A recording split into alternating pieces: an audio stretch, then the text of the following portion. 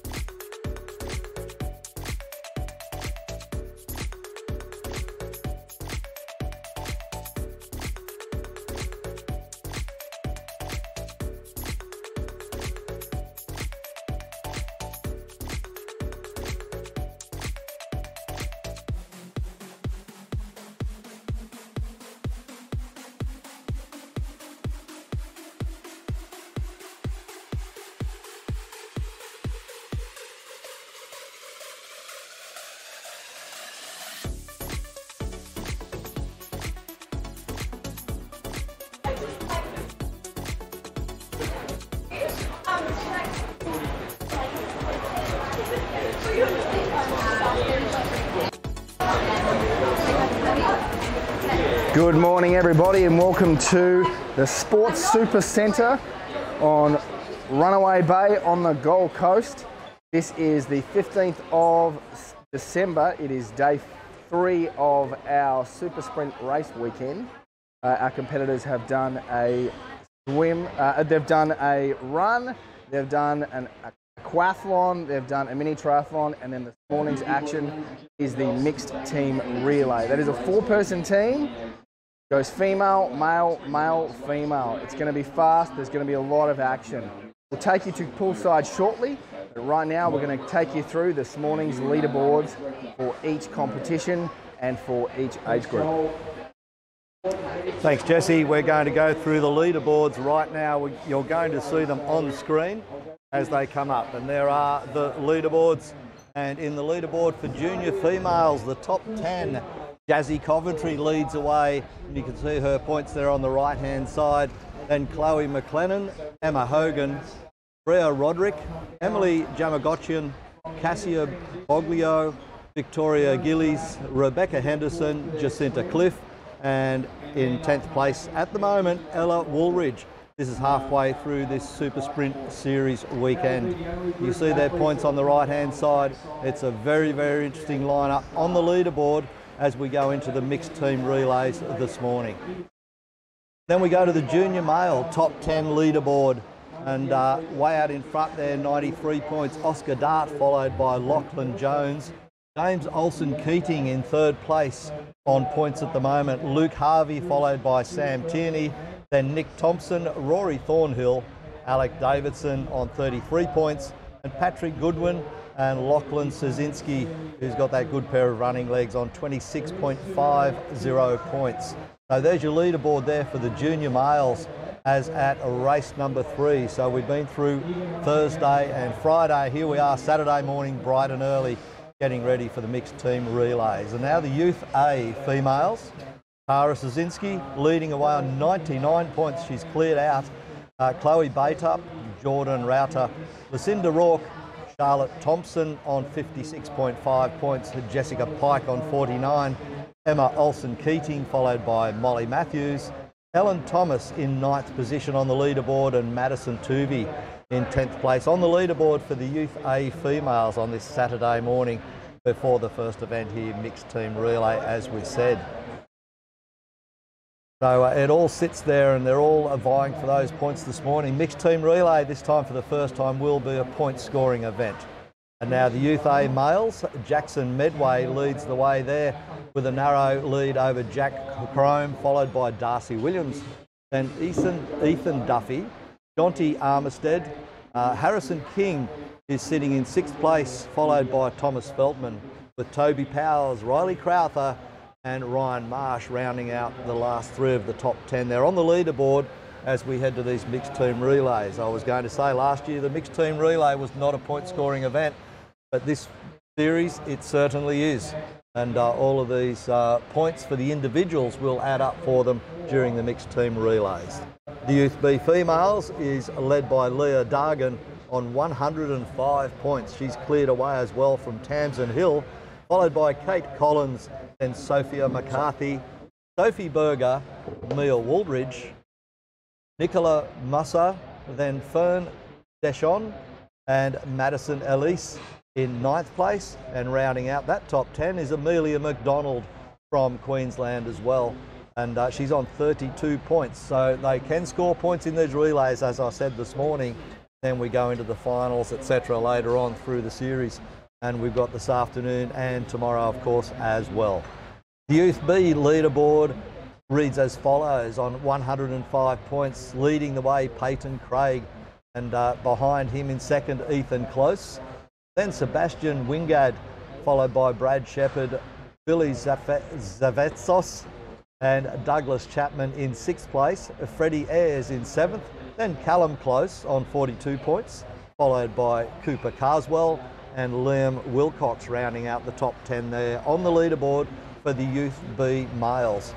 So it's a sensational leaderboard group as we see all of those, and those competitors are all there looking to score points this morning in the events. And you can see some of the competitors have been warming up in the swimming pool, just clearing the way there now. The first event this morning is scheduled for 7:05, so in about 7 minutes or so we'll get this first relay underway. It is a mixed teams event relay, and there are some of the teams in a couple of them where there are 3 competitors where there's a blank in there. So the first lot out will be females, then followed by the boys, then the girls again, then the boys in the 4-member relay teams.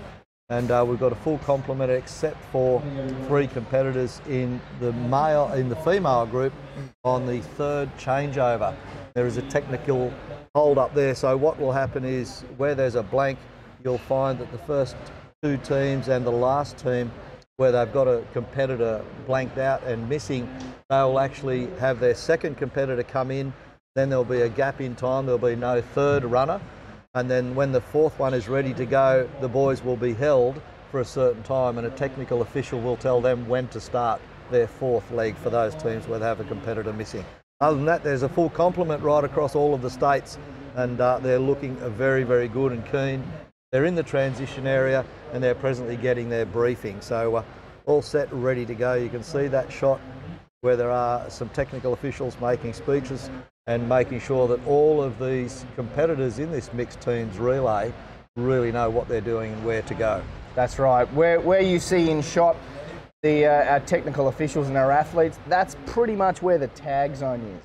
So the idea of this morning is to make it as fair and equal as possible for all athletes, whether you're racing first or whether you're racing last.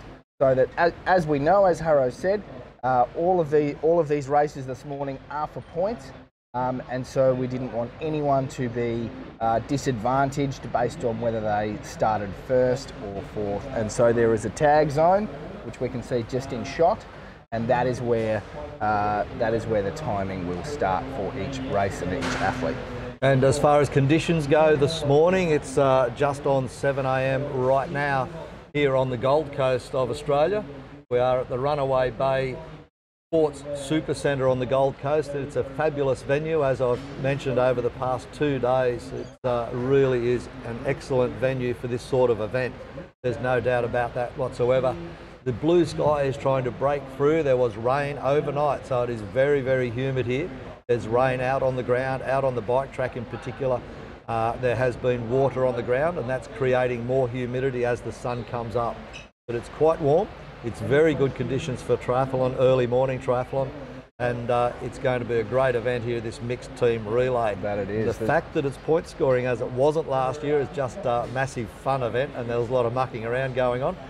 This year, very, very different when points count, and all these athletes are looking to score those points because this is round 1 of a 3-round series, followed by round 2 in Canberra and round 3 in Tasmania early 2019 for the national championship. So some very serious faces on here this morning, especially from coaches. Athletes always have fun, no matter whether there's points or no points.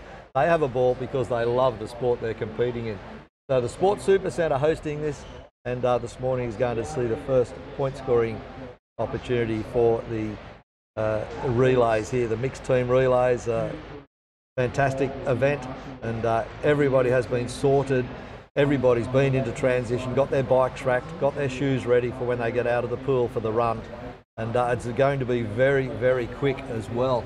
The distances that they're covering in the first mixed team relays, which is the juniors, 300 metre swim, 6 kilometre cycle and 1.2 kilometre run, and that's fairly significant for those juniors to get through in this mixed team relay. And then the second event is mixed team relay, but there are no teams in it as such. It's going to be an individual males only race, and the second event, so it will be very, very quick. It will take place at around about 8:30 this morning after the mixed team relays get underway and then get completed. So we're going to bring you all of the action, and with Jesse Mortensen and I'm Paul Harradine, we're going to bring you all of the action in conjunction with Joel Murray, who will be down poolside and trackside all the way through. All of the action will be brought to you live as it happens, and we'll get several cameras out there to you. You can see that view of the track right now. We'll have camera operators where possible. We will start poolside, of course, as is the way, and then out on the cycle leg we're going to get as much to you as we can from those mobile cameras that we've got out there. So we're going to put in the big ones this morning as far as broadcasting goes and give you as much of that action as we can. And if you're following a particular athlete or a particular team, we'll certainly get them in the transition changeover areas and bring you all of the detail there. It's very technical, but I'm sure they'll get through it without any hitches. All of the officials are ready and all of the athletes are ready. We just wait now for a start time, which will take place in a matter of minutes.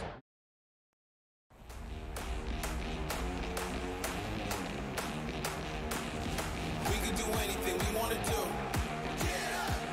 Whatever I can do, you can do it too. With Nissan Intelligent Mobility, We can do anything we want to do. suspension tuned for tough Australian conditions, Whatever I can do, you can do it. 3.5 tonnes of braked towing capacity and huge payload. There's nothing you can't do. Nissan Navara, powerful, made clever. To the pool, so please clear that space, and we can get the start of the race. We're now 2 minutes away from the start. And we're back. We're still about 2 minutes away from the action commencing. As you can see trackside, a couple of Nissans, courtesy of our corporate partner, Nissan. It may seem a bit weird to see 2 cars on an athletics track, but we like to thank Nissan for all their support of Triathlon Queensland, sponsoring, of course, the good-looking vehicles state out series. there. They're fantastic. Been out and had a little sit in them, had a look around. The Pathfinder on this side is the white one. On the other side, the black Navara. It looks like a proper beast, to be honest. They got that new car smell? They certainly do. Nothing quite like it. Nice breeze blowing across the ground. I didn't mention the breeze before. It will be a cooling breeze at the moment. Earlier this morning, though, it was howling across, and we thought at one stage it might affect the cycle leg quite significantly. But not so bad now. It has backed off just a little bit. It was on the tail end of the storms that went through in the early hours of this morning and dropped that dump of rain. But it seems as though the wind is just settling down a little bit. We'll still be comfortable out on the cycle course for the riders when they get out there. Right, it was a flurry of action this morning. As Harrow said before, this year's mixed team relay is for points. So athletes from 5:30 this morning would be checking out the bike course. There are changes to the bike course for this mixed team relay. There's a chicane, there's some hot dog turns, one of them is quite tight. And so all the athletes taking it quite seriously, getting out, riding the course, making sure there's not excess water on the course. And now they've all wrapped their bikes, ready to get underway. So this event ready to get underway, and of course we will be looking to the starters getting ready to come in, and we've got Cassia Boglio from Western Australia. So reading across the line for the teams, Western Australia, Cassia Boglio, followed by Nick Thompson. Then there's a blank in their team, then Alec Davidson will finish off the 4th leg. South Australia, Victoria, it is Grace Roberts, handing off to James Gold, then a blank, then to Lockie Watson will finish off the 4th leg.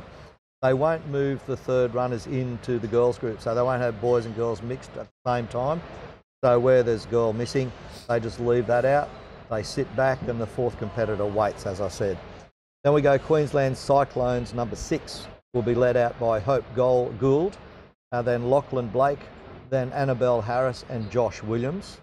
New South Wales ACT combined will be Abigail Adera, handing off to Cody Salter, then to Angelique Moller and Aaron Pasuira. New South Wales ACT, again, I just did that one, sorry. Queensland 4, which is Queensland Cyclones 4, will be Carmen Tenica, Bryden Pettiford-Dank, then Ella Woolridge and Hunter McGovern. Great list of names here. Victoria 1 will be Rebecca Henderson, Oscar Dart, Bria Roderick and Oscar Riley. Queensland Cyclones 1 will be led out by Emma Hogan, Lachlan Jones, Chloe McLennan and Luke Harvey. New South Wales Strong 2 will be led out by Sunny Star Carusi, off to Cody Turner, Kirsty Beattie and Martin Capra.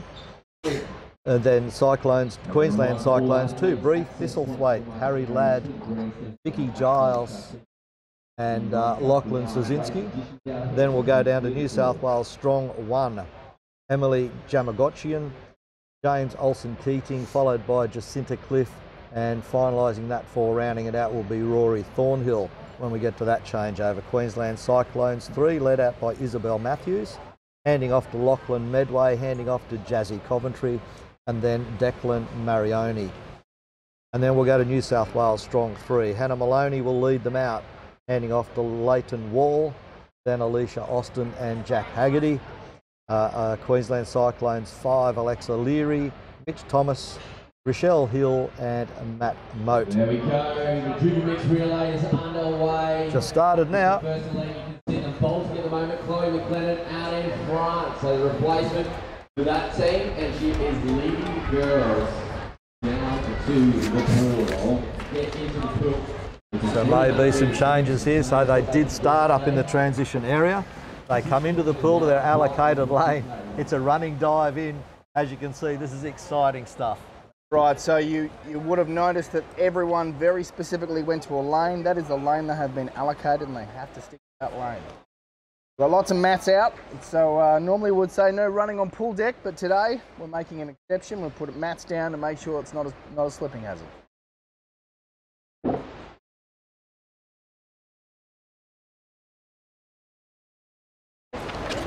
So head up to the top end of the pool, they'll tumble turn and head their way back down to this bottom part of the pool.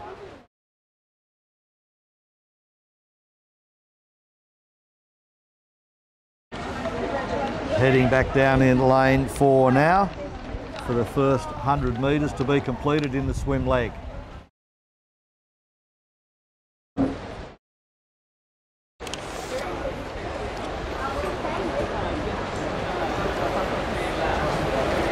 Just follow back down to their tumble to watch the turn. So it looks here. like lane 4 taking an early lead. That is Emma Hogan from Queensland Cyclones.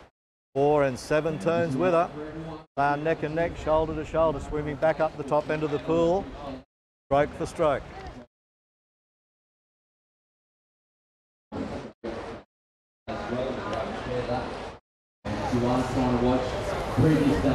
That's how close it is. 7 has bolted now. There we go, number 7, absolutely. That is Alexa Leary. She's going to turn early up the top there. She'll do a great tumble and get out of there and get a bit of a lead for her team. Leary followed closely by Hogan. And then over in lane 1, we have Cassia Boglio from Western Australia, just almost sitting on Hogan. Of course, Hogan won't be able to see Boglio all the way over in lane 1.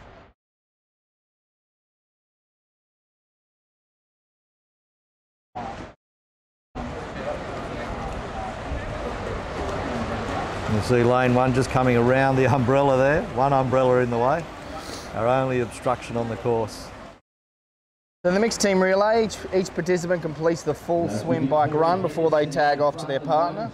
So Alexa Leary is going to complete her 300 swim, her 6K ride and a 1.2 run. Then she'll hand off to Mitch Thomas.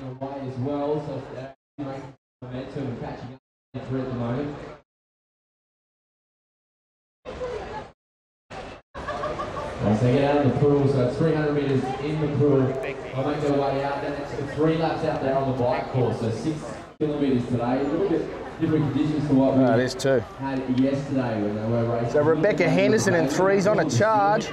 For the ladies. Just tumble turning with that turn, that's put her in front. Henderson has come out of the clouds there. She wasn't up there all the time. She's put in the big ones on that last turn and she's leading well now.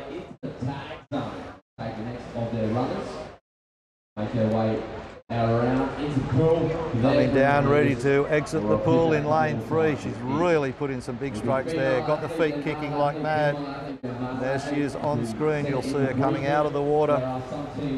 There is an athlete in the city. Here we go, the first of our athletes making their way out of the pool, and they'll be held by officials. So Henderson's out, Leary also coming out. This will play, having a fantastic swim. She is our star from Carusi from New South Wales, making her way out. Matthew, Queensland is there. Gotcha from New South Wales, Boglio from Western Australia, McLennan is there. Maloney, Paniga, Roberts out of the water. Adira's out now. Adira from the ACT. And Claire Markick. Hat and goggles straight off, followed by Gould. And then all the way over in lane 8, we've got Dean and Callahan's going to come out next. Running the bike at the moment, she'll be trying to jump on to the wheels of the girls ahead. There's Carmen making a good move. She's taking over position. There we go, Callahan, hat, goggles off, into transition. Of the T1 all the way to the mountain line. Then the bike leg starts for these girls. Gould going very quick. She's going to make up some time in the transition area. Passing Markick there from Victoria. And remember the component, it's a relay. So how good is this action going to be this morning? The Super Sprint Race Weekend 2018, day number 3. And Dean making her way out onto the course. Here comes Callahan from Queensland. Be our final athlete through. Just a reminder for all of our athletes racing. If you're athlete number 2, 3 and 4 for the relay team, please access your changeover point or your marshalling area via the grandstands outside of the race course. Please do not access it through the centre of the field or across the track. Everybody out on track now on the bikes. So we see some of the footage of our athletes coming Good through. shots there from those mobile cameras as we see that track shot now as they turn that corner out past the cricket ground. So the format for the bike is they have a mounting area just off the edge of the track, and they go up a slight incline with a slow turn to the left, a very short way up, just about 30 metres up. Then they climb that small incline and do a hard hairpin turn, if you like, to the right. Then they head out on a curve around to the cricket field. They go past that cricket field and down a straight. It's a very, very long straight on that tarmac that you can see now. They head right out there for about 1 kilometre, and then they do a left turn and a right turn after some good straightaway work. They get out there and they do a hairpin or a U-turn and come back again, and they'll cover a total of 6 kilometres in this bike leg. And they'll head back into the stadium for the 1.2 kilometre run on the track, of course, and a change of shoes there once they get out of that bike. So it's a long way out and a long way back, but what a fast and furious start it is to these mixed teams relays. The girls will all come back in and hand off to the boys who are next, and so it goes boy, girl, sorry, girl, boy, That's right. The other way around, Harrow. And they will finish there with the boys, of course, finalising the relay. So as we said earlier, Jesse mentioned that the individual athletes score individual points that goes towards their tally for the weekend. And of course, the glory goes to the winning team as well for the mixed team relays. But what a good way to combine these characters. They're all from the same state, some from the same clubs within those states, and they communicate with each other and do a very, very good job. And that creates a bond across the athletes as well. So all good for the sport in general. One of the other strengths of triathlon. A multidiscipline sport, and you can see how fit these athletes are. Gee, they work very, very hard at it. The mixed team relay, now an Olympic sport. And there we go. That looks like our lead pack has just come past transition. That is a massive pack, isn't it? They're all together. They'll get out of shot, they'll do a U-turn, and then they're going to come back around. There we go. They're out of the saddle, power into the pedals, trying to get back up to speed as quickly as they can. As they start to separate, they will still be looking for those individual points, which is important and interesting for a relay. They want to do well for their team, but they also want to get out there in front. And if they can hand off in front to the next competitor, which is the boys on their team, that will be interesting as well. Also interesting is the names of some of the teams. They were created only last night, very late for some of them. New South Wales have nicknamed themselves New South Wales Strong. Queensland have gone with Cyclones. Of course, Victoria, they've just gone with straight out Victoria. Nothing wrong with that. And then there's a couple of combined teams, New South Wales, ACT, South Australia, Victoria as well. And that's for some of those. South Australia and Victoria want to call themselves Southern Stars. That's a project they've been working on for most of 2018. Okay, there you go. Combined team. That's right. Then Western Australia, straight out WA, but they've sent good representatives over here for this weekend. This series over 4 days, the Western Australians are really stepping up to the mark. So the event after this will start at around about 8:30 or 8:35. That will be, even though it's in the relay component of the schedule, it's actually boiled down to a junior males only race. There's a line up there of junior males, and I think there's 15 of those will be competing. It'll be a straight out one-off race with those entrants, not necessarily a relay, even though it's under the relay category. So a bit of a slight change to the schedule. So if you're intending to come out here, you're not here yet to look at your competitors or support a team, revisit the schedule on the Triathlon Queensland website. It has been revised.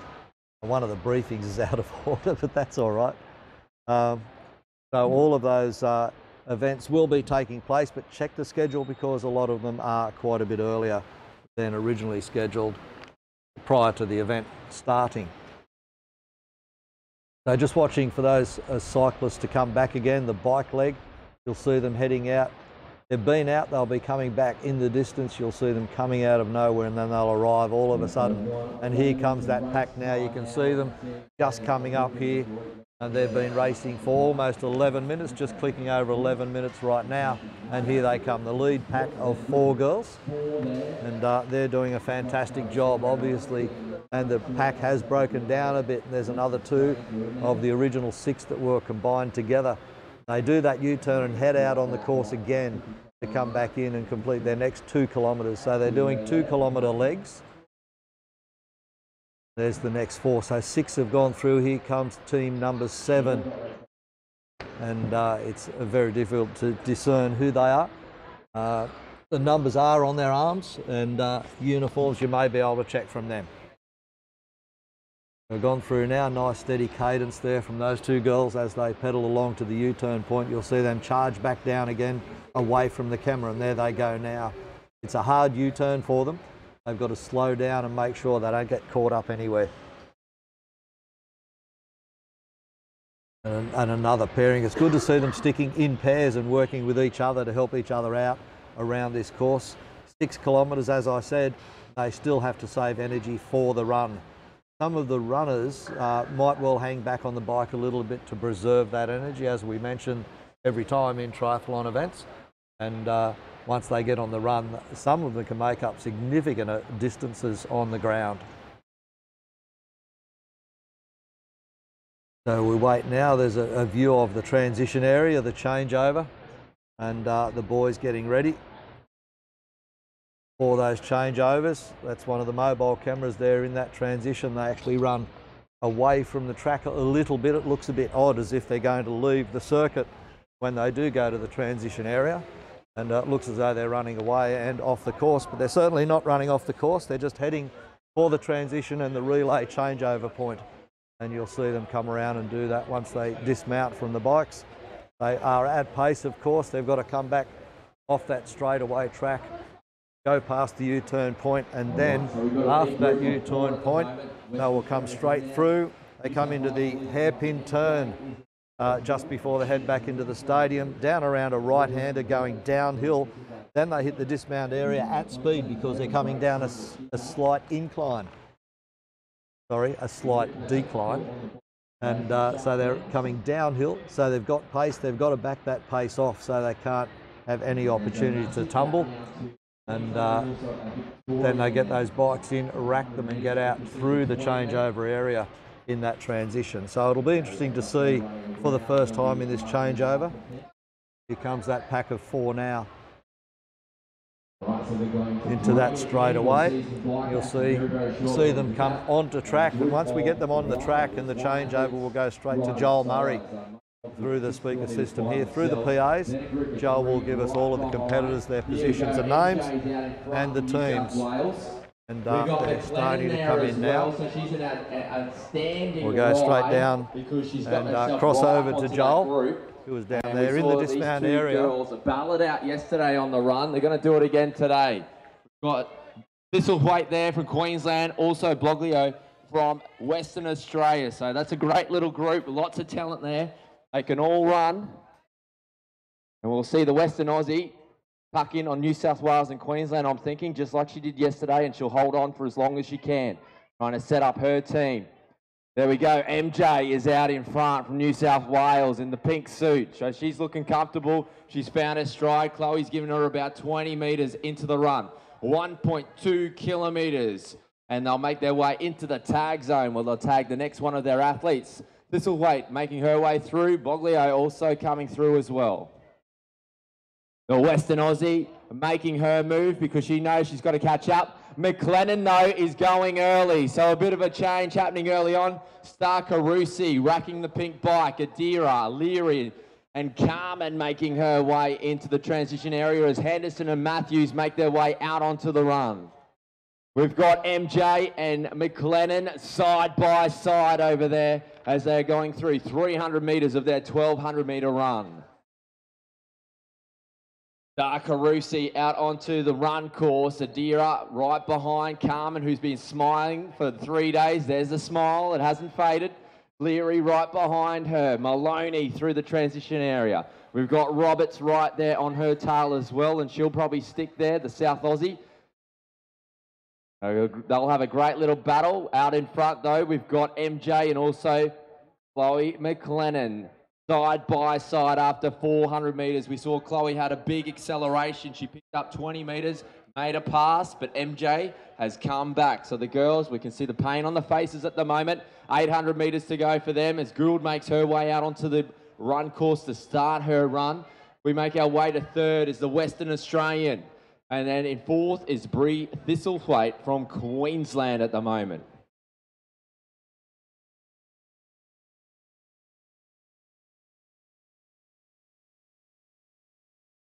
And there we go, MJ just in front at the moment. Chloe just sitting on her heels, so just sitting on the outside of her right shoulder. They're half wheeling at the moment. So the girls letting each other know that we're right there, we're setting the pace. Great racing. Matthews heading out through over the timing mats. Here we go, Callahan having a fantastic ride, picking up a position out there on the bike, and Dean chasing her down. Here comes Carmen, she's racking up another lap, so that's 400 metres down for her, 800 metres to go. Carusi there, Leary there, Adira. All looking comfortable, not too many smiles out there today. The sun is coming out, it is starting to warm up here. Very muggy conditions in the centre of the field with all the moisture coming out of the grass. Maloney, Roberts sticking to her though, not letting her go. And this is the leaders. We have Chloe McLennan and Jem Gotchin there from New South Wales, side by side, 400 metres to go.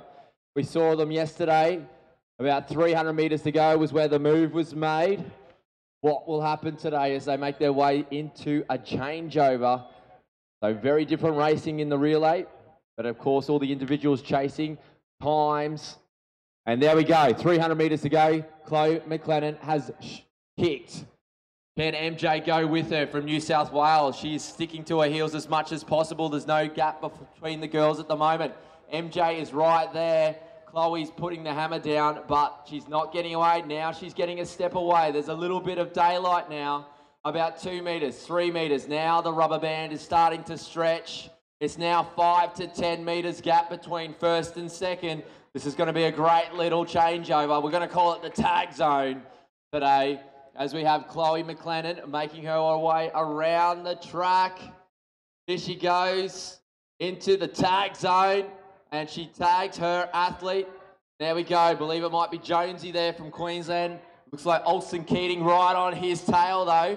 And it is Olsen Keating powering right over onto his shoulder. So these two will make it into the pool together. We say don't run on pool deck. Well, we throw all the rules out today at the Super Sprint race weekend. So first two into the water. What a run from the ladies in the first leg. And here we go. We can still see plenty of action with third and fourth. Maloney, Roberts, Adhira. The Western Aussies are going to make it into the water in the third position at the moment. Thompson's there. He did a great run yesterday. He faded a little bit in the first 400 metres and then kicked home strong for third in his race. Here's Ladd, another one of our Queensland athletes making his way down. And he'll be fourth into the water. Gould still circulating the track. Another one of the gentlemen is away. It looks like Usain Bolt has taught a few of them to go. It's Oscar Dart. He's leading the leaderboard for the junior males so far. I believe he's got 105 points to his name. And there is Dart darting his way in towards the water. Markick around the track, the Victorian. Another one of the Queenslanders into the tag zone, and she tags one of the male athletes. There's another Queenslander into the tag zone. Another one of the Queensland men are away. Lockie Midway it is. Heading into the water, checks the watch. He's got no watch on, so checking the wrist there. There we go, Penfold Dank making his way in as well. Callahan still circling the track. And more of the changeovers happening. Here we go. We have Turner, the New South Wales athlete, making his way in towards the water. Moat and Gold will be going into the water together. Here comes Wall from New South Wales. And Salter from New South Wales. He's gone very aero with the bathing cap.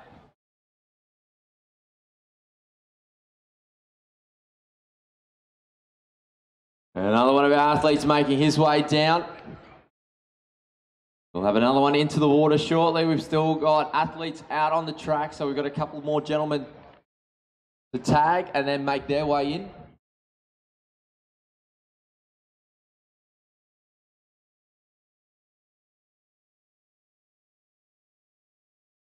Here we go. It looks like a Victorian athlete here, Greg, making his way in.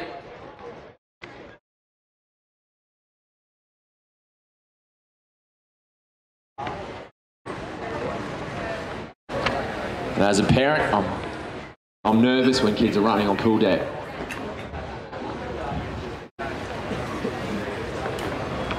And I'll tell you who's more nervous, the first aid officers. Doing an amazing job across the weekend with all of the racing which has been going on. So we had Jones and Olsen Keating into the water first, 300 metres of swimming, 6 kilometres out there on the bike. It's 3 laps. Hickey making his way in. He had a great run yesterday in the aquathlon.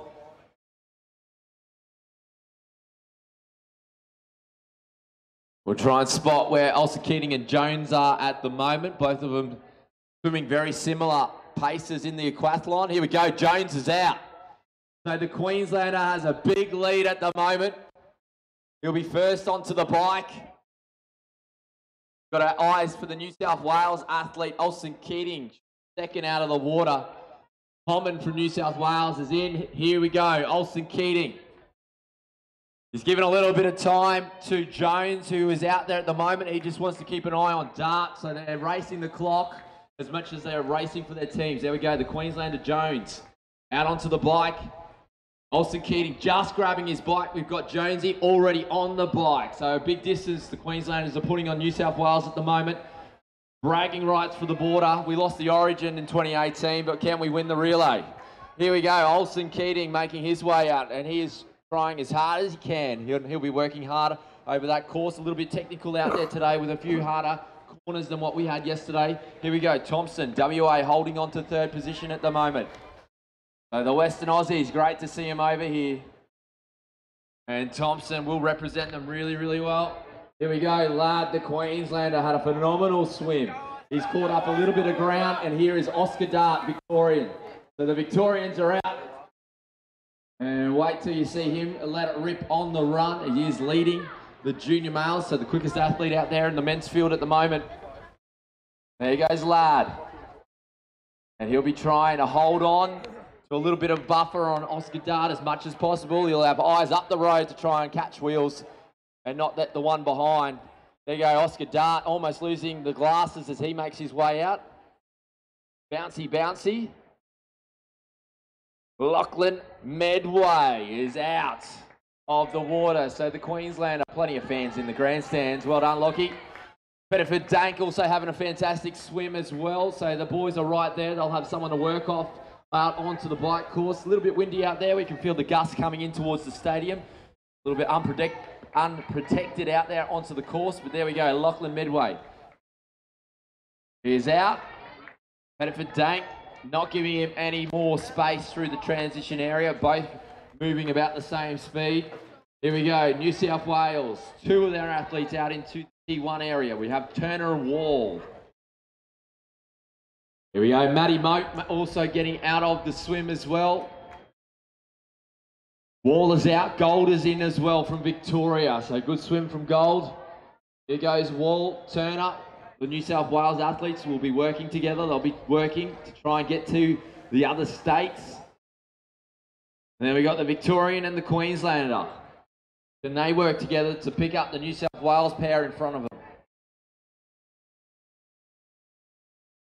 Another one of our Queenslanders into the transition area. Salter from New South Wales also getting in as well. We should have a couple more in the pool. Really spread out after that first leg of the relay.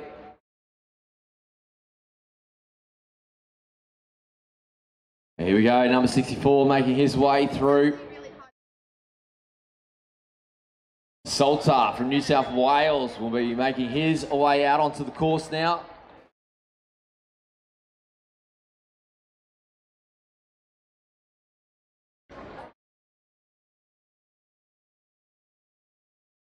And of course, number 64, Lachlan Blake, it is in the Scody outfit, just getting out onto the bike. And Grigg from Victoria coming through. I believe we've got Homan from New South Wales is also in the water still. We'll get up on the hill. The New South Wales coaches have got the binoculars. We'll get an update for what's happening out there with the gaps. We know Oscar Dart was 3rd position and he'll be trying to catch.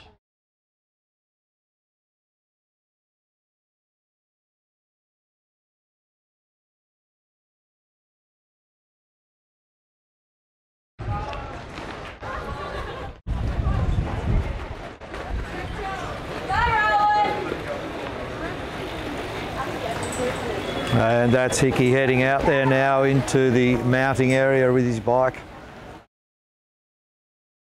Trying to keep in front of Homan, who's trailing and heads out of transition up to the mounting area as well.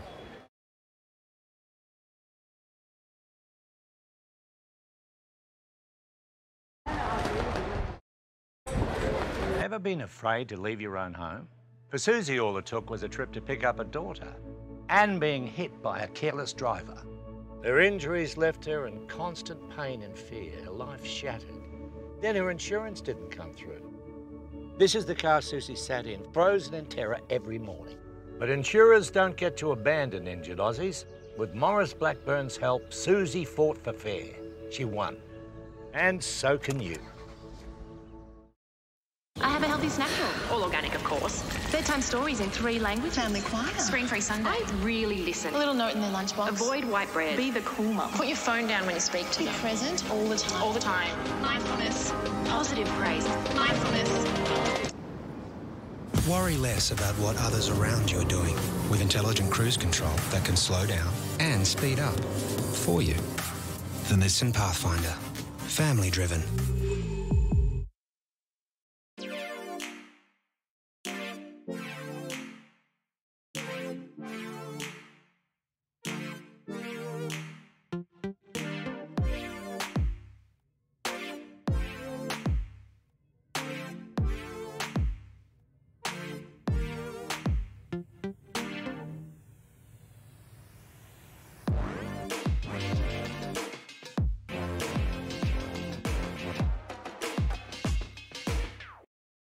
Everyone knows Australia has 4 big banks, but the 5th biggest retail bank is snapping at their heels. It's a bank that's been around for over 160 years, has over 500 branches Australia-wide, looks after over 1.6 million customers, is regularly voted one of the most trusted brands out of all the thousands of brands in Australia, and voted the most trusted bank in 2018.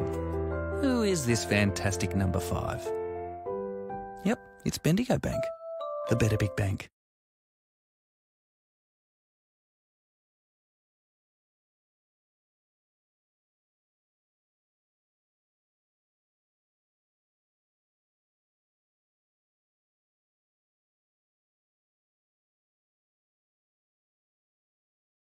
Okay, and welcome back to the track now. Lad making his way around, some passing being made there. Lad not being dropped too much on that last lap. Go back to Joel Murray. He's bringing us good commentary out there from the track. He's up in the area where he can see the monitors, the big screen monitors at the field, as we say. They've been an absolute bonus for the crowd here, especially when everybody's out on the cycle leg. So pictures coming in, we've got that straightaway, as you can see, the long straight that comes back to the U-turn, where they get around that a couple of times to complete their 6-kilometre cycle leg. That's right, so that's where we, the stadium. And that's where we see athletes at that turnaround point. They're coming into it very, very hot. They've got to select their gear, they've got to brake, navigate the turn, up out of the saddle, power on and try and get through, get back up to speed as quick as they can. Joel is up in the chute. They're in the dismount area where he can keep an eye on things. He's got that roaming microphone. He gets around everywhere to get as much vision as he possibly can and get that real action back to you. Just waiting for that lead pack to come down the straightaway, which is right beside a huge cricket field out there. And you can see in the background some of those clouds. We were talking about them yesterday.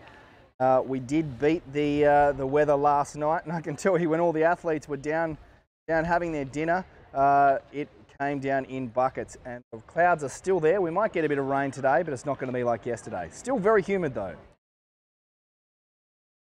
And we don't want to be too far away now from some bikes coming in. It looks like Jones is out in front, so it is our Queensland athlete. He's led him out there, and he's leading on the way in. So we are watching to see where the chasers are. Olsen Keating was behind him from New South Wales, but it looks like Jones has extended his lead. So we'll see if he can get through the full transition before we have Olsen Keating coming into the mountain line. That's what the distance was before when they exited. It was the whole T1. Now will it be a whole T2? Here we go. Olsen Keating making his way through. He's going to be in the stadium in the next 5 seconds. 4, 3, 2, 1. Jumping off the bike. There he is. So Olsen Keating's there. We've got Jones over the timing mat. So the distance is probably only been extended a couple of seconds with Jones out onto the bike course. Of course, he's looking for a quality time against Dart, and Oscar Dart is going well. Western Australia is still holding third with Thompson. So Thompson's about to come into the stadium in the next 5 seconds as well. He's off the bike and he is into transition. Olsen Keating from New South Wales holding down second place. And there's about a 200 or 150 metres between first and second at the moment, with Olsen Keating having a look across the field, trying to see Jones past the pop-ups. Here we go, fourth place coming in. We've got Oscar Dart has had a fantastic ride. He's put some ground into Ladd, who is just off the bike as well, and he's in the transition area. We've got the top 5 into the stadium now. There's a Western Australian, Thompson, looking comfortable. Yesterday he wasn't too strong in the first 400, and it was his second 800 that was quicker. So here he goes, he'll work himself into a bit of a rhythm, and we'll see him finish strong again today. Oscar Dart, though, up on the toe. So look at him go. The boy is the runner. He's got the form of the run so far over the 3 days. And Jones will be competing against the time. Now for Jonesy, he can see where Dart is. So he can actually chase him. So he's in a unique position at the moment as he's gone through 400 metres, 500 metres now, 1.2 kilometres for the runners to go. And look, up the straight, Jonesy, our leader, can see Oscar Dart, who is the target when it comes to the leaderboard points today for the junior males. Olsen Keating losing some ground on that last 400 metres, so he's giving ground to the Queenslander as the Queenslander works away. We've got WA running strong with Thompson still. And Lockie Medway making his way off the bike and into the stadium. So he'll start his 1.2 kilometre run very shortly. We did have a change of position between Victoria 1 and Queensland Cyclones 2. Here we go, third place is Thompson. And looking down the straight, we've got Jonesy, 80 metres behind. Oscar Dart.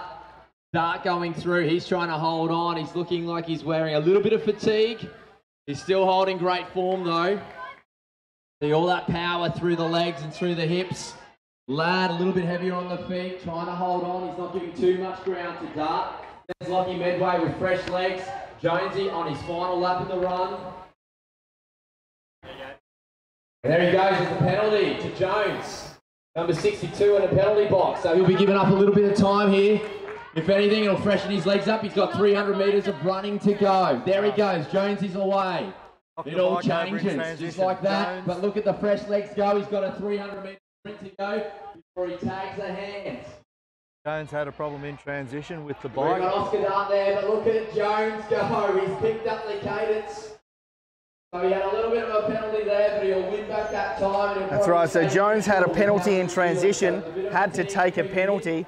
Sometimes that can affect a runner's rhythm, but Jones has used it to his advantage, taken it as a rest, and now he's absolutely flying.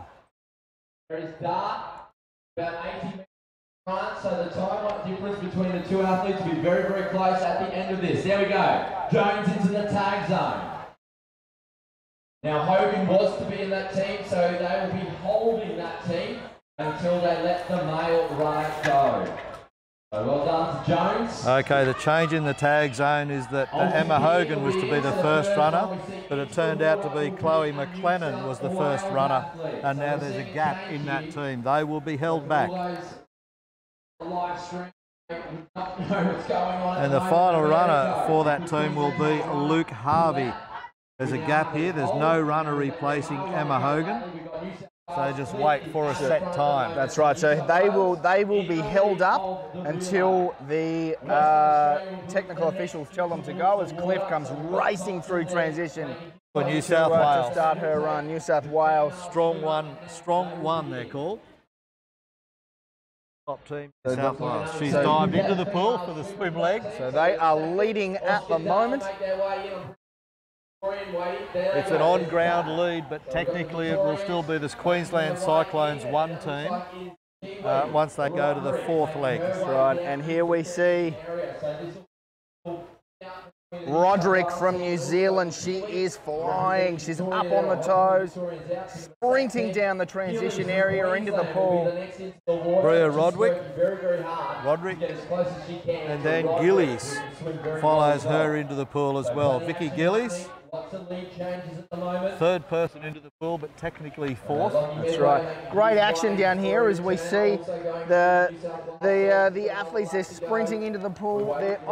They're half a metre away from the spectators. So it's fantastic for the athletes to get so close to their supporters at this stage. Vicky in transition to the bikes, racking his bike now to get his running shoes on. Just waiting up in the tag zone for the next competitors to come in to change for the relay.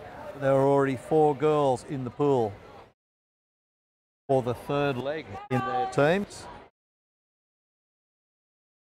And Higgy now off on the run. He's got some legs. Let's see what he can do for 1.2 kilometres. What are the conditions like out there? And mixing it up with the relay as well. So as Moat and Gould lap through. They're on their second of 3 laps.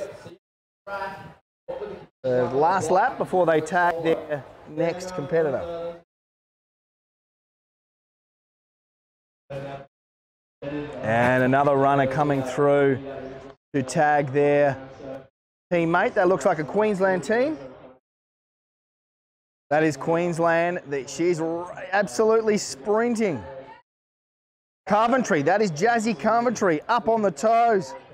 Long stride, rounds the corner and into the pool. It looks like they're in a similar finish time as well. So when you Beatty from New South Wales, so that's our next New South Wales team into the water. Wooldridge and Austin, another New South Wales.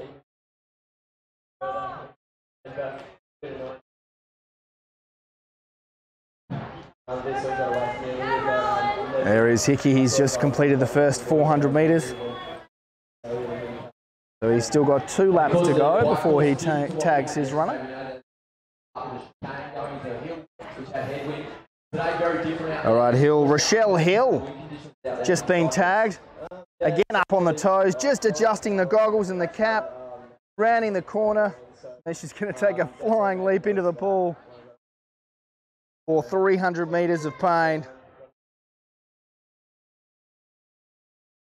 Harris. Annabelle Harris of our Queensland Cyclones team. She's our third person in that team. She'll do her swim and then tag off to Josh Williams. Looks like they're sitting in about 10th place, the Harris team. And more relay tag up the end now. As I said earlier, you can see it looks as though they are running off the track, but they're not. And they run down this chute right in front of the grandstand here for the crowd to give them some support. Moller, Angelique Moller, racing for a composite New South Wales and ACT team, wearing a Republic of South Africa tri-suit. Well, it's New South Wales and also a Victorian, and they're jostling it out, and Hickey is going to try and catch. Here we go, first of... There we go, here's Cliff coming out of the water. She's had a blinding swim. Helmet on, grabs the bike, cleanly exits the transition. We can't see any technical official concerns there. Hand on the seat, running through to the bike mount where she's going to do that signature flying mount and then away for her 6K ride. Next into transition, who is that? That looks like Roderick. Roderick, New Zealand. Bree Roderick of Victoria 1. Very quick transition from her. So no change in position yet. Here we go, Roderick the Kiwi. And Gilly's in there now as well, so no positional changes. So that's our top 3 right now.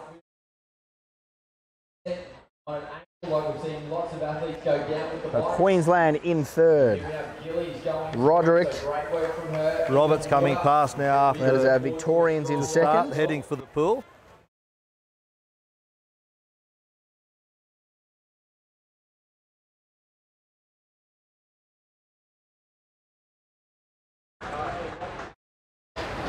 That's pretty close to everybody off the track, I think, now. As we see just out of camera, we see our technical officials talking to one athlete, possibly a little bit of concern over a transition. Great shot of the pool for our Sports Super Centre, Runaway Bay. That may be Lachlan Jones just seeking clarification. I think so. On what he did, but we believe it was an error with bike racking in the transition area, knocking a bike over or something. So our athletes now out on the bike course. We just see one athlete go through and head out onto the bike course. They'll head out, they'll do their lap, and then they're going to come round, do a U-turn, head back out again.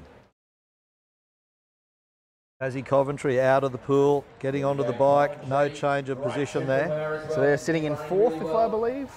4th on the ground, but when we get the changeover from the Queensland Cyclones, number 1 who had the penalty, and they have an athlete missing, so they've got a gap in time. So their next swimmer will be Luke Harvey. He'll start with a swim leg. They just have to sit and wait until the athletes come around. There is a time average or estimate, I don't know how that little bit works in the gap, but they'll be held by technical officials. And when Luke Harvey starts his swim, he will come from the tag area and head for the swimming pool when the official releases him.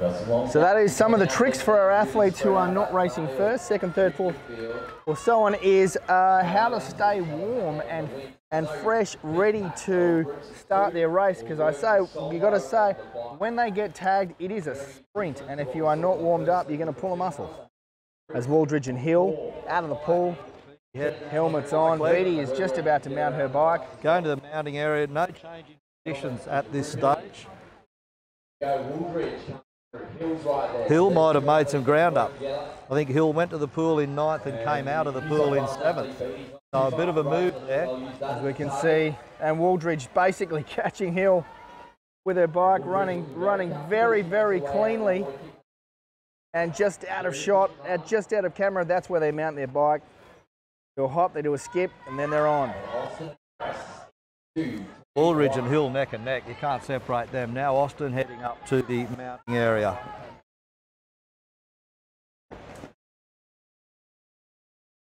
We've got a bit of blue sky. That's going to make it actually a little bit harder for our athletes as it'll raise the temperature up. Not many changes in position just yet with the separation in this relay that you get. That can sometimes increase and sometimes change. Annabelle Harris heading out there, still maintaining position as well for her team.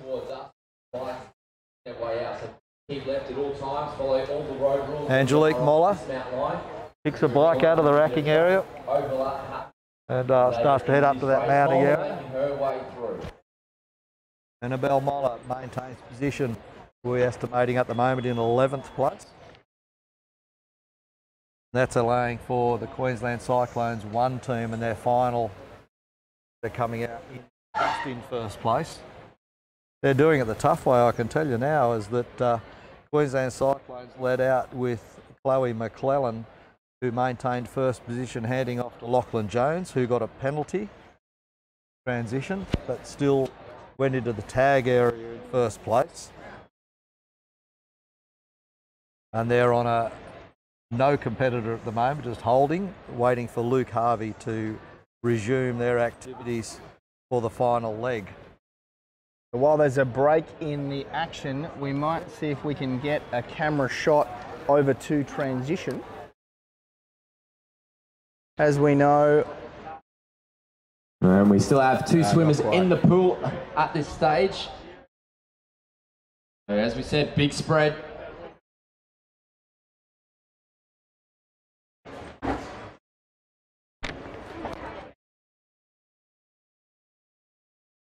Never been afraid to leave your own home? For Susie, all it took was a trip to pick up a daughter and being hit by a careless driver. Her injuries left her in constant pain and fear, her life shattered. Then her insurance didn't come through. This is the car Susie sat in, frozen in terror every morning. But insurers don't get to abandon injured Aussies. With Morris Blackburn's help, Susie fought for fair. She won. And so can you. I have a healthy snack drawer, all organic of course. Bedtime stories in 3 languages. Family choir. Screen-free Sunday. I really listen. A little note in their lunchbox. Avoid white bread. Be the cool mum. Put your phone down when you speak to them. Present all the time. All the time. Mindfulness. Positive praise. Mindfulness. Worry less about what others around you are doing with intelligent cruise control that can slow down and speed up for you. The Nissan Pathfinder. Family driven.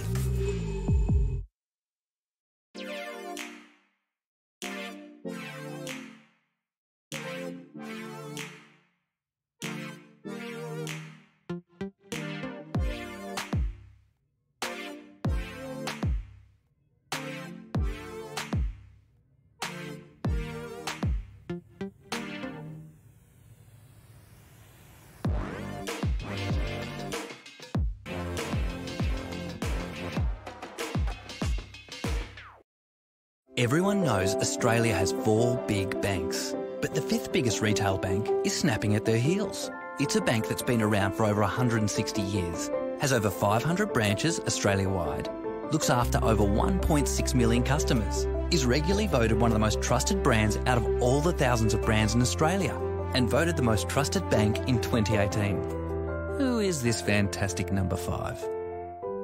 Yep, it's Bendigo Bank, the better big bank. and welcome back. We are just waiting for our athletes to come back. We see as a couple they're out on course. We've just had some intelligence come back from some of the athletes to say it is quite blustery out on course. So for the athletes that are riding in a solo, they're going to find it very, very tough. Those who are able to hide and pack, they're probably going to do a lot better, be able to save some energy, swap some turns.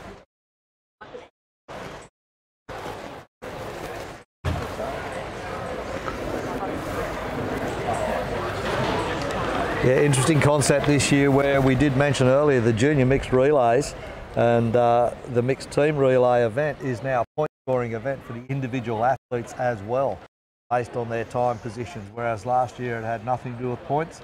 Basically that fun component, they had that little bit of pressure now with the points. All of the teams and all of the athletes looking for more of those points as well where they possibly can. Then this afternoon we go into more point scoring, with some more ultra sprints and hyper sprints this afternoon, and then of course finals tomorrow, and they go into those finals in the A finals and the B finals to see how they can go and score points over the weekend as well. A few minor injuries starting to appear. Some of the athletes getting minor injuries that they can actually work through and still compete, but it is hampering them somewhat. Only in a minor way, but any little twinge, any little thing that's going to tighten them up, hamper their performance, they try to work through those. So they're looking after themselves, they're replenishing themselves, but they're getting massage and treatment as well along the way. Exactly. So most teams have come with a physio, and if they haven't, they're borrowing one from another team, or they're seeing the physios here at the Sports Centre. What a good facility this is. It's got everything. It's just amazing. It's the envy of all other states. They can get in the pool afterwards, they can warm down, they can get the lactic acids out of their body, they can go to the gym and do some stretching.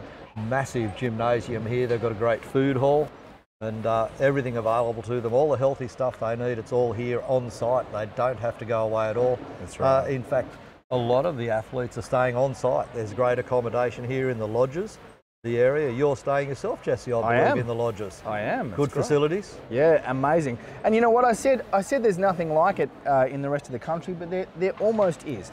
So the ACT, Canberra, is building one at Mount Stromlo, and that will be up and running within about 12 to 18 months. So could we see another event like this in Australia? Yes, we absolutely could. Well, the AIS as well, the AIS facility out there, and that's been going for quite a lot of years.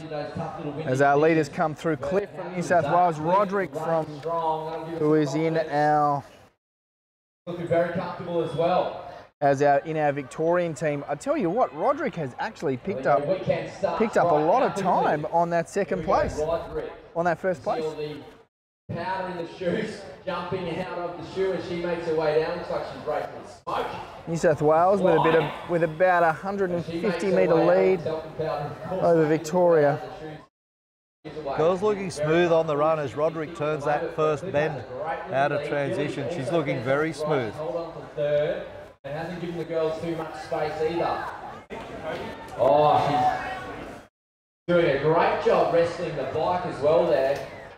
The front wheel was on an angle, so she just held the back wheel up off the ground by the seat. Great work by Gillies to maintain forward momentum. There was a little bit of a gust of wind. It took out Gillies' front wheel.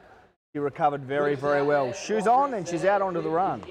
1.2 kilometres, 3 laps of this 400-metre circuit. As our first team has just finished 400 metres. That is Jacinta Cliff from New South Wales, maintaining that 150-metre lead over our second, Bree Roderick. Great to see. She's about to rack up points on the track. So that's 400 metres down, 800 metres to go. Roderick's got a beautiful stride on her as she makes her way down. Cliff getting a little bit of shoulder rotation going there. I think she's probably feeling the heat. Cliff's legs actually look a bit tight to me. They She's do. taking I think short strides. I think that's one thing we forget. This is day 3. They've been racing relentlessly for 3 days. That's got to take its toll. As Roderick comes through to finish her first lap. Roderick's making up good ground, I can tell you. She's looking very smooth and very loose, as opposed to Jacinta Cliff. Looks a little bit tight. Short steps, but she's maintaining a rhythm. Roderick can see her now. They're both on the back straight. One at the leading edge of the back straight. Roderick can see that she's gaining ground. That's right. As we just see Jazzy Coventry from our Queensland team in 4th place. Just racked her bike, shoes on, and wow, is she out of the blocks quickly. It can run. Long strides. Immediately she's picking up speed. Gillies holding on to third, a nice steady rhythm there from Gillies. And actually she was one complete lap ahead of Coventry. Rochelle Hill. Coventry going very smoothly along the back straight and a good pace. And Cliff being run down slowly by Roderick. She's shortening that distance. It's probably about 60 metres right now. But Cliff. Right, as we just see Rochelle Hill rounding the corner. Very short. So their team, Queensland Cyclones, now in 5th place. Cliff is hurting. Roderick's running her down. She's 40 metres behind now. 200 metres down to 40 metres. Roderick is absolutely flying.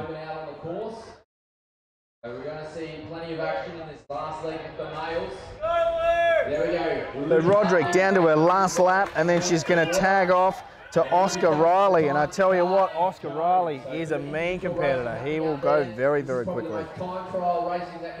Jacinta Cliff's going to tag off to Rory Thornhill. So Thornhill, Riley, very evenly matched. Edie's on course, down the back straight. She's got the afterburners on. That's right. She has got some desire. Look at her go. She is travelling. She's chasing Roderick. Will be about to make her way in towards the tag zone. Roderick right behind her. So Cliff's done an amazing job out there on the run today. Gillies going by again. Here we go. Cliff just coming into the tag zone, about to tag Rory Thornhill. The tag has happened. And here's Rory Thornhill. Is that Rory Thornhill? Or is that a 100-metre sprinter coming through there? Oscar Riley. I tell you what, Oscar Riley's made up half the distance in that sprint. They go to the pool. Where's the Queensland team? Where do they get released? 4 metres behind. And here's Davison coming through. For Western Australia, they take 3rd place. They had a gap in their event there. Where's the Queensland team? Running really well at the moment. Gillies is going to hold on to 3rd place, so Queensland will be the next to tag in tag zone. I'll go and check the pool side to see if the Queensland team has got Luke Harvey in or not. Very good. And we've got Luke Harvey in the pool. We've seen his great swimming form across the weekend. Another tag just about to happen. That's to our Queensland strong team. Pretty much rode solo, so it won't be any different today for him. There we go. The next of the Queenslanders has been tagged. Probably will be rushing around the course. Szynski. It's been confirmed Luke Harvey is in the water. He is in the pool. This weekend as well. So 4 swimmers in the pool now. Towards the water. Great swimming from him yesterday. And one of the top runners as well. He's God.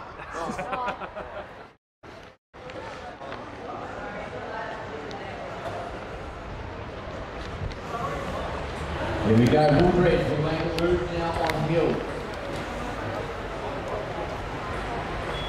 There it goes. So it's just out of shot, but the action pool side is absolutely fantastic. There we go to pool.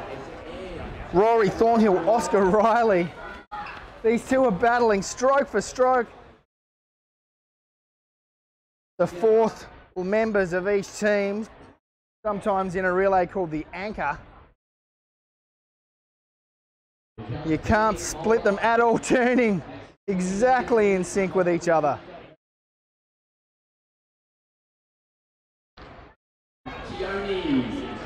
So Riley to our right in lane 3 and Thornhill with the green cap in lane 5.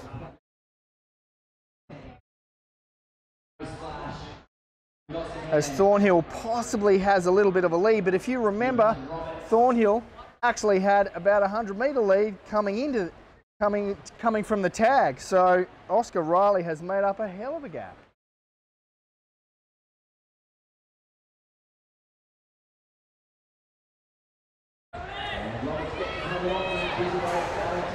You can see the pace of our athletes as they go through transition when they get tagged.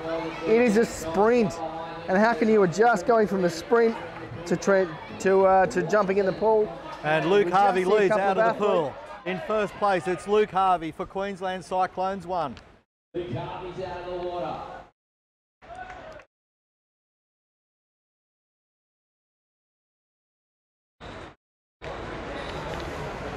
Sorry. And coming back for next out of the water, let's see which team hits the wall next. To get out and take up 2nd place. They're chasing the Queensland team through Harvey. Capra hits the pool now. You just see him going to lane 4. So Harvey was released in the official tag area and got down into the pool, so they maintain that lead. Tudor hits the water in lane 8 now. And so back poolside, and we see the Thornhill and Riley stroke for stroke. They're out of the pool, side by side, and they're into transition. There we see Riley's got a little bit longer to go to get his bike, but that doesn't matter because that just means he's closer to the mountain line. That gap is locked in the same. These two very, very closely matched. And I think Western these two are going to work through Davison. I think these two are going to work together on the bike to shelter themselves from the wind. Do a little turn, 10 seconds each, and then flick of the elbow. Next person comes through. Western Australia in 4th position there through Alec Davison.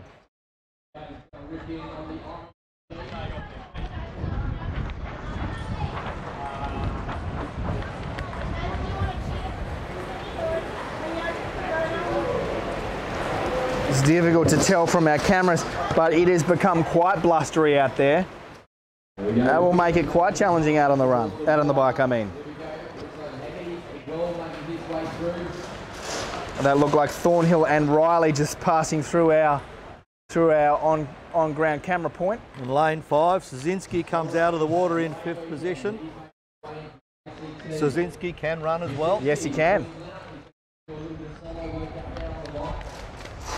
So the teams at the moment in first place out on the bike is Queensland 1 in first place. Then in second place is New South Wales, strong 1.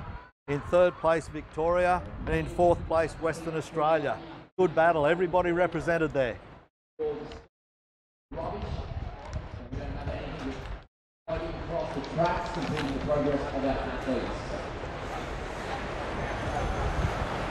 Was it? Is it?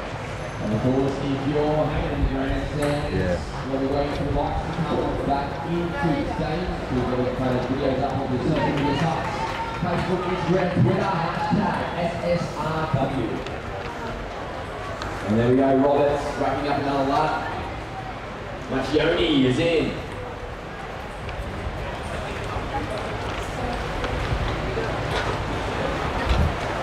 Helmets on, nice quick transition there.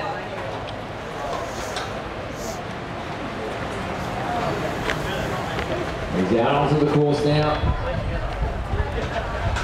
I'm loving the transition skills, grabbing the seat, picking the bike up gently over those timing mats, and they're away.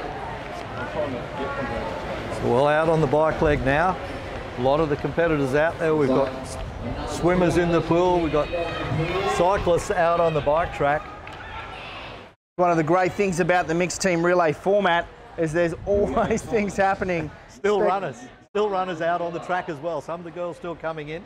We see two of our athletes just entering transition, dripping wet, helmet on, and away they go. Of course, they don't put their shoes on in transition. They're attached to their pedals already and held horizontal with rubber bands. Caper out of the pool now. And as you can see, if you've just tuned in, you'll notice that all of our athletes are riding road bikes, which is different from our age group format, where you'll see them on time trial bikes. This is the ITU format, International Triathlon Union format, which means road bikes only. And the question then becomes, are you allowed to use aero bars? Yes, but they have to be short. They cannot extend beyond the brake hoods. They are very, very short. This is draft legal format racing. You need to be holding your brakes. That's why. Scooter out of the pool from lane 8 now, heads round into the transition area.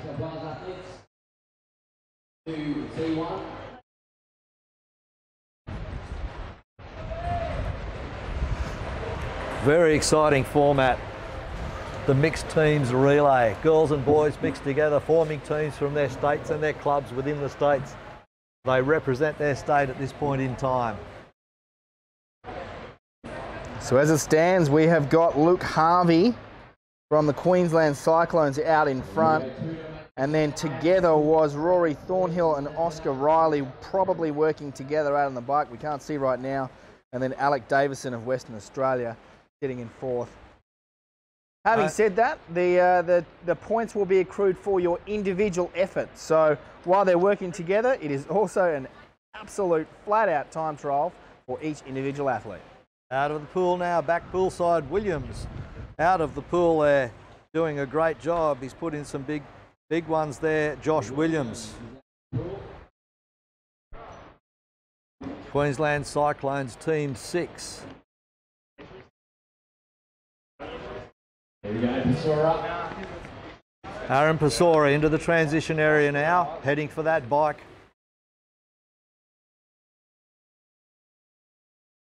One more out of the pool, still a couple in there at this stage. Haggerty out of the pool. There's Jack Haggerty out of lane 6 in the pool, and New South Wales strong 3 team. Jack Haggerty getting around there to his bike for a quick transition.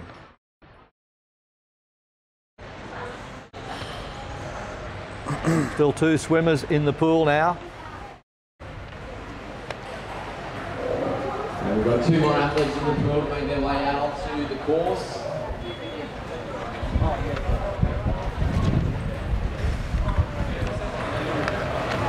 Josh Murray out there in the transition area. As we're shadowing each other with comments. There's not an echo. So we've probably got a couple of minutes before we see our lead athletes heading through to transition. Not too far away in the 6 kilometre bike leg as they come into the run. But two competitors still in the pool now in lanes 7 and 8. It'll be Callum Kingston in lane 8 at the moment. There's less drafting in this race. Some of our athletes come through to the turn. So as we said, a couple of minutes until we see our lead athletes coming through. Perfect time for a cup of tea, quick pit stop, and we can be back with you shortly. Ever been afraid to leave your own home? For Susie, all it took was a trip to pick up a daughter and being hit by a careless driver. Her injuries left her in constant pain and fear, her life shattered. Then her insurance didn't come through. This is the car Susie sat in, frozen in terror every morning. But insurers don't get to abandon injured Aussies. With Morris Blackburn's help, Susie fought for fair. She won. And so can you. I have a healthy snack book, all organic of course. Bedtime stories in 3 languages. Family choir. Screen-free Sunday. I really listen. A little note in their lunchbox. Avoid white bread. Be the cool mum. Put your phone down when you speak to them. Be present all the time. All the time. Mindfulness. Positive praise. Mindfulness. Worry less about what others around you are doing with intelligent cruise control that can slow down and speed up for you. The Nissan Pathfinder. Family driven.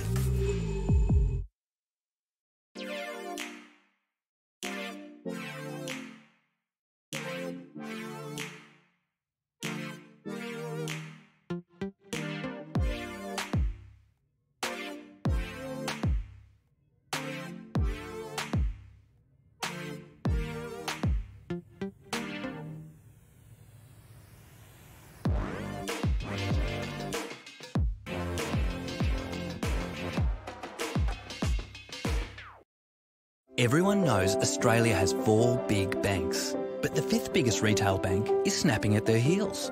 It's a bank that's been around for over 160 years, has over 500 branches Australia-wide, looks after over 1.6 million customers, is regularly voted one of the most trusted brands out of all the thousands of brands in Australia, and voted the most trusted bank in 2018. Who is this fantastic number 5? Yep, it's Bendigo Bank, the better big bank. Welcome back. If you've just joined us, we have Luke Harvey, who has just come into transition and is now about 200 metres into his 1.2 kilometre run. He had a great run in his Piper Triathlon yesterday, and when he was interviewed yesterday, he said that well, the practice didn't work with me, so I just went for it. The Queensland Cyclones Team 1 is Luke Harvey. Oh, look at this. Oh, here we go. 3 of them into transition. Thornhill, Davison, Riley. Group of 3. So these guys have all come together. Davison, ride from him. So Davison came into the start of his ride about 30 seconds down on these other 2, and he's ridden like no tomorrow to catch up with them. Who's the best runner? Thornhill is out. Davison, who is in outstanding form this weekend, is out. Oscar Riley having possibly a bit of difficulty in a transition. He's lost a good 10 metres to his competitors. And Thornhill, I tell you, he's put the afterburners on and he's just gapped everyone. Davison has moved from his team from 4th to 3rd position on the track at the moment, but those 3 are neck and neck. Hammer throw set up his.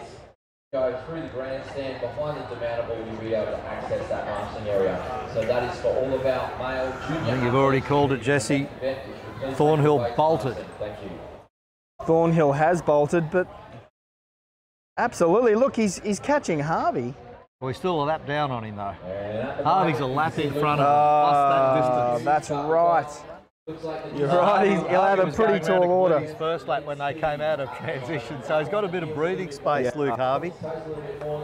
So Harvey in control, but the person on the track with the fastest run right now, definitely Rory Thornhill of Victoria. Sorry, New South Wales strong.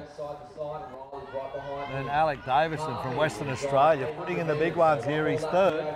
He's going to try and catch up there as well. He's trying to close in on Thornhill, but if he maintains his position, he will hold down third place. And then they're followed by Oscar Riley. Oscar Riley trying to find some rhythm after getting off the bike.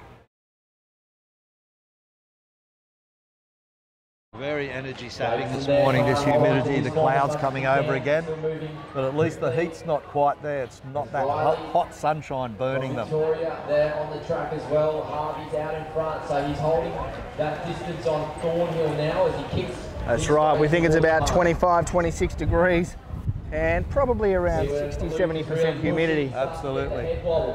Harvey gets his rhythm going again. You've got to remember he's got that distance in front of Thornhill plus a lap. And he comes into the finish area. That's right. Peels off now and he just completes there, does Luke Harvey, to bring in the Cyclones. Queensland Cyclones #1 team in first place. Thornhill continues around in a clear second place. In the tag area for all those athletes, there's Thornhill, so he'll be on the hit. Takes a look to his right. And just sees Marcioni running on his shoulder. And Sazinski's there as well. Riley also on the track, so they're still holding position. We haven't seen any changes. Davison in third place, Riley in fourth place, just spread out, and they will run into the finish line in that order. All in good rhythm. They've got themselves some points. Taking the helmet off first. Thomas doing the opposite, taking the helmet off after the shoot. We see Riley coming through to finish one of his laps. Transition there for Thomas. Looking like he has seen a lot of racing over the last few days. And he has. He's right. The tag area, there's a timing mat in there, so we're measuring the times of all of the athletes. It's a race within a race. Thornhill runs off the track and into the finish line to come second for New South Wales strong team #1. As we can just see, we can't quite pick it up from our cameras, but the tag zone is also our finish area. That is so that it is equal and even for all of our competitors. Davison into third place for Western Australia. So we've had Queensland, New South Wales, Western Australia, Oscar Riley. What? Almost missed the finish line, but coming through to finish his run. I think one of the officials called him in and said, "You're finishing right here, buddy. Don't go down there again." So Oscar Riley clears in fourth place. There goes Tom as he's circling. That was an odd one. He had to run. That's right. The long way, if you like, around the inside of the witches' hats, then cut through to get across the finishing timing mat. I think if we could lip read, he might have said, "Oh dear, sugar honey iced tea."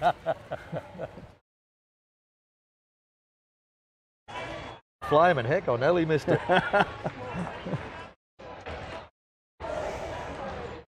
There's a bit of a battle on here to the finish line. In the distance here as they head up. And, see a Queensland athlete Josh Murray finishing is down there, and then another finisher across the line there, and I think Josh has missed that one.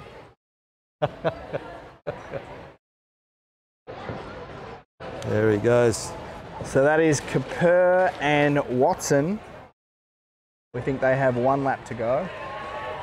Over the timing mat again. Yeah, they're starting to mostly head around to the finish now. Bike drop. Oh, as we just see a bike has just from fallen Pesora. down. That is Pesora. Had a quick tumble, and he's back up and into transition. Pesora being from the ACT,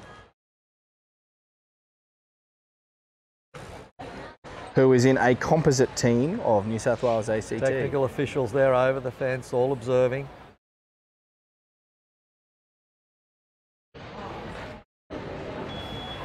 Still runners completing their final laps.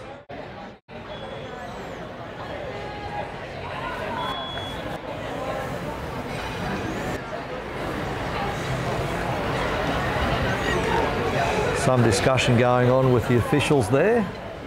Smiles, conversation.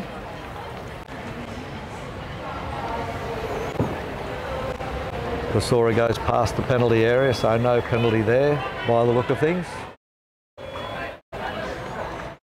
Reasonable, had no impact on anybody else's result. And he gained certainly no advantage out of a bike drop out on track before the transition area. And Haggerty just coming into transition. He's racked his bike, helmet off, into the box, shoes on, and away. He's put the zip down immediately to get a little bit more fresh air in there. Very stifling condition.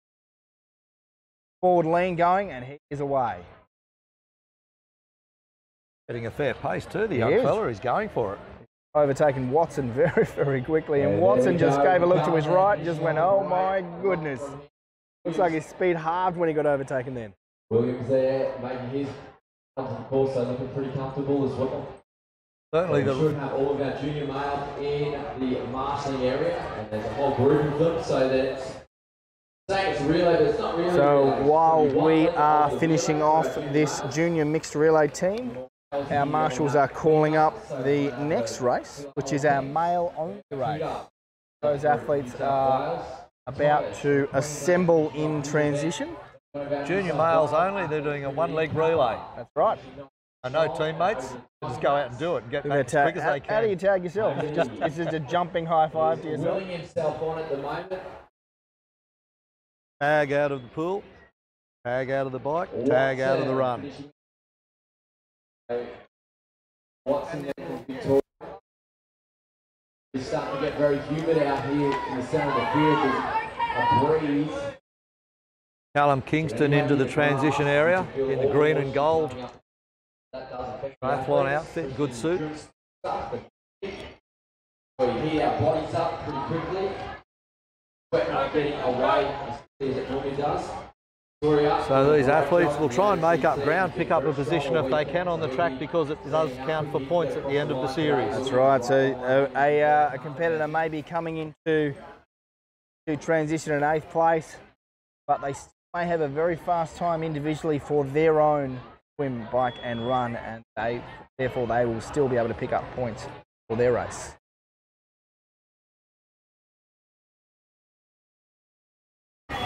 On track action, another finisher comes across, looks like from New South Wales.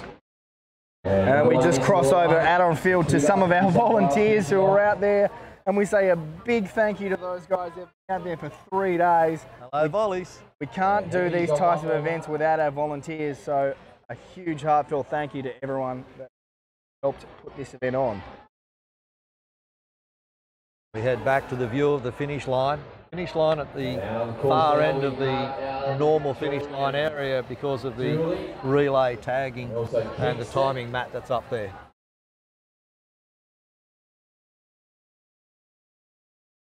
Haggerty crossing for one more lap completed. They come in to finish their 1.2 kilometre run, 1,200 metres. All right, if you're doing it from fresh, but after you've had a swim of 300 metres and a 6 kilometre bike ride, at 1.2 kilometres, a bit laborious. Right, and we keep saying it over and over and again. They're not just doing a swim, bike and run. They're doing it again and again and again each day. This is day 3 of 4 days of racing. Very close to this final lap now. Callum Kingston getting close to his final lap as well. Still got some pace going, but they are certainly well spread out in the field. That's what relays do to you.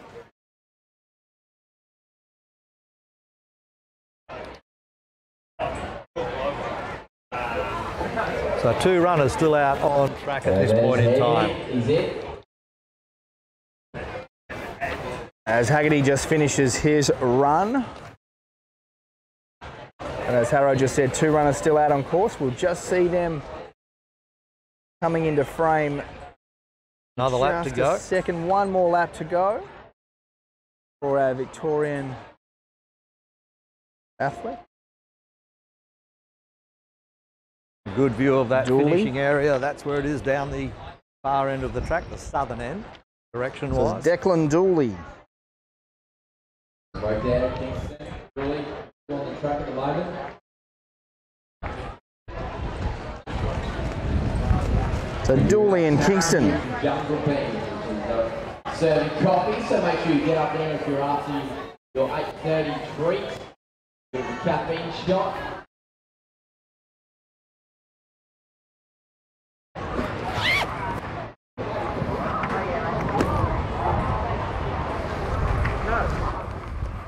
So the next event coming up is the junior males only race.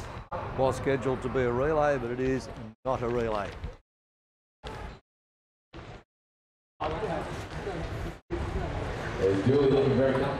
Dooley and Kingston just about to finish their race now. Kingston just in the back straight in his yellow and green suit.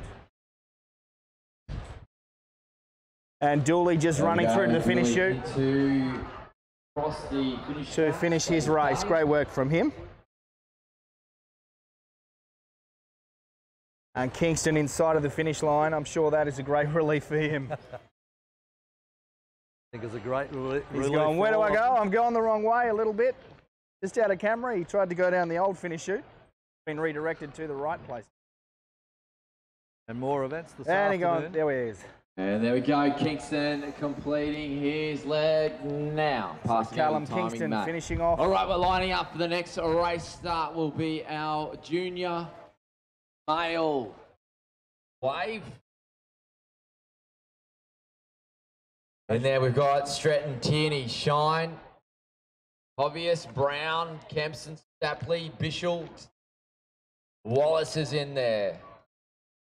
Kachira, Weir. Milligan also there as well.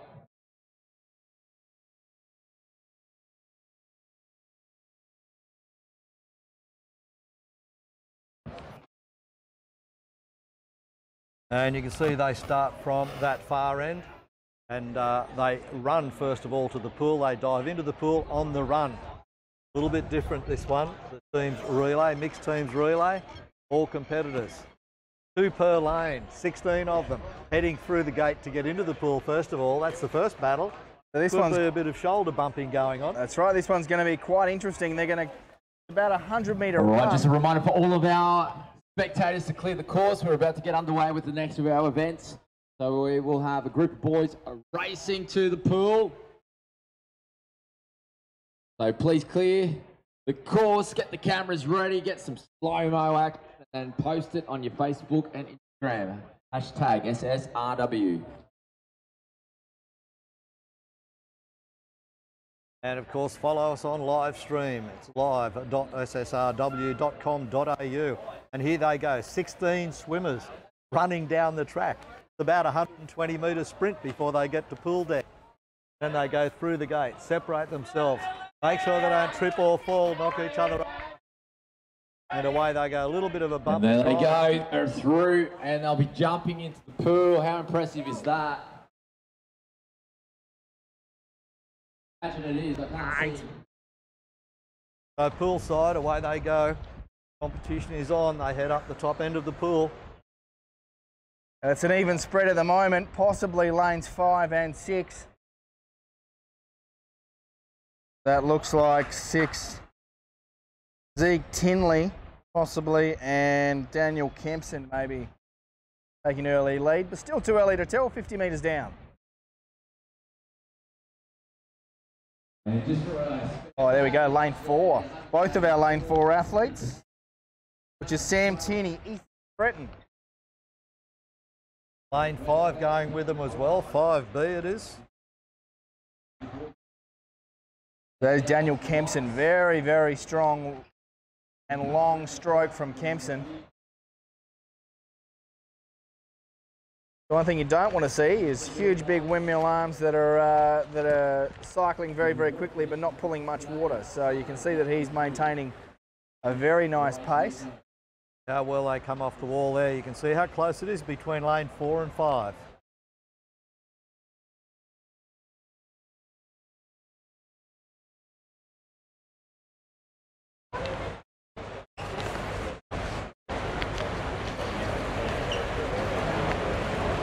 Straight out, one-off race here as they head up to the northern end of the pool, the top end. Let's see who gets off the wall first on their turn.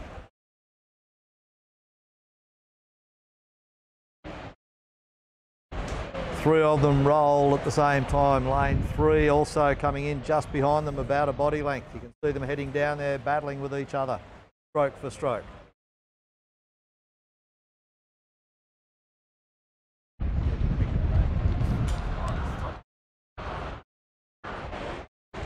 Leader in 4 looks like it'd be Sam Tierney. I think it could be.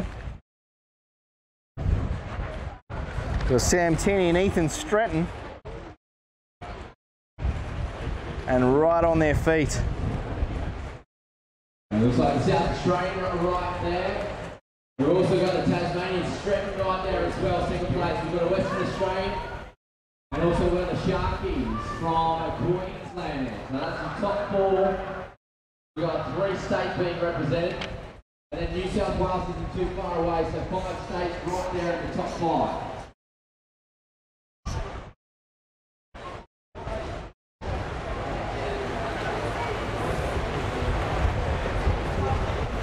So we've got 6 athletes all pretty closely clumped together. They potentially could form a pack on the bike.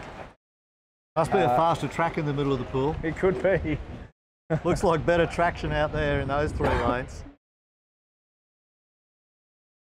And with this wind, I think the pack is going to be quite an advantage. Will be interesting on the bike. The wind has picked up and it's swirling quite a bit. One thing we do have to remember is that times are individual, and they are not just for this race, they are for the other race too. So while this pack of 6 could be very, very strong, if they don't work together as a cohesive unit, they actually be in their disadvantage. Probably in not. Lane 4, straight out of the pool. They'll exit first. Stratton and Tierney. Very, very strong swim. Hovius out next. Hampson, Milligan, and Stapley. So there's our top 6 out of the water and into transition. Running down into transition, helmets on very, very quickly. Grab their bike and they're Wallace away. and Goodwin out of the pool. Henley from Western Australia heads into transition. 6 more swimmers still in the pool. Brown out of the water in lane 7.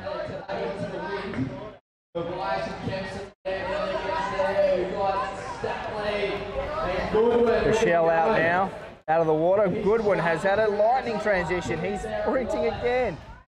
Sprinted to get to the pool, now he's sprinting to get out of the pool.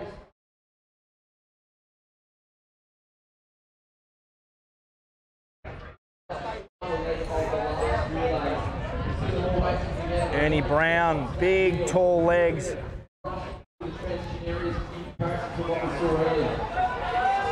We're final swimmer out of the pool now. All athletes out of the pool and into transition or on their bike already.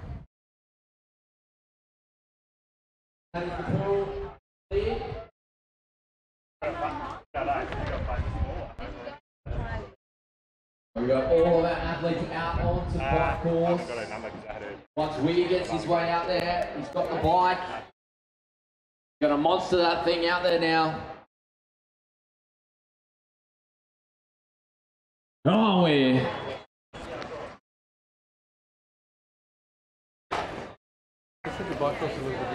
And this will be a very different race compared to the last one we saw.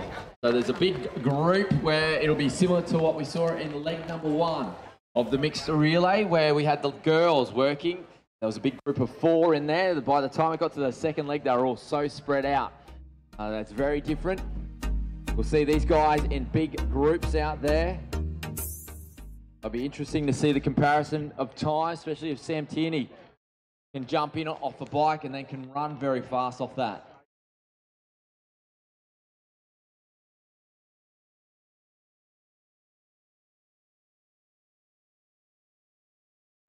There are 66,200 lawyers in Australia, and choosing one shouldn't be a game of chance.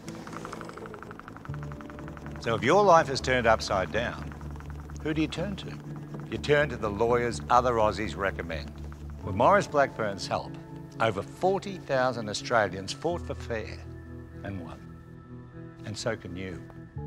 And if you don't win your case, you won't have to pay their legal fees.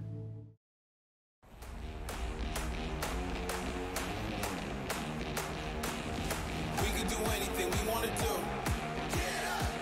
Whatever I can do, you can do it too. With Nissan Intelligent Mobility. We can do anything we want to do. Suspension tuned for tough Australian conditions.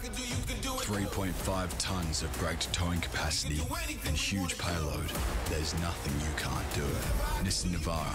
Powerful, made clever.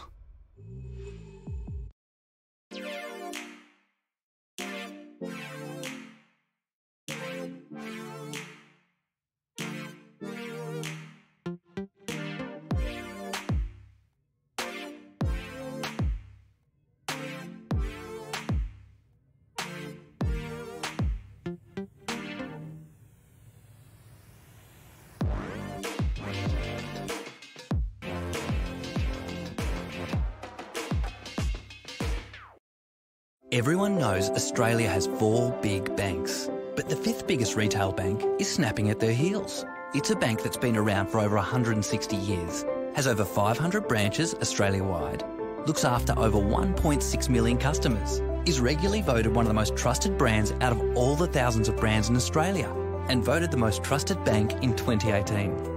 Who is this fantastic number 5? Yep, it's Bendigo Bank, the better big bank. And welcome back to the Sports Super Centre, Runaway Bay on the Gold Coast. If you're just joining us, this is the male-only race in the junior relays. It is 8:40 Queensland time, and in 20 minutes' time, the Youth A mixed team relays will begin. So we have 2 Youth A mixed team relays. One is at 9 and the other one is at 10. And then at 11 o'clock, we have our Youth B mix. 11:20, apologies. So those distances will be a 200-metre swim, a 4K bike ride, and an 800-metre run. A little bit shorter, a little bit quicker, still very competitive because it is relays. All 3 of them are relays, mixed relays. They'll go in the order of girls, then boys, or female, then male, and female, then male again. So 4 handoffs, 4 members in each team, and pretty much in the first event there's only 1 team vacancy, in the second event only 1 team vacancy as well. That's where they finish and then they're given a time at the end of that because it's their 4th competitor that's vacant. And then in the Youth B mixed relay, a few vacancies at the back end of that race as well. But certainly all of those individual athletes will get recorded times. They will get points towards their tally for the end of the series. So it's all worked out so that it's fair across all teams and all people. So there isn't a finish chute per se. There is a tag zone. That tag zone is where the start and the finish is. So depending on whether you are first or 4th leg in your team, your time will effectively be the same. And of course you're watching on this internet broadcast, if you like, the Triathlon Australia Super Sprint Race Weekend 2018 Round 1, coming to you from the Gold Coast of Australia, suburb of Runaway Bay. We just see some of our mobile cameras there on the gimbals. Big shout out to all of the people who have stepped up to be camera crew this weekend to give us live action round. And hello to everyone who is watching online. Oh, there he is. That's someone's tonsils. That's one of our volunteers with that camera. He didn't realise he was actually on screen, just wandering and showing us around the support tent area where the drinks are and the ice buckets and the first aid people are all in that area. A good view there of turn number 1. See, and that is the area where the mount and dismount for the cycle is. So that's where you'll see the competitors come back off the cycle track. They'll come through that chute where you can see the red banners on the right-hand side. That chute goes up to a mounting dismount area, very, very short distance, about 30 metres. Then there's a hard turn left that goes up a slight hill, and then a hairpin turn to the right from there. They negotiate that going out, but of course the opposite effect is when they come back, they've got a left-hand hairpin, then a very short 20 to 30 metre downhill, then a right-hand bend, and they dismount. So they're going slightly downhill when they're dismounting, so they have to make sure they get the brakes on the bike and get off quickly before they get to that sign where the red flags are. You can see a track official there in the yellow top waiting for the cyclists to return.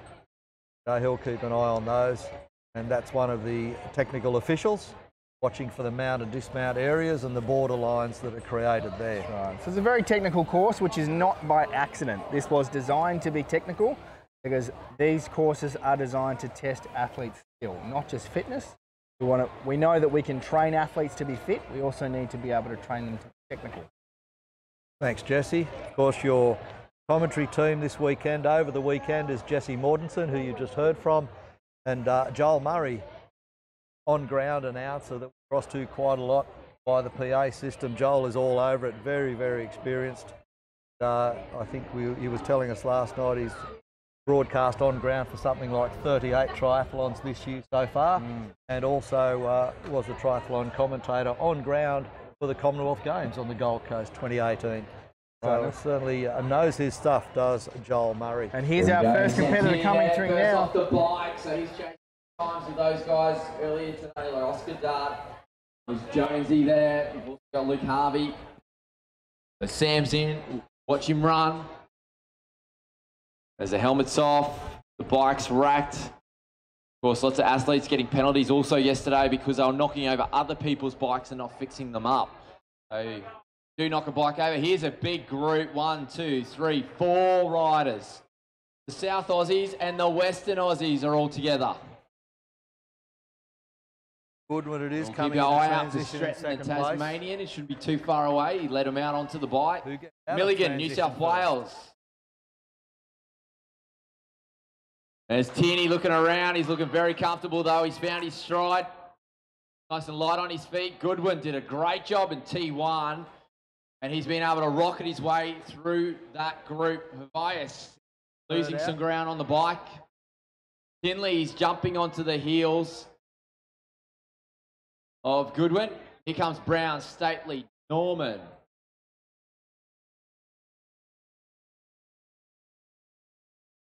Here comes Milligan, making his way out onto the course. First of the New South Wales athletes. Bias there, the Queensland. Here comes Billy Bishop. He's had a great ride. Can run as well. So he'll be jumping up and trying to get onto the heels of Norman. Here comes Stretton. So a bit of drama out on the bike for Stretton, but he's got himself back into T2, so great work from him. Tierney going through. Norman showing some respect to Tierney and just hanging wide.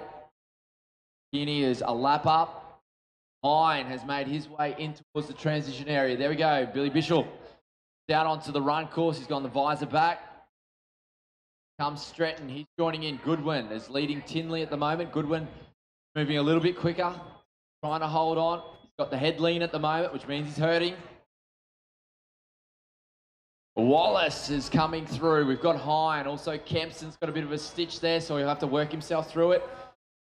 He'll have to lean to the right side, breathe nice and heavy. That'll get that stitch out, and then he'll be able to free up and get going again.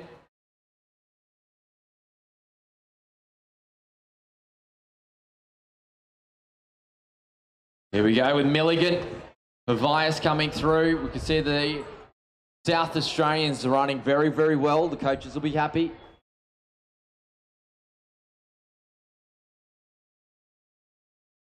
And the Queenslander there going through, racking up another lap. He's pretty much got a smile plastered across his face the whole time. That's his default. Sam Tierney here. That's 800 metres done for him, so he wants to try and finish off now. He's after the times. Here comes Norman. Billy Bishop, one of the quickest moving out on the course at the moment, so he'll want to keep that up. The cheerer is out of the blocks though. Someone's fired him out of a gun. Look at him go.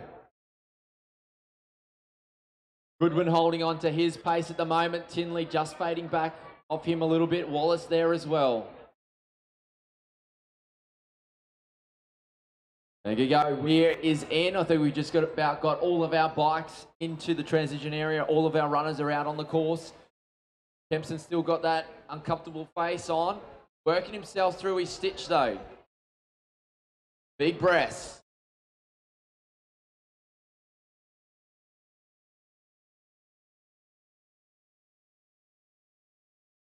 There we go. We got Sam Tierney's in and he's done. So he'll be checking the clock. Great little run from him. Great ride as well. Got out there by himself. Here we go. Goodwin is about to finish off the South Australian. He's had a solid bike. He was the quickest through T1. Caught up to the pack in front of him. And he's got off with the lead group. So well done to Goodwin. What a race. Second across the line here in this wave. Kinley also had a phenomenal little run as well. So third across with the wave. Wallace from South Australia coming across. He'll finish off. So South Australia, Western Australia, South Australia so far. And there'll be another Western Australian in because we got Kempson's fought his way through his stitch. And he's shown plenty of grit out there, which is great to see from the young man as he crosses the line. So well done to him. Oh, that'll be a good one for the mental power for Kempson. Now we're keeping an eye out. It looks like a South Australian. We've also got the Queenslander there as well and not too far away. New South Wales finishing off with Stapley though.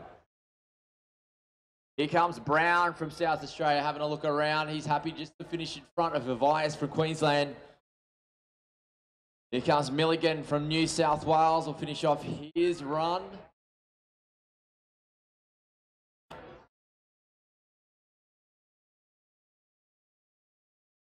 Billy Bishop winding it up. Kachira there from the Sharkies is making his way around the track. Bishop will finish off and he is done and dusted. Great ride and a great run from him.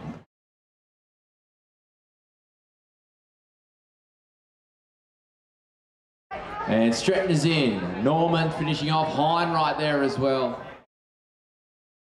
And Stratton not too happy with his shoes. And we're calling to marshalling, please, the next of our events. So a marshalling call for the next of our events. This will be the youth females. So athletes are being called for a Youth A mixed team relay. So our opening athletes for this next race, Jess Pike, Emma Olsen Keating, Kelsey Michelle, Mitchell apologies, Lani Bennett, Brianna Moe, Ella Kate Hussain, Ella Lane, Charlotte Thompson, Jess Huxley, Emily Linnard, Caitlin Harrington, Grace Otto and Matilda Braithwaite. So like our other mixed team relays, the format is female, male, female, male. That's the one. Scheduled for 9 a.m. start. So that's only about 8 minutes away. They've been called for briefing. Technical officials have been called down to the marshalling area as well. Just see our athletes recovering there in the finish zone. Very, very taxing. I think just about all of them have another event this afternoon. That's right. Before finals tomorrow. So it is absolutely full on. After this next series of mixed team relays, the events taking place will be the Junior Hyper Sprint Triathlon Series for females and males, and then following that will be the Ultra Sprint Triathlon for Youth B finals. So those lists of participants in those finals will be released before then, and they will go up on the websites and on Facebook for Triathlon Queensland. So we've still got Hyper Sprint Triathlon for juniors, and of course the Youth B Ultra Sprint Triathlon finals. So it's going to be a very big afternoon. So 8 minutes away from the start of our next race. Time for a quick break and time to thank our sponsors. Thanks,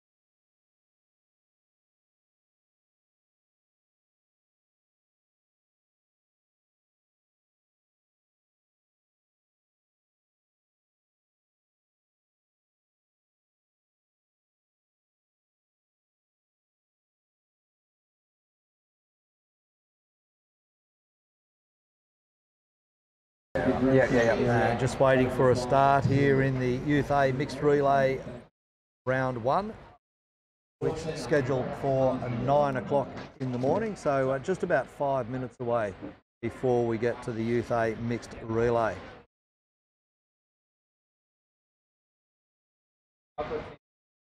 Leading off in those teams is Lane 1. We'll start at the top of Lane 1. It will be Jess Pike for Queensland Cyclones 1. Emma Olsen-Keating in Lane 1 as well from New South Wales Strong 1. Kelsey Mitchell in Lane 2 with Lainey Bennett in Lane 2.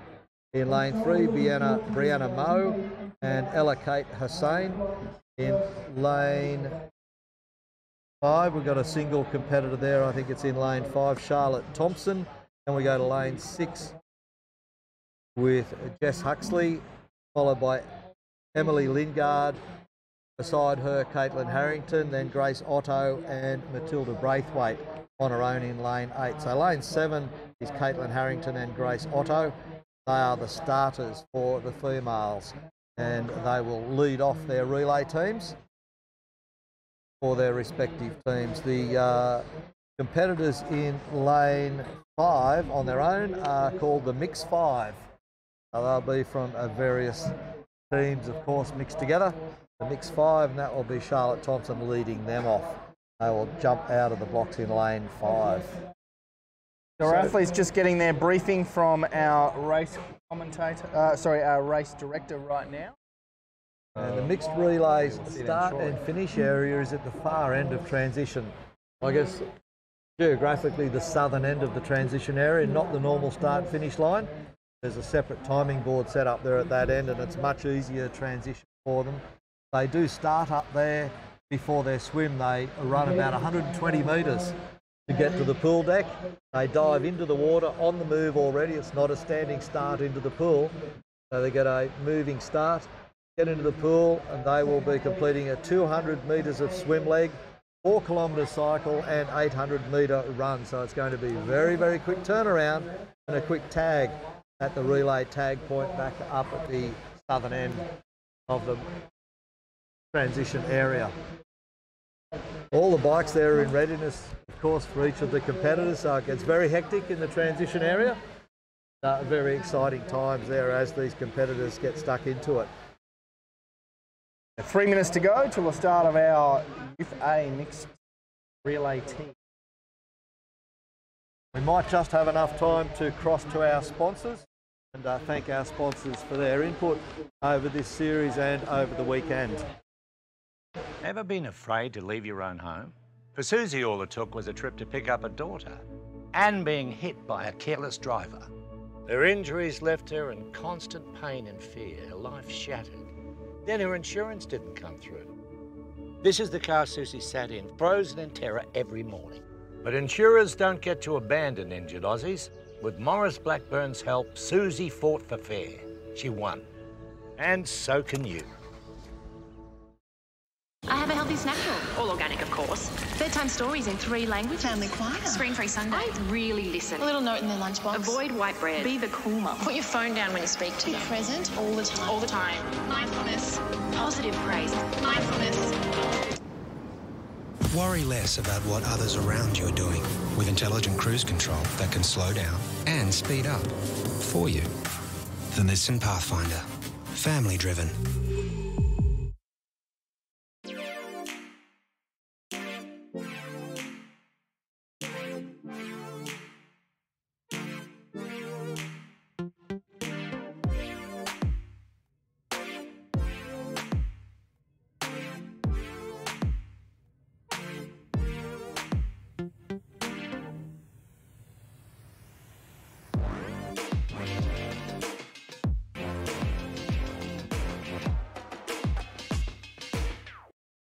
Everyone knows Australia has 4 big banks, but the 5th biggest retail bank is snapping at their heels. It's a bank that's been around for over 160 years, has over 500 branches Australia-wide, looks after over 1.6 million customers, is regularly voted one of the most trusted brands out of all the thousands of brands in Australia, and voted the most trusted bank in 2018. Who is this fantastic number 5? Yep, It's Bendigo Bank, the better big bank. I'll stay up here and I'll zoom the camera. We just need to be able to hear each other. And welcome back to the action here. We're just about to get underway, just moments away from the start of the Youth A mixed relay, round number 1 or heat number 1. Just about ready to go. The briefing of athletes has been completed, and there are 13 competitors in this event. They'll all be trying to sprint down the track, squeeze through the gateway into the pool, and they will be ready to go any moment. They're in the starters' hands at the southern end. They've got about 120 metres to go.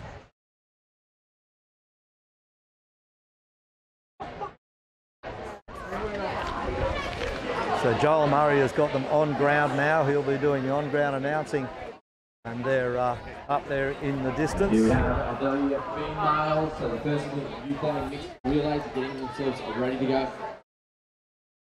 If we could clear the course, please. We can see plenty of people just at the exit from the pool, so please clear the course so we can get the race start. And a big thank you to our technical officials. Remember, the technical officials are all volunteers of the sport, they are referees of the sport. Not too many sports where we have our referees are not paid for their duties, and we are very fortunate in triathlon to have great people who want to volunteer their time with us. And many of them giving up. And the girls are just in the marshalling area getting ready to go, and they're in the starters' hands. 13 competitors up there at the end of the track. They've got to run around about 120 metres, and once they get the go from the starter, they'll run down the length of that transition area, as you can see. And then from that transition area, they turn right into the gateway, into the pool. There's a little chute there, a narrow gateway, and they'll run through. And we'll leave them in the starters' hands right now. We're going to get Jesse to take over a little bit of commentary on the run. Then we'll get into the pool, and away we go, and Jesse will take over for us. And here we are, they're just about to start their race. A few of our athletes got a bit of a nervous jump. They've got about a 100-metre run to get from the starting gate all the way to the pool. You can see on camera they're all lined up, ready to go.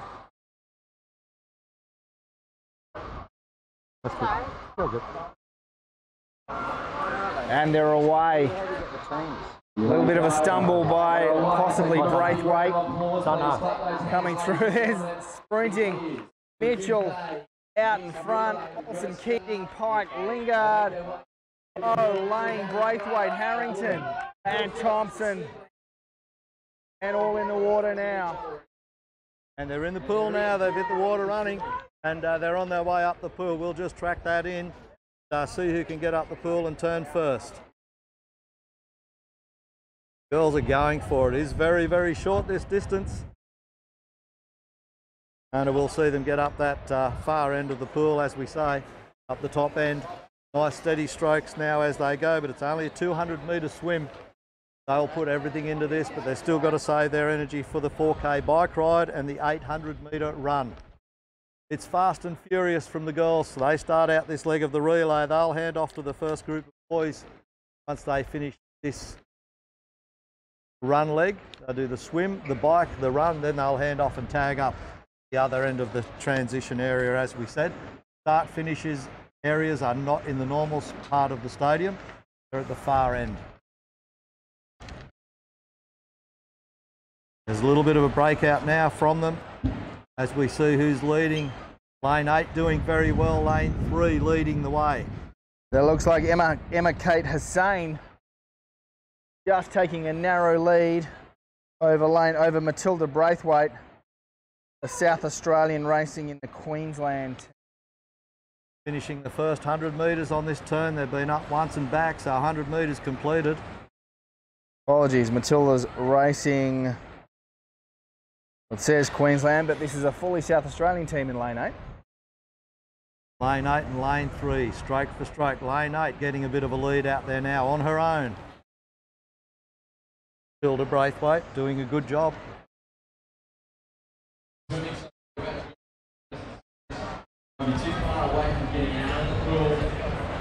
Just watch this turn. Braithwaite on her way back for the final 50 metres already. Challenge coming from lane 3 now. So there's not much in it. 200 metres, you can't get too much of a lead over 200 metres. Lane 5 coming back as well. I think what we'll see is a pack probably of about 5 or 6 athletes that will be in the lead. And then a pack back to about a 4 or 5, or they all may just come together in transition. There's going to be 3 girls out of the pool simultaneously. Let's see who can get through the gate first. Braithwaite out of the water first. And Hussein, Thompson, Otto, and Pike from Queensland. So there's our top 5 out of the water first. Lane's out next, Michelle. Olsen Keating also out of the water, Bennett and Mao. They're into transition.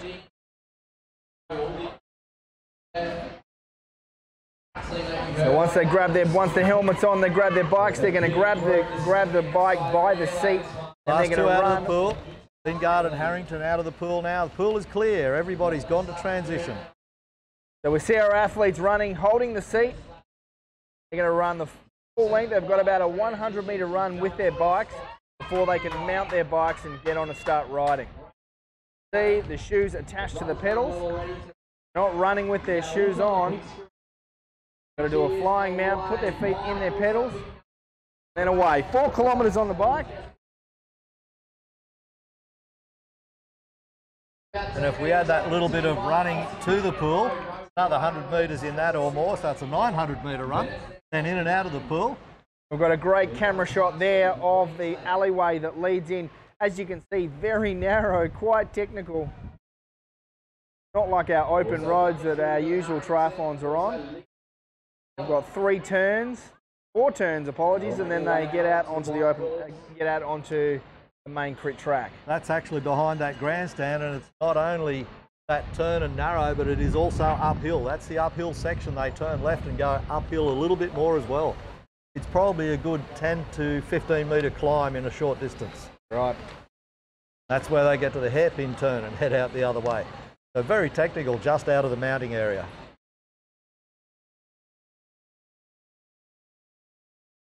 All clear now, all out of transition. All the girls clearly out on the bike circuit, and they're pushing hard already. Very, very short 4 kilometre circuit out there for them this morning. So the 200 metre swim, keeping all of our athletes fairly tightly packed together. So it's probably only 20 to 25 seconds per cross first through to about... Yeah, not much in it at all, and as we always say, cyclists can move up a place. They might pick up a place or 2 on the bike if they've been behind. And in the run, even more importantly, there's some really good runners who are not necessarily great swimmers. That's right. They make up distance once they get on the track, as long as they can stay in touch out of the pool. So 2 laps of the bike. We've got some hot dog turns in there. That's where athletes have got to cycle through their gears. They've got to enter into the corner right gear before they even get to the corner, so that when they're out of the corner, they can jump out of the saddle and accelerate out and not have to overgear themselves and hurt their legs too much. Because remember, they've got to run after they finish this bike. There are 66,200 lawyers in Australia, and choosing one shouldn't be a game of chance. So if your life is turned upside down, who do you turn to? You turn to the lawyers other Aussies recommend. With Maurice Blackburn's help, over 40,000 Australians fought for fair and won. And so can you. And if you don't win your case, you won't have to pay their legal fees.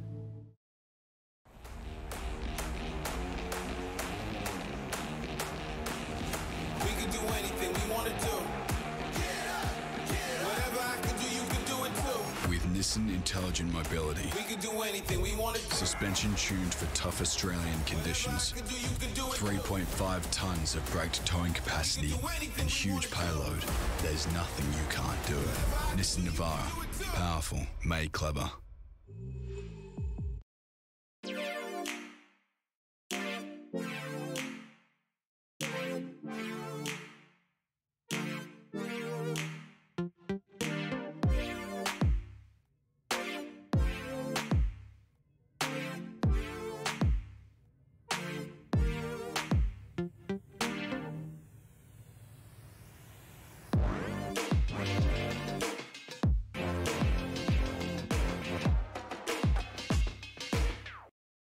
Everyone knows Australia has 4 big banks, but the 5th biggest retail bank is snapping at their heels. It's a bank that's been around for over 160 years, has over 500 branches Australia-wide, looks after over 1.6 million customers, is regularly voted one of the most trusted brands out of all the thousands of brands in Australia, and voted the most trusted bank in 2018. Who is this fantastic number 5? Yep, it's Bendigo Bank, the better big bank. Welcome back to the Super Centre, Sports Super Centre on the Gold Coast. Our athletes, this is our Youth A mixed team relay. They're out on the course. As we see a shot of one of the laneways behind the grandstand. Our athletes are out riding 4 kilometres. It won't take long. They're all in a fairly large pack. We haven't seen them right now. And remember, you can follow us online on Triathlon Queensland Facebook and Instagram, or Triathlon Australia Twitter and Instagram also. All the latest updates on everything swim, bike and run. 13 teams competing here in the mixed relay number 1. Round number 1, and event 1, and then number 2 will follow this, and 3, that'll be Youth B mixed relay, sorry, the third one. Youth A, there are 2 divisions of Youth A, Heat 1 and Heat 2, and we reiterate to everybody out there that the mixed teams relay this year count for points for the individual athletes as well over the weekend. So we've got 1 camera out on course. We had 2, but believe it or not, one of them has overheated. It is very, very tough on our equipment. So we're giving you that as a shot right now of out on the bike course. Out of the sky. I do love our clouds in Queensland. There is a little bit of cloud around. It happens every now and then. You can see the flags whipped around. It's fairly breezy. So definitely would be an advantage to be working in a pack on this bike. I've just been told that the winner of our last heat of the mixed team of the junior boys, Sam Tierney, he did a Luke Harvey. He just said, "Look, you know what? You guys aren't working with me." And he rode the entire bike leg by himself. Strong. Wow, that's a huge effort, especially in the conditions as we know them.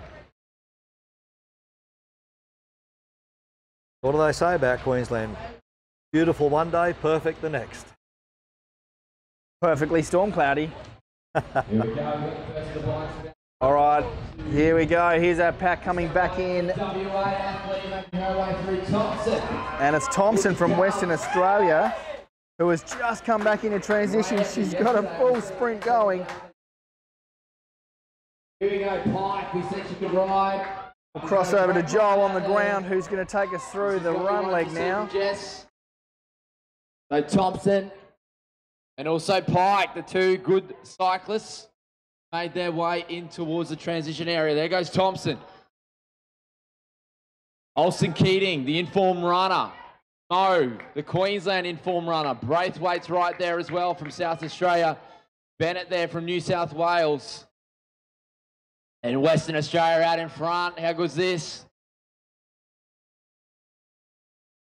He's holding on. Great little form. She's got a great leg turnover at the moment. He loves looking at the big screen. There she goes. There goes Mitchell is through. Pike's through as well. So Pike will just be focusing, trying to relax, breathing, stay in a positive space, keeping the cadence up on her steps. Hold that speed because Olsen Keating, look at her, the leg turnover. Very efficient. Nice little short arm strokes. Got that high cadence. You see the hips are just floating across the ground. There's not too much up and down action with her. Here's Mo with a very different action. She's got the longest stride and Braithwaite there as well. Because Mo holds a similar pace to what Olsen Keating does. The different techniques out here on the run. Hussein from New South Wales, another great swim today. Mitchell is running well. Otto also there is running very well as well. Around the back straight now. 350 metres, or 250 metres, sorry, into her run is our athlete, Thompson. Pike is just there, and if anything, Pike is catching a little bit. The lead's about 40 metres at the moment. The girls starting to fade a little bit on their pace, but they're trying to hold on. Thompson having a big look around. She is hurting. Pike can hold on at the moment. Alston Keating's also catching up from New South Wales. She's about 30 metres behind Pike. Thompson's in control though. She's got 400 metres to go. Here comes Pike. Also 400 metres to go. She's just got to work that cadence. Now calm those shoulders. Drop the shoulders down and breathe. Alston Keating, nice low shoulders there. The shoulders are pinned back. You see her arms right by her sides. The hips aren't moving anywhere. Then guard. Here comes Mo from Queensland. She's shown us that she can run very well this weekend. Super comfortable. And some of these athletes that we're seeing compete this weekend also competing in Cairns at the National Track Championships, which was at Barlow Park, where it was very rainy conditions up there in the tropics. A lot of them backing up after that. I saw Coventry competing there, and here she is backing up with another big week of racing as well.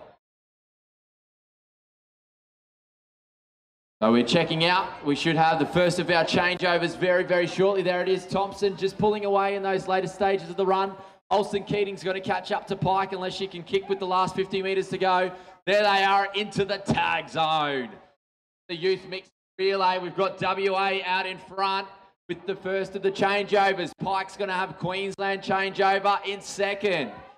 New South Wales is in third, and here we go as the boys do Usain Bolt style. Harry King's there, Henry right behind him. Oh, this is great racing. Here we go, another one of the teams. It's a Queensland team making his way down.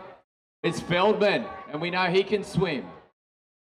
So he'll be able to catch up a lot of ground in the pool. We've got Harrington making her way around to clock off a lap. Another one of our changeovers will happen in the tag zone very, very shortly. I believe it's Mitchell who's having a great run. She's held speed the whole way. She's tagged. Next one's tagged. Usain is tagging, so we've got Snodgrass out there. We've also got Hinchcliffe from New South Wales. Lingard from Queensland making her way around, but we got Dorahy from New South Wales will be chasing Snodgrass. South Australians had some fantastic swimming yesterday. We look forward to seeing him pick up some places in the pool as well. It's only 200 metres, so not long. Here we go, one of the Sharkies. It's one of the Queenslanders. I believe it's Crowthers there making his way down. And then we got one of the locals, Gerd, rocketing his way down into the pool. A reminder for all of our athletes, the pool area is slippery with plenty of athletes, wet feet, going across the pool deck now. Harrington finishing off with a big kick. And we've got all the athletes now will be entering the pool. There's our final two. Gears is making his way in.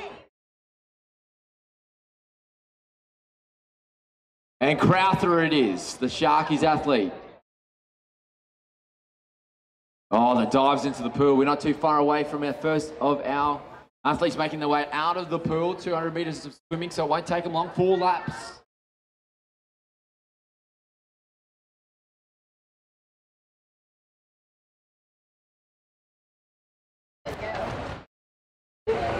And only a short distance is in the pool, as you just heard.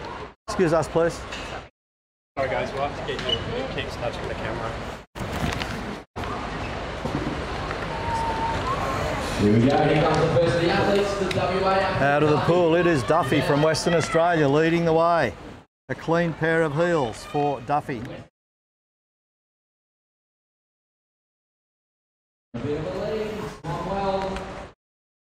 Made up a lot of ground there, created a really good gap there for his team. Next out of the pool is King. Henry and Feldman also just out of order as Vose jumps into the pool. Nice big tall lead, almost with the leg flipped back over his head. Next two athletes just about to get out of the water. Top four unchanged at this stage as they get out of the pool. Pro from Queensland now out of the water. Goggles and cap off in one swoop. Then there's a gap. Let's see who comes out of the pool next.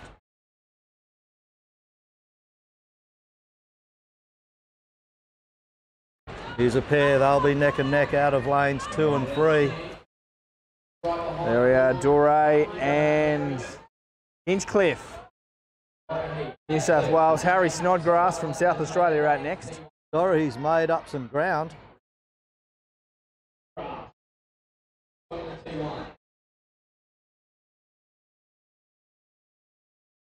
The Snodgrass team maybe dropped to 1 place to move from 7th to 8th place. Hinchcliffe moved from 6th to 7th, picked up a place there. Dore, he moved from 8th place to 6th. And Walters.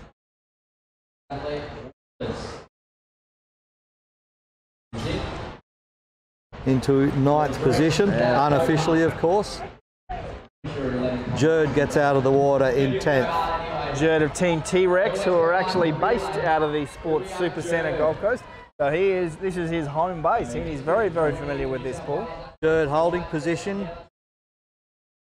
Went into the pool in 10th, comes out in 10th. Now we've got Gears and Crowther into transition next. Side by side, they will probably work together on the bike. And Vo's the only one left in the pool now, still completing his laps. And that team dropped back quite a lot there. 13 competitors and 12 of them through transition now onto the mounting area for the bikes. As we just saw a brief shot of the hairpin turn out on the bike, that is the second hairpin turn, but it appears about 50 metres or maybe 100 metres into that bike leg. So as our athletes jump on the bike, they have a very short period of time to get themselves stabilised, get their feet in the pedals and get their shoes strapped up. Some of the time they don't actually get their feet strapped into the shoes before they navigate those first 2 turns. They'll do that once they get on the straight. And the gaps increase. As long as they maintain their cadence on the cycles and they can hold their position, they hand off. They'll tag off to the next one after the run. And there's some good runners coming up in the next 2 female athletes as they hand off to them, and also the males to finish off. So once they finish the cycle leg, they then have to complete an 800 metre run. Once they've done that, they tag to team number 3. Team 3 and 4, they've still got time to go, and that will be very, very good when they get off the bike. They'll be travelling at speed. Here comes Vose. Vose just getting out of the pool. He'll go into the transition area. He's out of transition. With the bike now, it's a very long run back down to the mounting area for the bikes. Vose will get out on course as well. Let's see how he goes with the cycle leg. So the Vose team from, they're the mixed 1 team, another mixed team. Vose from Victoria. He will tag off at the end of the run leg to Jade Cochran. But Vose now out on the cycle leg. Good cyclist, see if he can make up some ground on the bike leg. All teams out there now, and they will only have 4 kilometres to do. Once they complete that 4 kilometres, which won't take very, very long. That's right. So that looked like it was Vose just going through that camera. So that is our lone camera out on the bike course at the moment. And so just a quick thank you for all of our won't have any sponsors. vision of our athletes. There are 66,200 lawyers in Australia, and choosing one shouldn't be a game of chance. So if your life is turned upside down, who do you turn to? You turn to the lawyers other Aussies recommend. With Maurice Blackburn's help, over 40,000 Australians fought for fair and won. And so can you. And if you don't win your case, you won't have to pay their legal fees.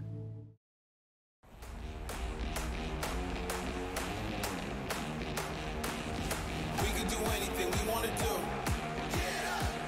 Whatever I can do, you can do it too. With Nissan Intelligent Mobility. We can do anything we want to do. Suspension tuned for tough Australian conditions. 3.5 tonnes of braked towing capacity and huge payload. There's nothing you can't do. Nissan Navara. Powerful, made clever.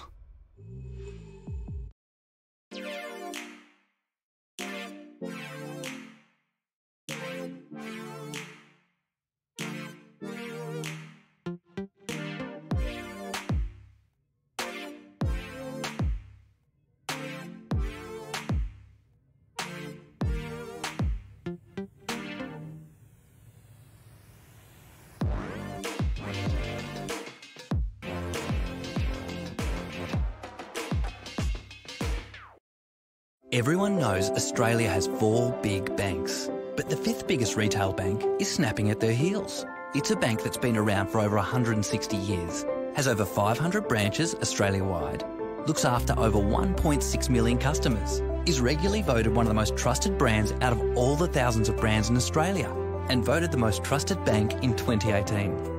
Who is this fantastic number 5? Yep, it's Bendigo Bank, the better big bank.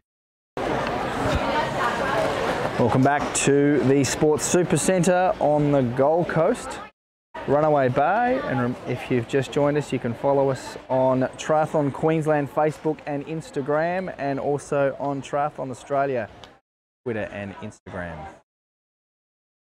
So our athletes are just out on bike course. Oh, now they're back into transition. We've got King from Queensland and Duffy neck and neck, side by side. These two athletes running through transition to get to their allotted rack. They've got to use the right rack. ITU rules, they have to use the right rack. Helmet back into their green box. Shoes on, and then they're away. Duffy out first, King next, and they are shoulder to shoulder, side by side. As we've got our next couple of athletes coming through too. We've got Feldman and Henry. Well, there's a big crash. As Feldman's over, Henry. We just heard the blow of a tyre. We don't know if it was Henry's or if it was an athlete waiting in transition. We do believe possibly it was one of our athletes waiting in transition. So we're going to have to get that sorted.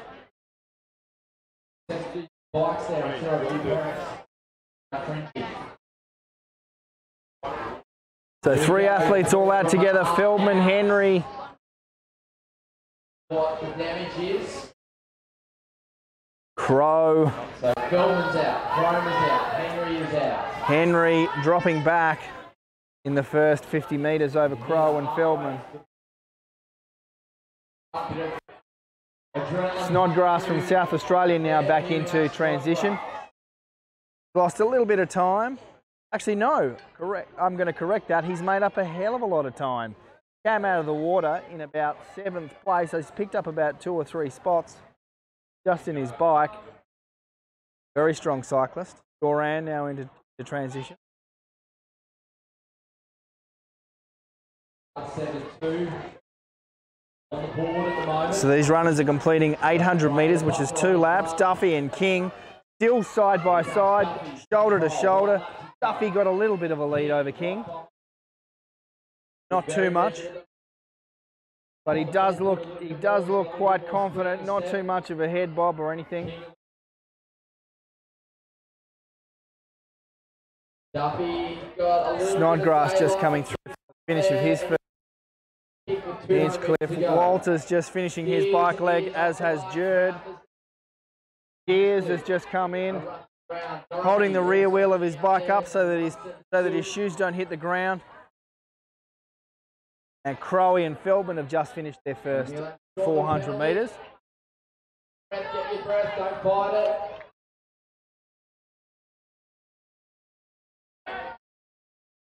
And now we've got an attack. Right. Either way, you can kick again. We'll be able to catch that. And that's our lead team just tagged away. Their next athlete running down through transition through the chute. WA. So that is Tui. Queensland behind. That is Madison Tuvey There she is, Tuvey from Western Australia. She's coming through. Szynski is our next athlete. She's about 10 metres behind Tuvey. Tuvey and Szynski, they've been neck and neck this weekend. Runs all of her waves as Hinchcliffe makes his way up. So Tuvey and Szynski have a healthy lead over their third place team, which is just coming in now. That looks like a Queensland composite team. Let's see who it is coming through in third place. Third and fourth together. They're about 30-40 seconds down on first and second. So we've got Vickers of Queensland, Greenwood again of Queensland. It's Vickers. Also Greenwood. So third and fourth, about a 30 to 40 second gap over first and second. We've got the last of the bikes are in. And Emily Fortunisco Clocker now just jumping into the pool. They're currently in fifth place. First 5 teams into the water now. Moment, WA. Third.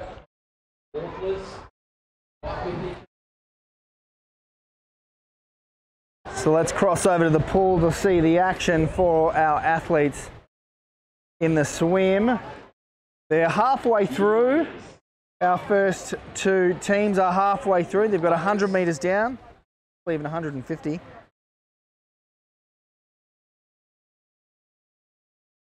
And so Szynski, she came into the pool second. She's now sitting in first. She's got about a 3 to 4 metre body length lead over Tuvey. So Szynski in fine form in the pool.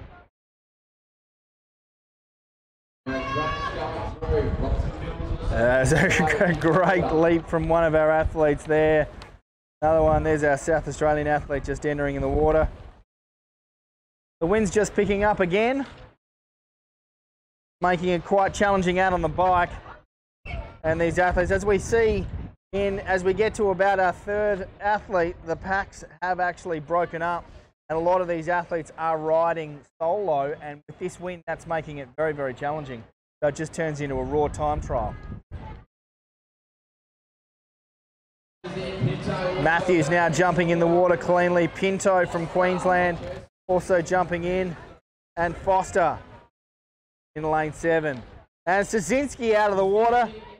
Very cleanly, cap and goggles in hand, running into transition. Gone from second to first over the course of her 200 metre run, 200 metre swim.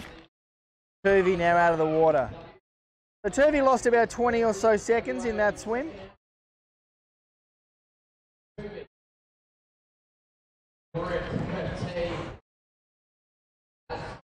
They've got a good lead out of the water, don't they, the 2 girls, Szynski and Tuvey, and they can both run as well. Let's see how well they cycle. I'm sure they can maintain that gap. That's right. They're both light girls, and it is quite windy, so let's hope they don't get blown around the course. Here's our third one out of the water right now. It's Vickers. Off to transition. Vickers there having a fantastic as well, holding on to third place. Ruby from WA making her way to the net line. Vickers picks up some ground there as Greenwood comes out. Greenwood light on her feet, up on the toes, just to get the blood flowing as she gets ready for her bike.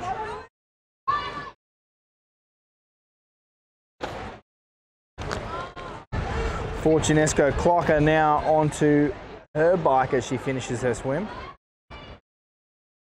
Here we go, we've got Vickers making her way towards the net line.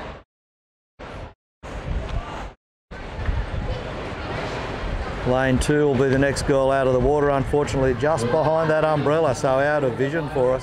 We'll pick her up as she climbs out though and gets behind it and heads off to transition.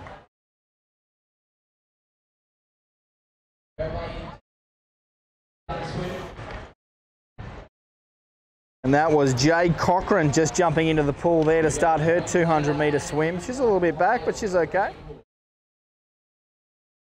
Not letting it rattle her, just settling into her swim quickly. Robinson Mills, Freya Robinson Mills, now getting out of the bike onto her run. Onto her bike, apologies.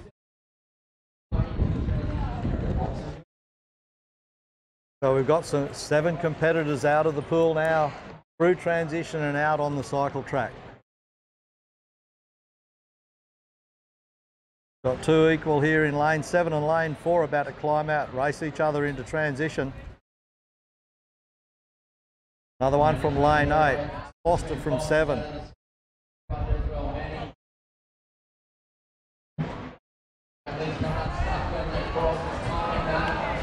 One of our athletes losing her shoe, that was Manny. So Madeline Manny lost her shoe, it just clipped off her pedal as she was running with it, but she didn't panic, she just picked it up. She's running with it until she gets to the mount line. She'll figure it out there.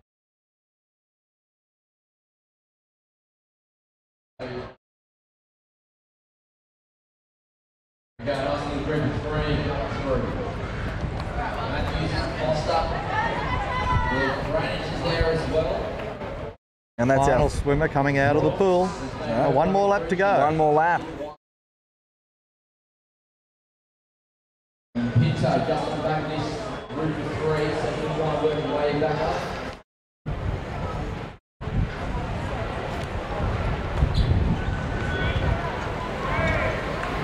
Okay, all out on the bike now. One more in the pool to go. Everybody else just going through transition. 4 kilometres. Oh, what a mount is that?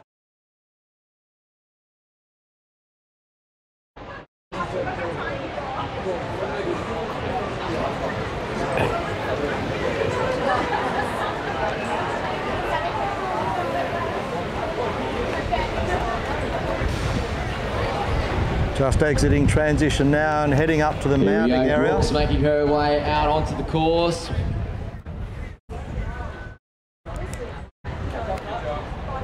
That's Brooks into the mounting area right now. There we go, good mount there by Brooks. She's out onto the course.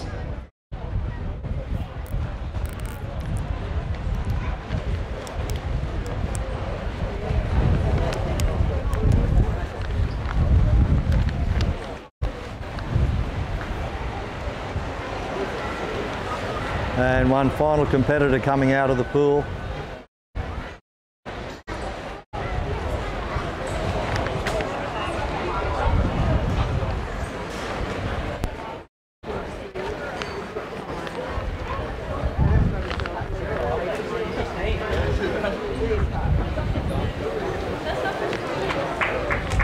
Everybody else out on the track. Here she goes now, exiting the pool area to transition. Bolted down towards the pool. She's still got plenty of energy. She's going to grab the bike now. That's Jade Cochran out there.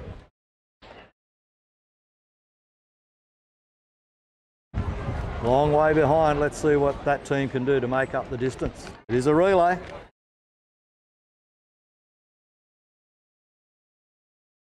From transition, of course, it's a run back down to the transition exit, then back along the track. There's another 100 metres. So the run is, the official run is 800 metres, but the up and down the track to get to and from the pool and transition, I add another 2 for that. That's right. So our normal triathlon, swim, bike, run. This one is a run, then it's a swim, then it's another run, a bike, all over the place. Very, very good. Away she goes now.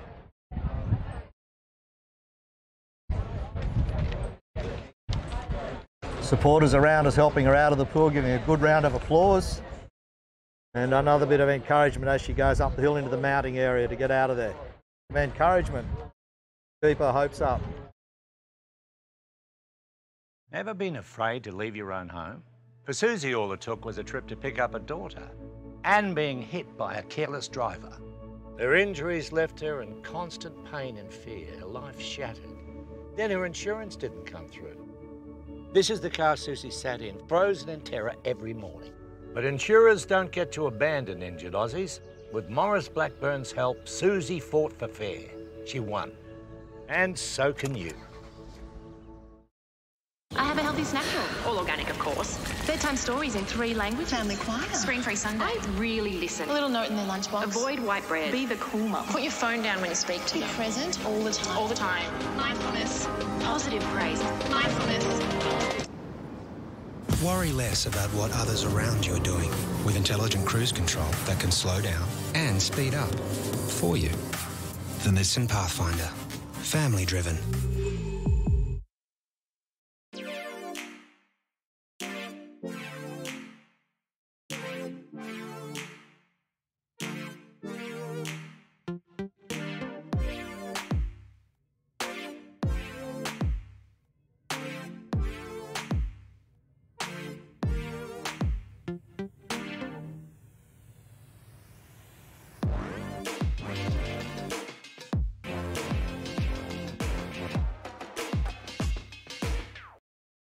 Everyone knows Australia has 4 big banks, but the 5th biggest retail bank is snapping at their heels. It's a bank that's been around for over 160 years, has over 500 branches Australia-wide, looks after over 1.6 million customers, is regularly voted one of the most trusted brands out of all the thousands of brands in Australia, and voted the most trusted bank in 2018.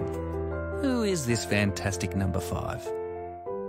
Yep, it's Bendigo Bank, the better big bank. Looking very comfortable in the zone.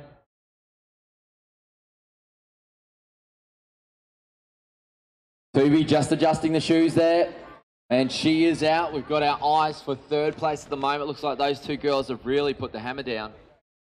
But we've got a group of 3 about to make their way in. So windy conditions, which means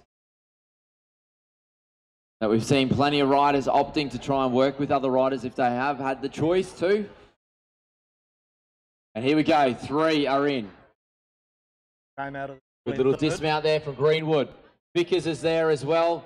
New South Wales, Portenosa Clocker is off the bike.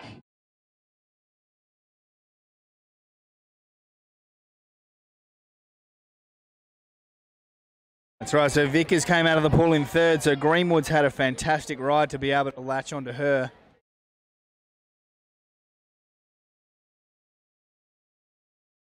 As we just see a shot of the transition, there's a lot of bikes in there. That's how many athletes, 270 athletes. Comfortable still, she has held her pace. Tuvi is still running very, very strong, about 200 metres between 1st and 2nd at the moment. And how good was the transition from Greenwood? They've all come in together, but Greenwood has got a buffer of about 40 metres now on Vickers. Just all worked through P2. So well done to Greenwood. Great stride there from her. She comes through. Vickers also a great little stride on her as well. She is carrying some momentum. She could catch up to Greenwood if she can keep that up. And Portenosa Clocker there from New South Wales, right behind those girls. And we've just got 2 more girls coming in off the bikes now, so they've worked side by side. Roberts Mills and also Manny right there. Tuvi wrapping around. She's holding 2nd on the track at the moment. We'll see the first of the changes very, very shortly with Sasinski. That's Manny and Robinson Mills in transition at the moment. There we go, Sasinski with about 80 minutes to go to the turnover point.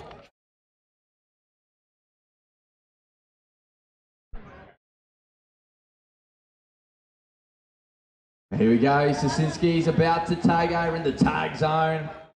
I don't know if they've ever called it the tag zone, but I'm naming it that today. The next one of our juniors is away with the youth. This will be one of the Medway boys. We saw him warming up. They love competition, the Medway boys. And he's in.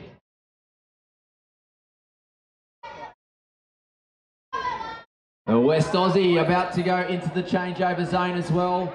He's 20 metres to go for Tuvi. And Vickers has caught up to Greenwood. Got 1 lap to go. Pinto is rocketing in just ahead of her.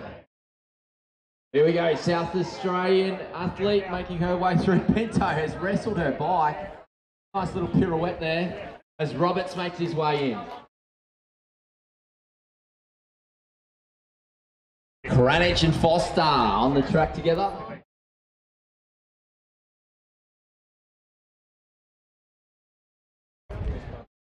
The freezer filled with connoisseurs, magnums, golden times, everything.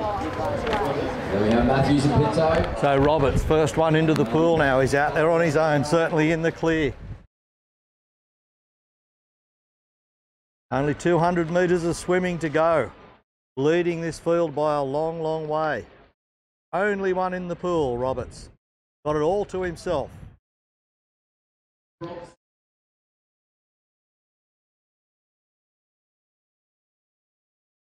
Or is it Medway? No, it's Jackson Medway is out there in lane one, actually. I'm mistaken. Medway going up for his final 100, followed by Roberts. So Medway leading in first. Jackson Medway, the first one in the pool. My mistake, Roberts got in there second. He's coming down to complete his first 100 metre swim. The Medway way out in front, and Brown just taking a leaping dive to get in the pool. Just off shot, but Wade trying to get in the pool. And got a bit lost, but he's in there now.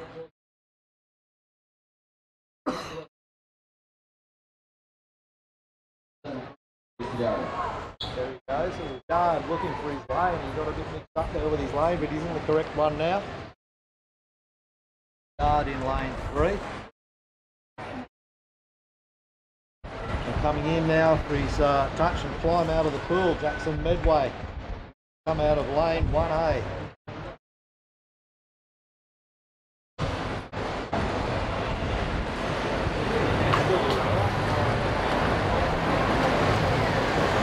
Jackson Medway, he'll climb out of the pool in first place. Got a clear lead, heads off to transition. Away he goes now, you see the amount of lead he's got. In second place, coming down the pool now. So across back to the pool, Medway already out of the water, and we're about to see our second place competitor exit the water. So there's about a good 30-second gap that Medway's got over second place. Roberts will come out second now. As he grabs his bike, we just see Medway round the corner. He's now running with his bike, and he will be able to mount his bike very, very shortly.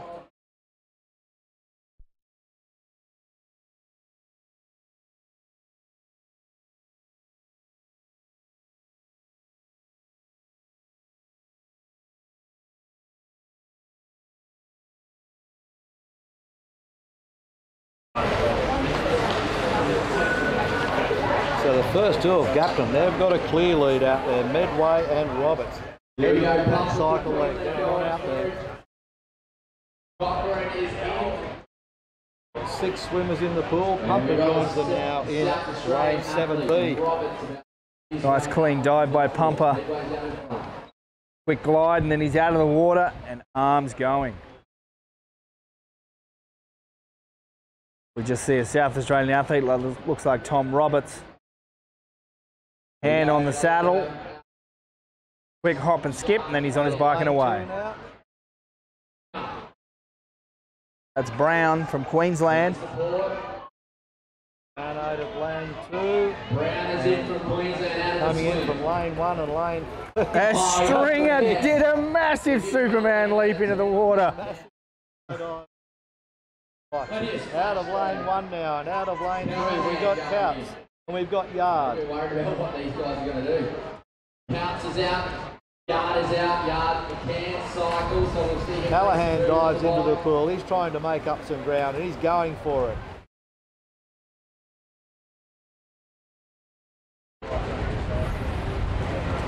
Brooks is into the changeover, so another one of the Queensland teams are offering to the pool. Still 6 swimmers in the pool right now, just completing their laps to finish their 200-metre swim.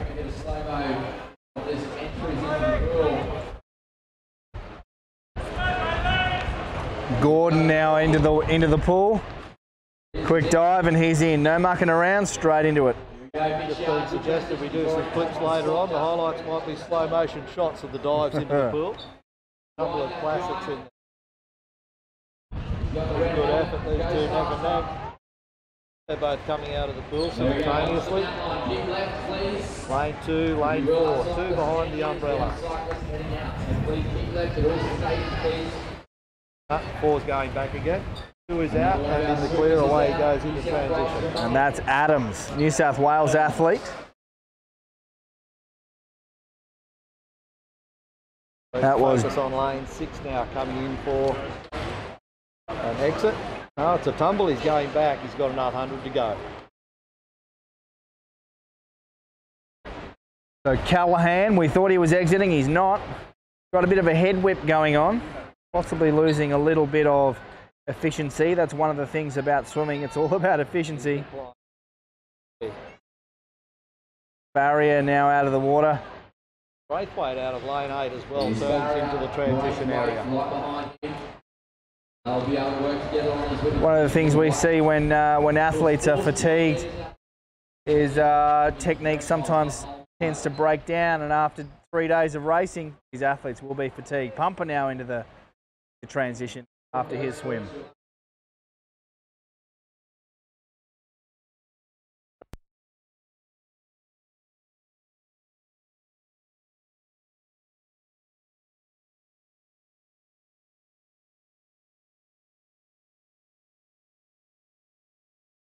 And this is the final part out on the bike leg. Youth A mixed relay in number 1. Here we go. Springer going out now, we see. Stringer's out of the water. As we see 2 athletes going through to jump on their bike, Braithwaite from South Australia and another athlete. Won't be too long before Medway and Roberts are back off the bike and into the runway. I think you're right. Pumper now just running through transition to get to start his 4 kilometres. Lots of learnings going on. And now Callahan out. Callahan's out of the water.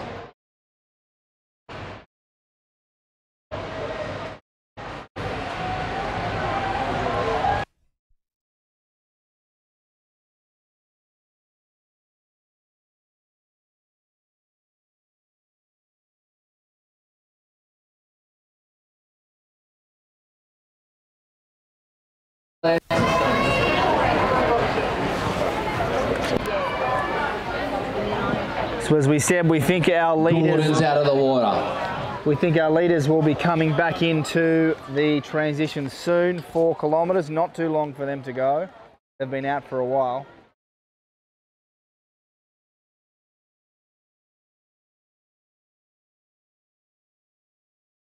As we see Callahan. Callahan's making his way out on towards the bike. Right behind him, he had Gordon. Now, Gordon has had some good results as well. Never been afraid to leave your own home? For Susie, all it took was a trip to pick up a daughter and being hit by a careless driver.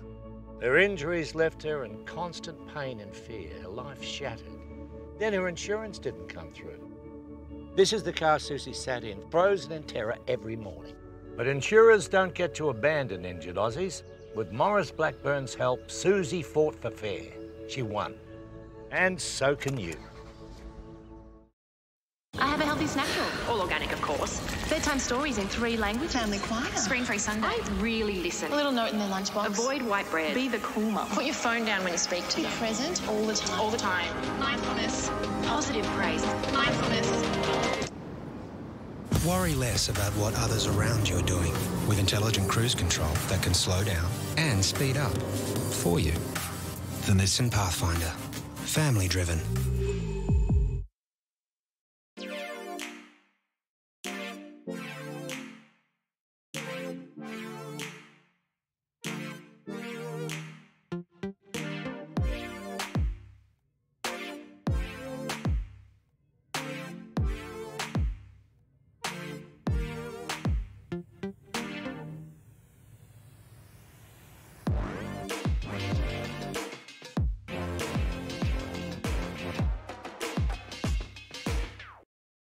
Everyone knows Australia has 4 big banks, but the 5th biggest retail bank is snapping at their heels. It's a bank that's been around for over 160 years, has over 500 branches Australia-wide, looks after over 1.6 million customers, is regularly voted one of the most trusted brands out of all the thousands of brands in Australia, and voted the most trusted bank in 2018. Who is this fantastic number 5? Yep, it's Bendigo Bank, the better big bank. And we'll get a bit of a time when he starts his run. We'll get an idea of the time gap.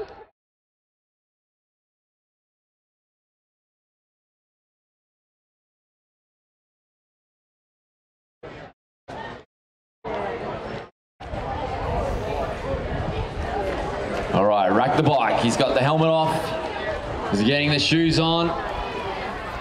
We can see the powder going everywhere. He's going for the smoke effect. 1 minute and 2 seconds is the difference between first and second. And this is one of those unique stages where Medway is going to come around. He'll see the back of second place and he'll be able to pace himself. He wants to make sure that he's moving faster. He'll actually have a target to chase this time. So Medway leading the Queensland team. Roberts leading the team coming second. Here we come, Yard. We said he could ride. Brown's there as well. Done some great work. See who can run the best off the 2 laps now. Who's put it too much out there. And Medway will be in to the finish line first. So this is his final lap. Roberts on his first lap.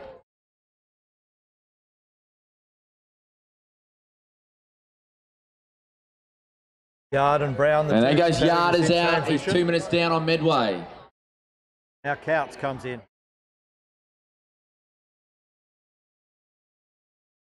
And Counts comes into the transition. So we saw Yard come in third place. We saw his handlebars and headstand were just a little bit higher than you would normally expect from a road bike. But then if you look closer, you see some aero bars that are attached to those. So the bike set up, I think they've made the assumption last night that he was going to be time trialling solo in this race. Over the time, complete their event. Queensland first across the line. There we have Brown's made the move on Yard. If Yard can just hang in there, hold on to his heels. Counts also going through as well. Been very comfortable, right up there on the toes. Out around here. Here we go, Roberts. The message from the grandstand, give it everything. I'm pretty sure he is. Got 5 competitors. Stadium at the moment. And I think he's thinking about what on he's his going to have to final do lap tonight, right now. Get to that finish line. So well done to Roberts. Robert's got a bit of the rock and roll going in his shoulders and his hips. Third place, moving. So Roberts from the South Australian team, second place currently, behind our Queensland Cyclones that have just finished off Jackson Medway, who was absolutely flying. He put the afterburners on. They have taken out. Brown is just leading Counts by just a small amount there. Sorry, it's Yard and Brown. Just a metre separating the two of them. Adams from New South Wales just coming into transition there, just out of shot. Barrier and Braithwaite also making their way in. We just see the battle between these two coming around the back straight. That is Farrier, Kyle Farrier, I think. Farrier and Yard. Farrier and Yard, Yard and Farrier. Hold on in the run. He's had a great ride. Brown just a little bit of daylight, but not able to extend. Now they're down to 150 metres. Now they're going to kick. There's a bit of a gap forming.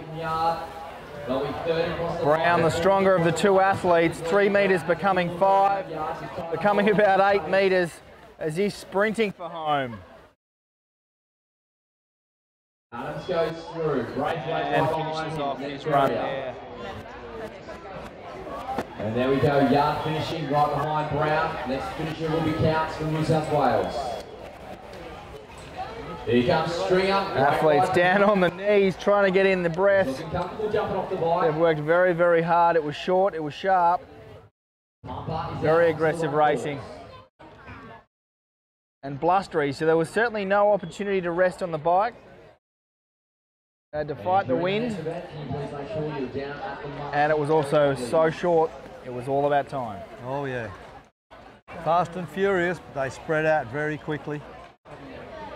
It is a relay, so all of the team members involved in that played an important part, and it was led off by the Queensland Cyclones team number 1. Jess Pike led them away, and she finished her first stage of this relay in 2nd place.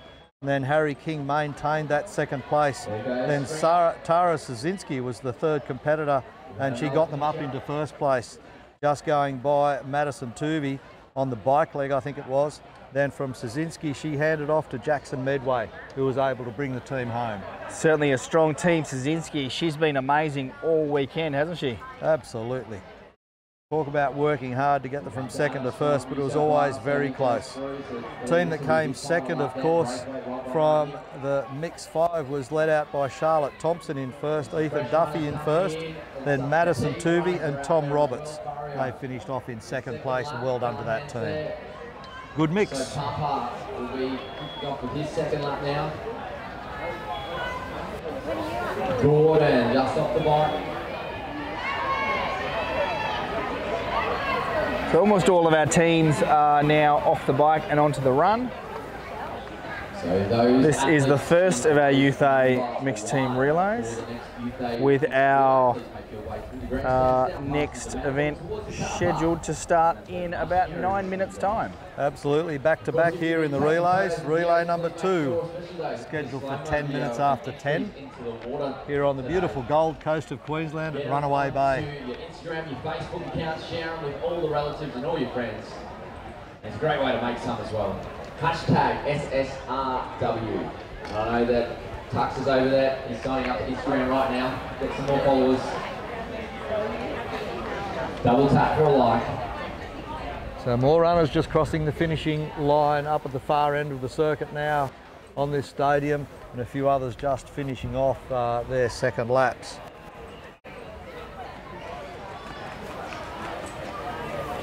There's Mario finishing off his event. The mix 1 team only had 3 competitors, so no 4th competitor here in this leg. Here comes Callahan. So 12 athletes, 12 teams to complete the full course.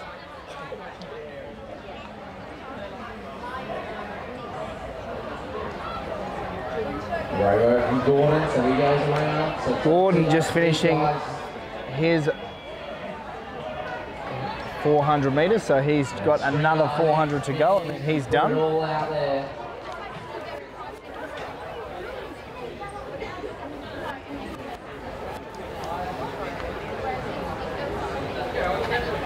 That's Bailey Gordon, you've just seen go past. He's heading around towards the back straight now and striding out. He's got 1 in front of him, but the length of the back straight is the difference between the 2.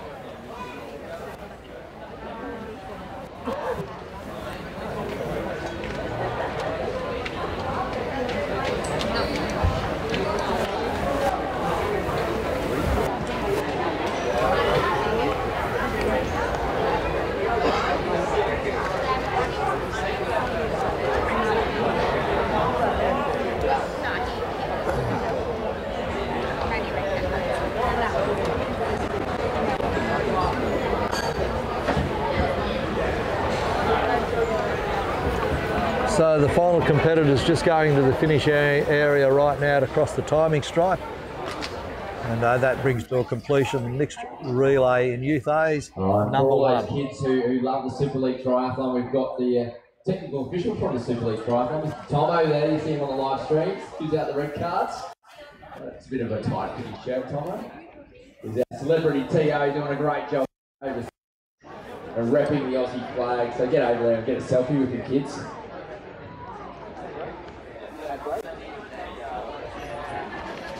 There are 66,200 lawyers in Australia, and choosing one shouldn't be a game of chance.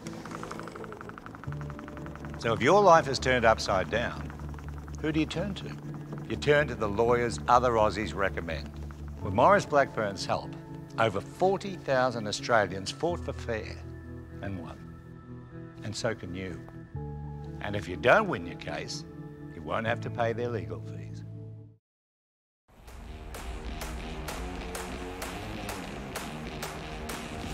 We can do anything we want to do. Whatever I can do, you can do it too. With Nissan Intelligent Mobility, We can do anything we want to do. suspension tuned for tough Australian conditions, 3.5 tonnes of braked towing capacity and huge payload, there's nothing you can't do. Nissan Navara, powerful, made clever.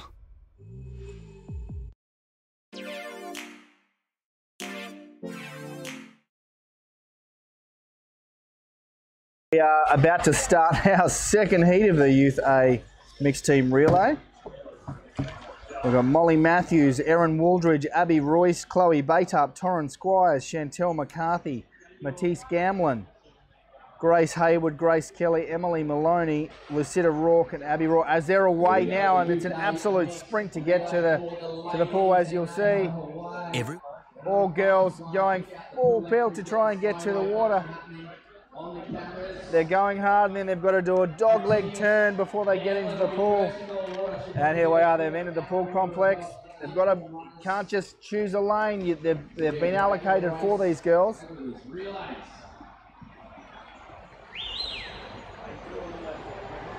And it looks like possibly it was lane 5. Lane so that is 5 and Matisse 7. Gamlin who is taking a bit of an early lead here. 5 and 7, neck and neck down the pool.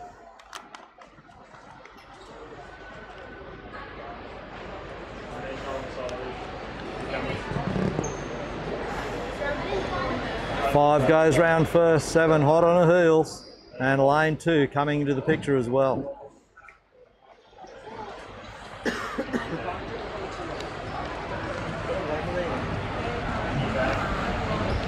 Here they come, back down to the top end of the pool.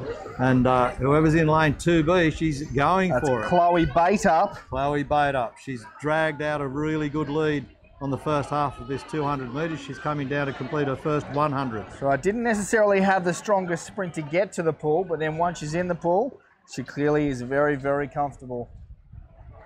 Turns first and has got about a 3 metre body length lead, or maybe 2 metre body length, over the athlete in lane 5, which is Matisse Gamlin. And then all the way over in lane 7, that would be our third place participant, which is Lucetta Rourke. We've got the leaders in lane 2 at the moment, is where we've got the man in front. We've got Gamlin in lane 5. We'll be around second place at the moment. We've got 75 metres to go. And we'll see them climb out of the water. So yeah, 150 down, tumble turn for home. In the lead.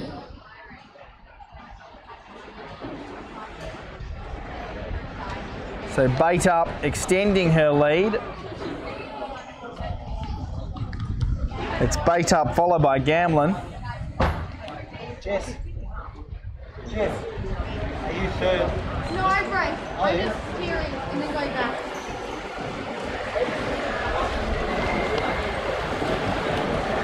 As our athletes approach the end of their swim. 5 metres to go. Now 3, Baytup just about to reach up. There we go. Pulls herself out of the water. Baytup out first. Got a 5, 6, 7 second lead over Gamlin, Royce, and then Rourke, Hayward, Matthews, Kells, Source, McCarthy, Wooldridge, Maloney, and Waddington. All athletes very, very close together. I'd say this is going to be a pack on the bike. What do you reckon, Harry? The whips are cracking, let me tell you. They're into it. And some of those faster runners out of the pool a little bit later. Better cyclists out of the pool a little bit later. They're going to be bunched up on the circuit when they come back from the bike leg, I believe. I think you're right, yes. Here we go, Baytup is out. Great contest here between these athletes. Oh, thank you, thank you. The girls can work together off each other. They'll work themselves through midnight headwinds. Here comes Rourke though. We saw an amazing aquathlon run from Rourke yesterday. and she's sitting in 3rd position at the moment. So that big run to the pool definitely helped her out. Squires is there, Wooldridge, Kells is there. Then we have another break, and then a group of 3 with Maloney, also Waddington, and McCarthy will be working together. McCarthy is going to have to work to get back up there onto the wheel. And then 2 laps of fun out there, 4 kilometres. All the girls out through the mounting area on the cycle leg. They're heading up that hill to the left. As we said, it's a slow sweep or up a rise of about 10 to 15 metres. Then they do a hairpin turn around the shed at the top of the hill and out on a short straightaway before a left-hand bend out past the cricket field, and a straightaway on the asphalt goes way out there, out to the western side towards the football grounds. A couple of laps of that and they'll be back in next to no time. That's right. And so let me tell you, they were even bunched up more. And we saw Waddington come out of the water. Well, guess what? She made up a lot of ground just in transition. Amazing. So as we said before, there are currently no cameras out on our bike course. So it's about 6 minutes until we are back. Wide shot of the pool there. Pool's empty now. Everybody out of the water. Everybody out of transition. They've had it out on that bike circuit, and we await their return. It's hot out there, and the competition's hot as well. Not just the weather, it's the competition, and they're heavily into it. They will do battle, and we've already tipped they're going to come back from this bike leg in a bunch. This could be amazing area when they get back from the bike leg, because the way these girls are so competitive, especially in this relay group, it's going to be quite amazing. That's right. So if they all come back together, that will be fascinating. 800 metres, not long to run. So if they all come back in a pack, it's going to be on from the minute they get their bikes. Just a quick thank you from our sponsors one more time. There are 66,200 lawyers in Australia, and choosing one shouldn't be a game of chance. So if your life is turned upside down, who do you turn to? You turn to the lawyers other Aussies recommend. With Maurice Blackburn's help, over 40,000 Australians fought for fair and won. And so can you. And if you don't win your case, you won't have to pay their legal fees.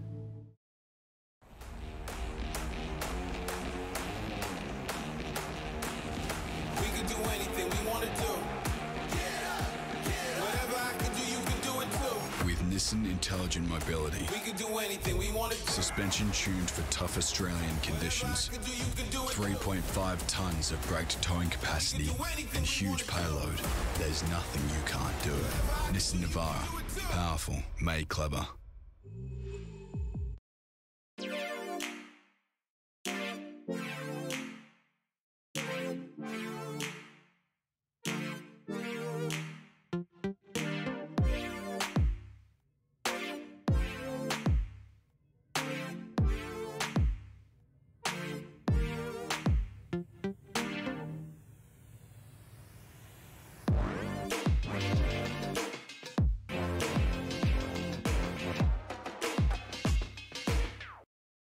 Everyone knows Australia has 4 big banks, but the 5th biggest retail bank is snapping at their heels. It's a bank that's been around for over 160 years, has over 500 branches Australia-wide, looks after over 1.6 million customers, is regularly voted one of the most trusted brands out of all the thousands of brands in Australia, and voted the most trusted bank in 2018.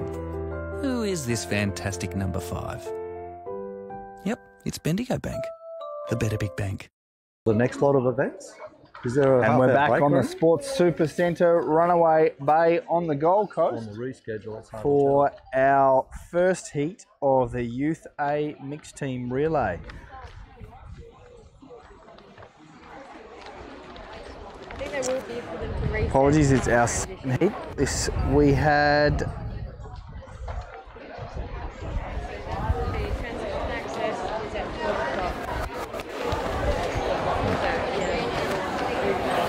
Okay, we're back trackside now, waiting for the athletes to return from the cycle leg. And you've got a great view there of the dismount area and where the girls will get off their bikes and come back into the stadium after the first leg of this four-person relay. They will hand off to the boys after they've come off the bikes and done their run, 800-metre run.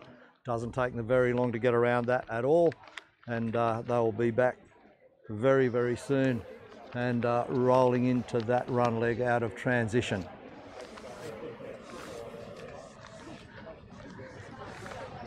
We just await their return now with the two Nissan vehicles on the infield, nicely on display. Nissan, of course, very important sponsor for Triathlon Queensland and triathlon generally. All the officials in the crowd wait patiently. There's a few spectators you may be able to see up on the hill above those vehicles, just to the right-hand side. That's the hill, and they get a distant view of the cycle track. It is quite a way out there, and a couple of kilometres, a couple of laps, and they'll be back here. And we're tipping it will be a mass entry by all of the girls off the bikes into the dismount area. It's going downhill and around a few bends when they get to that dismount area, I should say, and they'll be back before we know it. But it could be very congested as they come down there to get into the transition area as well. So in that transition area, when they come back, it's going to be very, very interesting, and they won't be very far away at all. We haven't had word yet of where they are, but Joel Murray is out there waiting for them as well. He's got the microphone in hand, ready to go. He'll call it as soon as they arrive in his vision, and we'll see them just moments later on camera as they come back into the stadium for what's going to be an exciting handover. We've got the first bike's about to make her way in towards the stadium. We're expecting it to be bait up. And there we go now. They've started to come down. So Chloe Baitup currently leading on the bike. She will be the first athlete that we see entering into transition. Here we go, Baitup. Sounds like the winds have really stretched everyone out there though. There we are. Baitup's got a healthy lead out of the water. She had about a 5-second lead out of the water. She's extended that quite a bit on the bike. 3 riders making it in together. I'm a good tipster, aren't I? Yeah. Here's the bunch. Bike drop there. We've got Matthews, we've got Haywood, we've got Rourke, and we've got Royce. I'll tell you what, if Baitup wants to be first in this heat, she's going to have to run very, very well, because Rourke, we know she can run. She ran through the pack in her last race. She's in striking distance of Baitup. Yeah, Rourke is clearly the tip here. She's in striking distance very, very early. 800 metres, not long to make up. Can Rourke do it? We're about to find out. I'll say she can. Woolridge and Squires coming in now. She's going to lead off about 100 metres at the moment, but she knows behind her is Rourke. So a 100-metre lead Baitup has over Rourke. Yesterday, run down the leader. We're going to go a 200-metre lead. So Rourke is holding second component. As Rourke just gives a quick look over the field, tries to assess, can I do it? I'm not sure. When it comes to running, Haywood from New South Wales behind her. Bruce is there. And then we look further back, we've got Woolridge, who's had a great bike ride as well, so she can run. And she'll be holding on. Keep a nice form. As Maloney comes through into transition, same with Kells. Drop back a little bit to Gamblin, but she can run, so she might be able to pick up some positions now. There's about 8 or 9 athletes now into transition. We have all of the bikes into all of them in now. So the girls can stay nice and close together. There's Gamblin. Baitup's about to make her way back onto the straight. McCarthy making her way down. And Waddington right beside her. Baitup's almost finished her first of 2 laps. So Baitup's about to clock up 1 lap. Rourke is closing, but I don't know if she's going to get in time. She may just run out of track. Baitup still looking very, very good. She's got a healthy lead over Rourke. She has got a very good lead. She might just hang on, I think, for first. As good a runner as Rourke is, she's not going to make up that distance, I'm sure. Not over 800 metres. There's just not enough track. Victorian starting to stride away with 400 metres to go. There goes Matthews. As Matthews just finishes off her 400 metres. Haywood, Waldridge, and Royce. There she goes, Woolbridge making the change. All focused. Past the New South Wales athlete of Hayes. Bait up with about 200 metres to go. Got plenty of distance between her and Rourke's charging, but she's not going to catch her. There's just not enough time. Bait up's going to get this one. the tag zone. Bait up's going to tag. There we go, Bait up's about to tag in. And we got nothing away. That should be Bailey Giles, Yep. that's right. And Giles has already been tagged and he's halfway down. Giles, sorry. Great footage there, and you can see he has to do pretty much a 90-degree turn when he gets to the end before he can dive into the pool. Here comes Rourke now. Another tag, Just changed that's over. That's Williams. Rourke made up some great time, and Williams Two places. Made up 2 places for the team, did Lucinda Rourke. He's been watching videos of Patrick Johnson. He powers his way down. So two athletes, 2 teams in the pool now. Now a third. Williams just coming in for Queensland. Ryan Marsh in 3rd place, comes out of the tag for the Queensland Cyclones team 2. Now we've got Rick coming through in 4th place. And Cooper. I know what the wind conditions are like out there on the bike course already. Cooper also coming through from New South Wales. Plenty of tags happening in the tag zone at the moment. All our runners are pretty close together. Straight after this. Greenwood this way through. Right behind him is Mudge, another one of the locals. And it's a great swim to be able to swim through. Armstead also coming through as well. Also has some fantastic swimming across the weekend so far.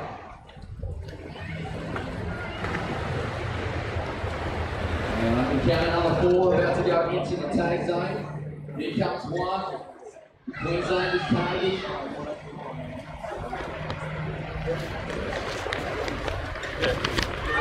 And now powering away.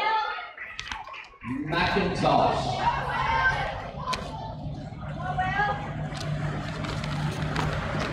I'd love to see the data from these athletes and see how. So Bailey Giles, Where they do it, it's going to be transitions for sure. Gradwell making his way. who is over in There's lane 2. lane 2, Watson. tagged first by Chloe Baitup. They had a handy lead.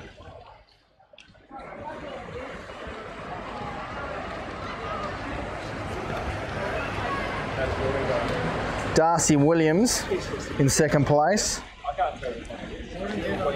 After Rourke had an amazing run to make up 2 spots. I think Williams over in lane 7. He'll be heading down towards his changeover point right now.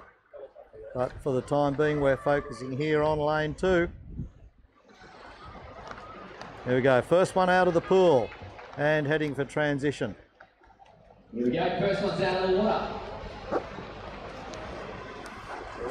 Love the directions got to ride hard. I think they're going to. We don't even need to tell them. Here will be second out of the water coming up now. Straight out of lane 7. Focus on that one.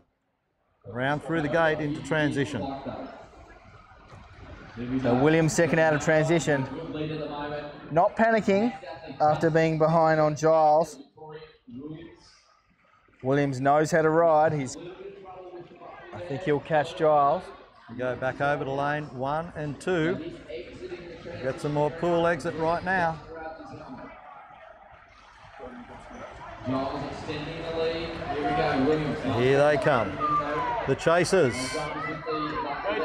50 metres. He's got to separate our 2 athletes. Marsh is in. Rick is in. He's going to grace. Cooper out next. And who's going to come out next? Lane 5 just reaches up. That's Mudge. Riley Mudge racing for Queensland Cyclones. We thought there was going to be a bit of inclement weather. Tell you what, it's more blue sky now than anything Keeps else. blowing away, doesn't it? Here's the Taswegian. Armistead. All the way from Tasmania, you can barely see the scar. I don't know if you can say that. You might have to go to the penalty box there, I think, for that one. Oh, maybe. Greenwood. Jesse. And of course, the ground is getting very, very hot, so thank God these guys got wet feet, pulling them down a little bit, because out here on the track, barefoot is not advised. So 4 competitors remain in the pool as we cross out to the track. Here comes Mudge.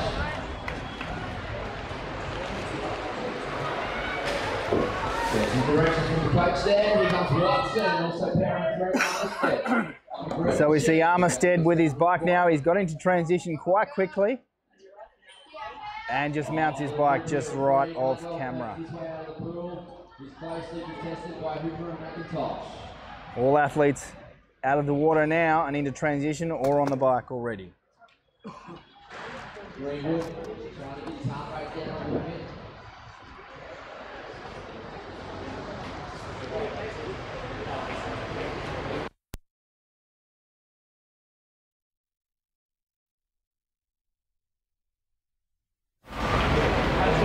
So while we don't have any cameras out on the course, we might be able to bring you some of our footage from the starting line. To ride on the road. The next step is joining a bike group to get you really comfortable riding in a group and on a bike. A good tip is riding in and out of the saddle on an incline. This is going to show you how to generate more power through your legs, training your legs to be able to get more speed and strength. Also to remember, when changing gears, make sure you don't put the pressure on as you're going up an incline, especially because your gears will drop and jump around. So making sure that when you do go to change, you sit down, take the pedal action off and then change the gear and then start riding again. When you get to the stage where you're using clipless pedals, which means your shoes are going in and out of the pedals, one of the best places to start is on a grass oval, just in case you do fall over, which most athletes do. It just gives you a safe area to fall onto.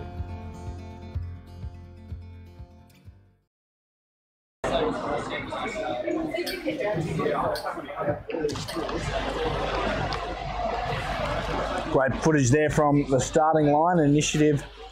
And the tagline of Triathlon Australia is to get people to the starting line where all of our stories are unique, but the one unifying quality of all of our stories is the starting line. That's where all of our stories intersect. So Triathlon Queensland running their introduction to triathlon program, and some great tips there as we saw.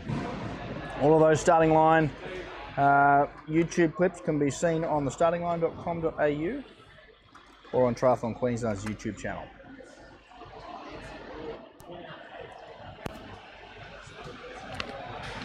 So this event we're watching now, the Youth A Mixed Relay, number 2. Number 1 completed, of course, and won well by Jackson Medway, and the Cyclones won. Queensland Cyclones number 1 team, which was made up of Jess Pike, Harry King, Tara Sosinski and Jackson Medway.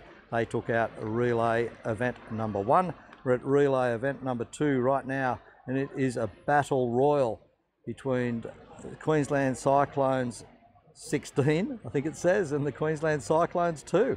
Battle royal there, but it is a closely packed field because the Youth A1s are in there. That's a combined group, the TVDPs.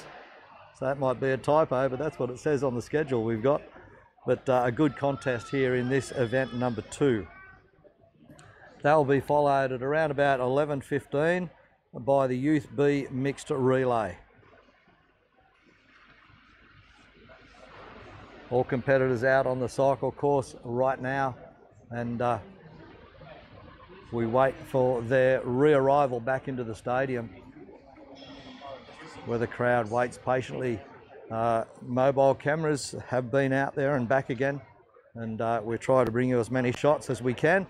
One of those cameras heat affected at the moment, but we get them in, cool them off, recharge them, and away we go. We'll get them back in there for more events later today.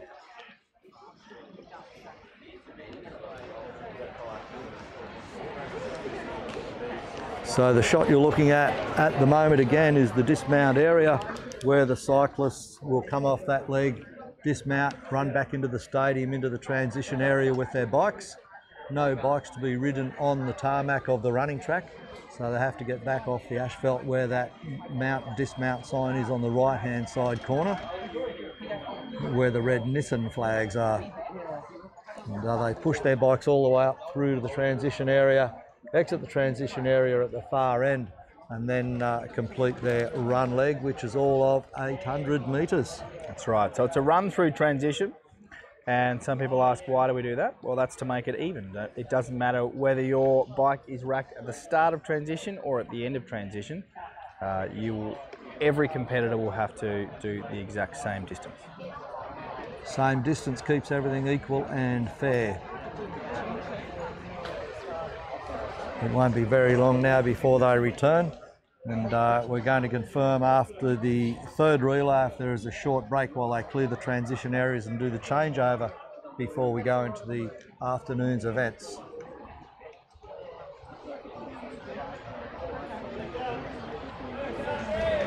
Here is our on-ground announcer, Joel Murray, will take over the commentary now as our first. Here we go, we've got to change the lead. The Victorians out in front. Williams has had a phenomenal ride. Left here in second place, comes back in first place. That's a great ride. The gap is between him and second place. Here comes second place now, should be Bailey Giles. And it is Bailey Giles in second place. Second now, Giles is there.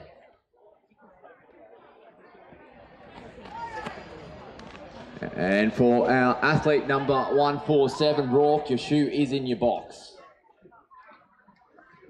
So it's about 20 seconds is the difference between the two athletes just coming in. Third place, Marsh, the Queenslander, who's been working very hard in his transitions. Has had a great ride as well, so we look forward to seeing him. He's been running pretty strongly. Here comes Giles. The TO's all watching. Cooper and also Reek running in. A little bit of a hesitation there by Cooper, trying to find his spot. Armistead having a fantastic ride out there from the Tasmanian. Here comes Marsh, third onto the track. He'll be chasing down Giles. 2 laps to go. Williams in control at the moment. 150 metres is the gap between him and the chasers. Reek and Cooper join in. So they're all on the lead lap. 1, 2, 3, 4, 5 athletes on the lead lap.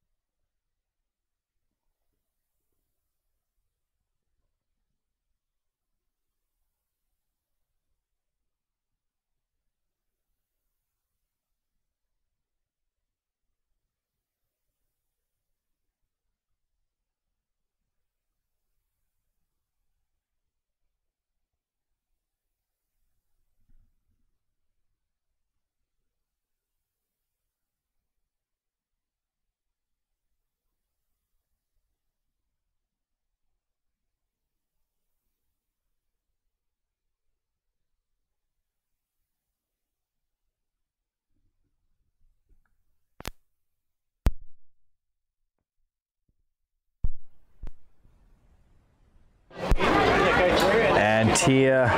Here we go, tiers here. Walscott's also coming through as well.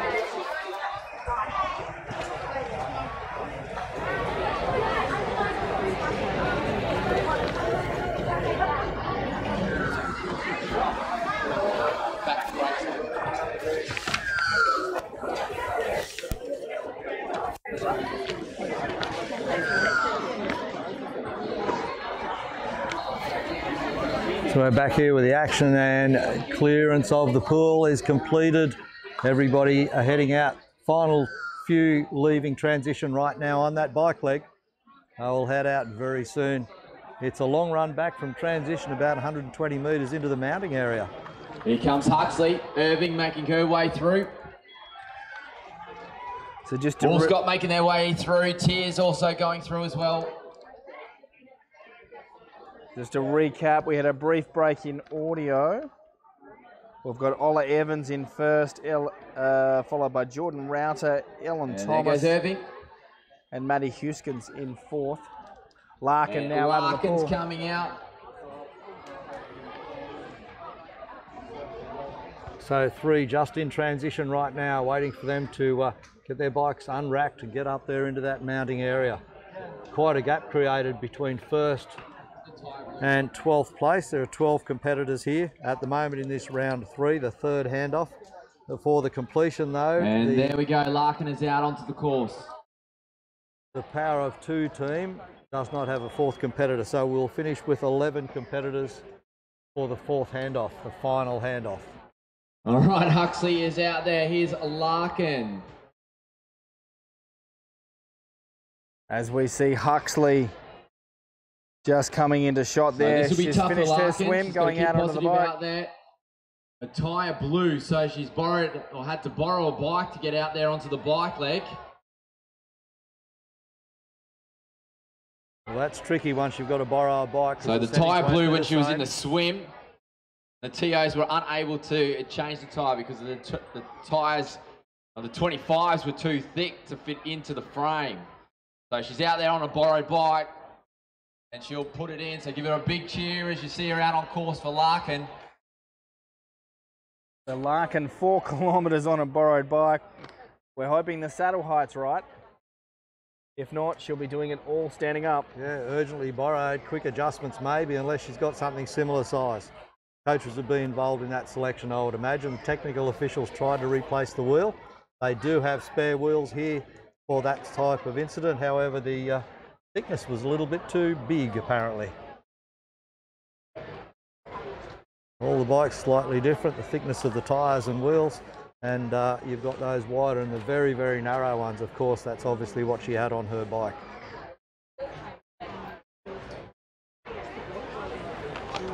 All competitors out there now, we wait for their return.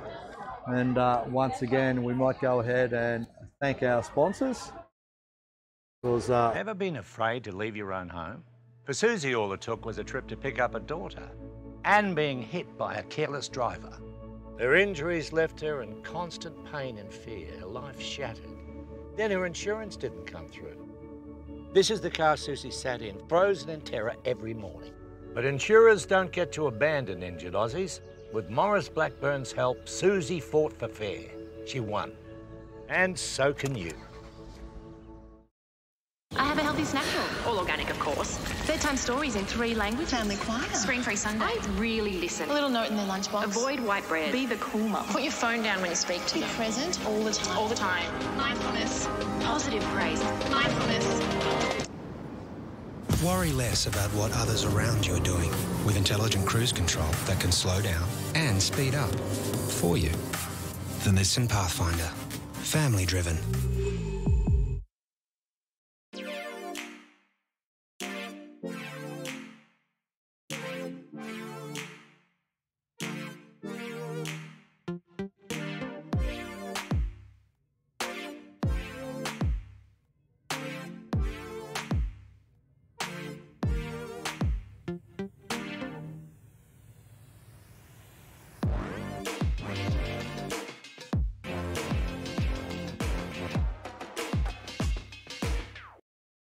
Everyone knows Australia has 4 big banks, but the 5th biggest retail bank is snapping at their heels. It's a bank that's been around for over 160 years, has over 500 branches Australia-wide, looks after over 1.6 million customers, is regularly voted one of the most trusted brands out of all the thousands of brands in Australia, and voted the most trusted bank in 2018.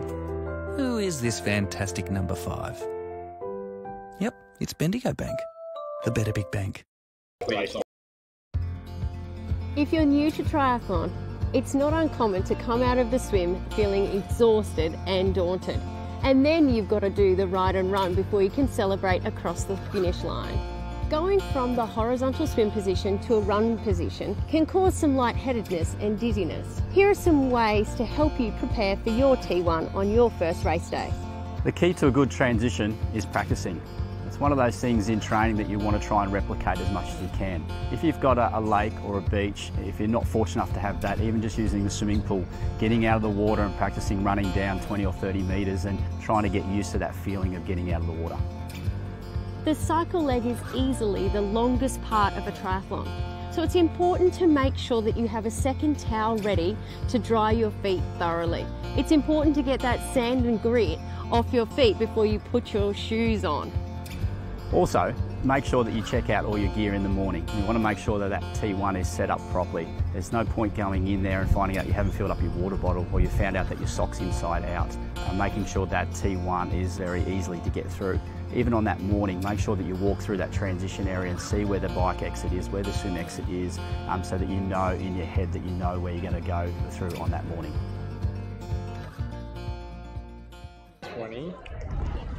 So again, some of our starting line footage, that was the importance of practicing swim to bike transition. So if you want to know anything more, any tips, jump on the Triathlon Queensland YouTube channel and find the starting line footage.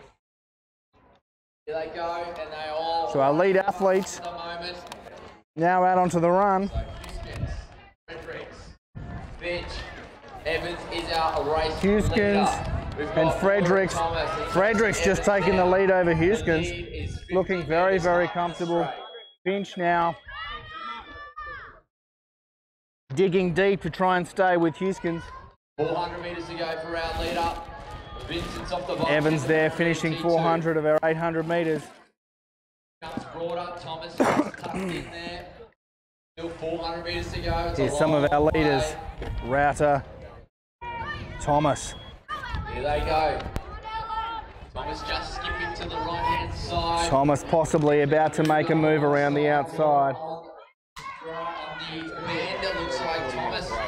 And Vincent coming through. A little bit of a smile as she comes through. She's feeling all right. Go to the next changeover.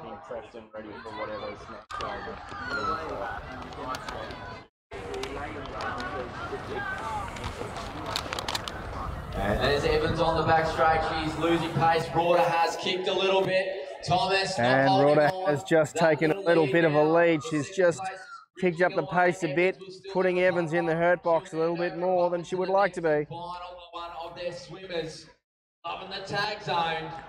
Here we go, the Victorians. Evans about to tag her athlete. 40 to 50 metres. The girls haven't been able to make up too much ground. Now Thomas is So Evans back. about to tag Tom Jansen. Side by side, second and third. This is going to be tight. They're going to hit the timing match together. Broader just edging ahead. There we go. They've all been tagged. There we go. Jansen's What a sprint it is down the finish chute. We've got Giles Jansen running as quick as he Who has can. the biggest of the leg speed. Just let him know on the back. This is going to be tight. They're going to turn a tight right-hander. And we had Giles and Course. Course getting him. And they dive in. Wow. I thought someone was going to lose some front teeth then. Out on the track, we've got Tia and also Vincent just motoring around, holding their pace. Go, Jackson! No one joining in on the run leg. And Victoria's by the looks of it. Walscott it is.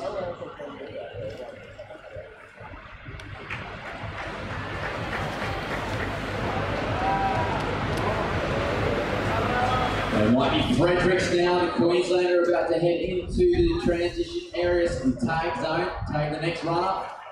Finch right behind her. Houston's, I believe, from New South Wales right behind them. So the Queenslanders just getting away from the New South Wales athlete there. There they go. The big tag's being made. The next one of the athletes, I believe it's Williams, making his way down towards the water. And that'll be third in towards the water.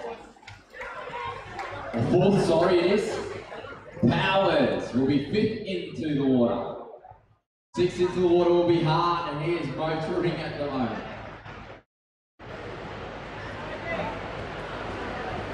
Here's Irving, doing well.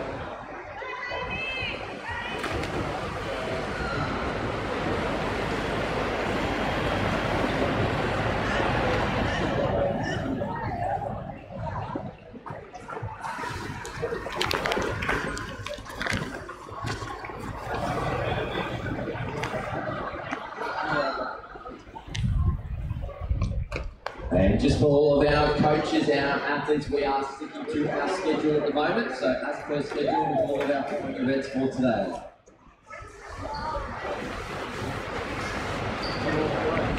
Here comes Worscott, making her way through, so she'll have one lap to go. So one thing to note is that the advertised schedule of events is currently being stuck to. So we're not running ahead of schedule right now.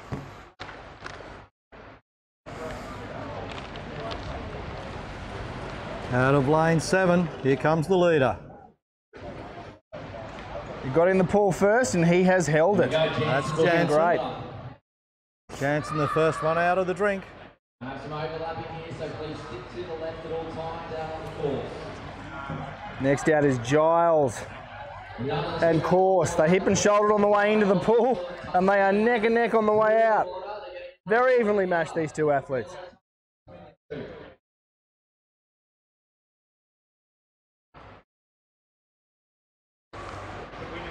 Here we go, Larkin, give this lady a big round of applause. She's borrowed. So Jansen out first, followed by Course and Giles. Brad Course, Cooper Giles. Hamilton now rounding the corner going, where's lane 6? I don't know. There it is. Now he's jumped into the pool. As a quick look around. Good to watch them as they do a couple of side steps to make those minor corrections. Next one coming down in lane 2 to complete his 200-metre swim. With about 10 metres left to go now, we'll touch and climb. All right, Nixon about to enter the water. I think that would be Brody Williams, would it not, in lane 2? Yes, there he is. He's out, Brody Williams. Thought Nixon was going to take flight. I was almost disappointed when he didn't. Now lane 1, Toby Powers should be next out of the water. I think he's coming down to finish his 200 right now, Toby Powers. Let's just watch him touch. And that's it, 200 done. Lifts himself up, knee out, and he's away. Goggles, cap, they're off. They're going to go in that green bucket as per ITU rules, and then he'll get his bike and he'll get out on the bike. To lane 6. That's Hart climbing out of lane 6, heading round into transition. Now lane 3. Climbing up, the big claws come over the edge for Price. Price is coming in, Gold is going into the water, Price is coming into T1, sorry. Some good diving action here from these guys as they enter the pool. I'm sure that'll be in the highlights package. Almost all of these athletes choosing to use a tinted goggle lens, which is good for outdoor swimming. Well, I've seen a couple of athletes with an untinted goggle, and I tell you what, in some of the sunshine, they might struggle a little bit with glare in their eyes. Tough with the chlorine in the water. I think that's a salt-based pool. Price right behind him from Victoria.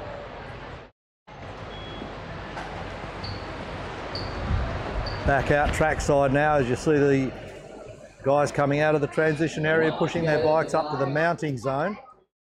And here at the pool, 3 athletes still swimming.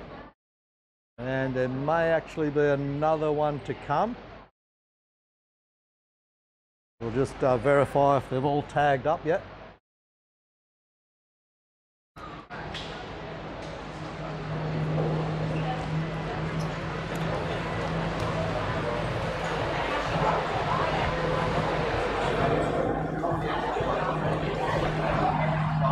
It looks like still 2 athletes to go. Still running the track. The girls coming in to tag the boys before they come down and into the pool. So we've got a couple of more diving opportunities. As out of lane 7 we get Hamilton. As we saw out on course, our first team out of the water and onto the bike, TVDP Youth A, Jansen, followed by Brad Course of the Queensland Cyclones, and then Cooper Giles in a composite Queensland team. Cooper, of course, being from South Australia. And then in 4th place, Hamish Hart for New South Wales Strong. And that was Hamilton coming out of the pool and Nixon hitting the water at the same time. Sorry, not Hamilton, Denham. Out of the pool, Nixon hitting the water. And in lane 7, we've got one coming down track.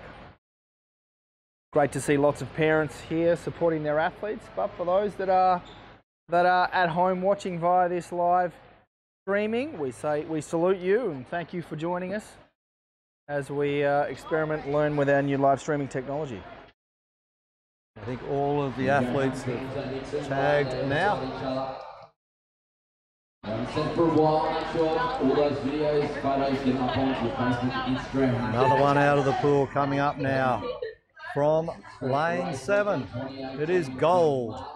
Gold, Gold, Gold.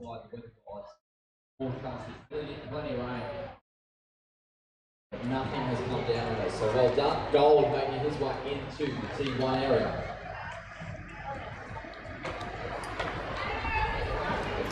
I think I had a parent came to me yesterday pointing out that her husband works with the Bureau. So Riley Denham in lane 5, still finishing off there. Yesterday. Guess what? Your husband lied. That's my chief legal start at the Bureau. And of course the team that Myra Larkin was in and had to borrow a bike, they don't have a 4th competitor. So they have finished their bike leg as Larkin came in, finished off and got a nice round of applause.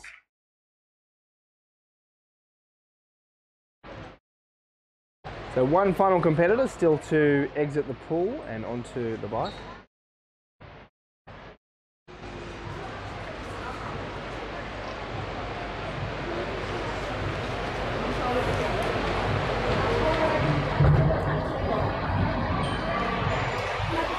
And that is Riley Denham. 25 metres to go for him.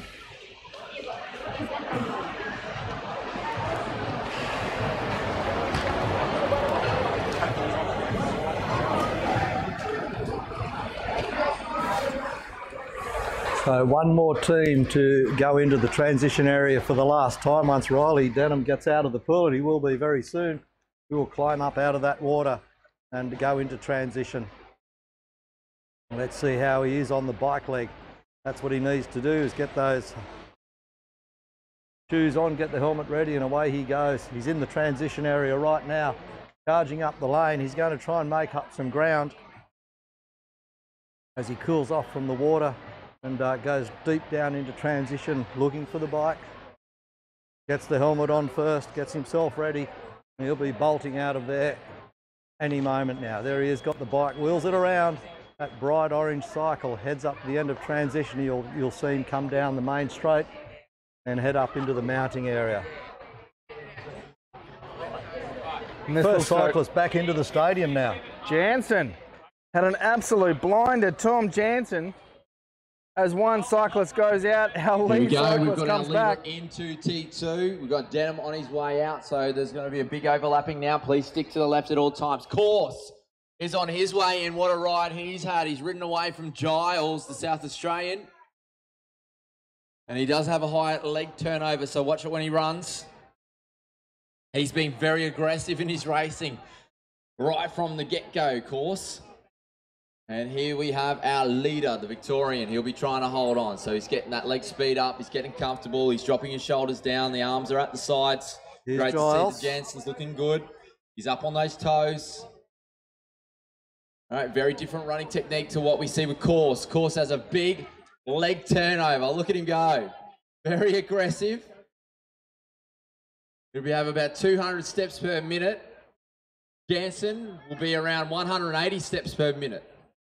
Around 90 steps on each leg. In comparison to Course is squeezing in an extra 20 or so. Here we have Giles making his way out. So he's held on to third so far. We're still looking to see if there's any other riders around. But Course is about 70 metres back on Jansen at the moment. And not too much ground being made up. Giles is out on the course.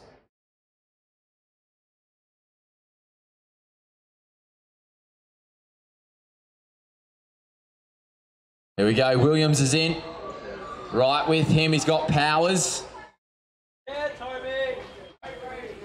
So these two will run together.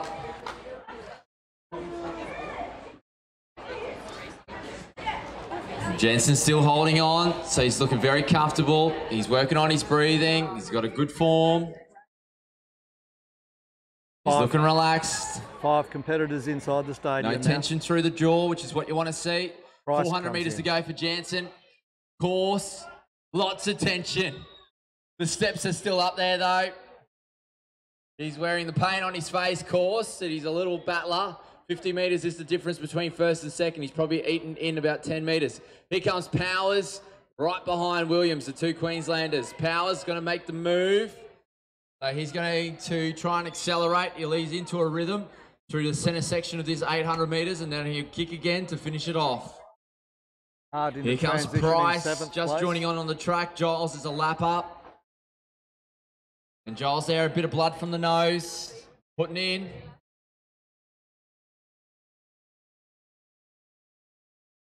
And here comes Hart.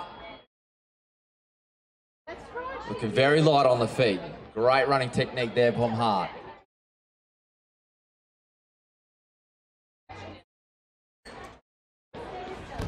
And there we go. We've got our first finisher there, the Victorian. Course will be our second finisher. Powers overtaking him, but he's a lap down. So there is Course about to finish off. He'll stop the clock. Second for him. So the distance staying very similar between the two on the run course. Both of them fading a little bit from what they took off at. Powers, though, seems to be holding his speed. The quickest moving runner out there on the track at the moment. 400 metres to go. We look forward to seeing Powers kick with about 250, 300 to go. There we go. Williams, who was with Powers. You see the difference at the moment, 50 metres. And Giles goes into third. Great work from Nixon as he enters T2. Awesome work from Price.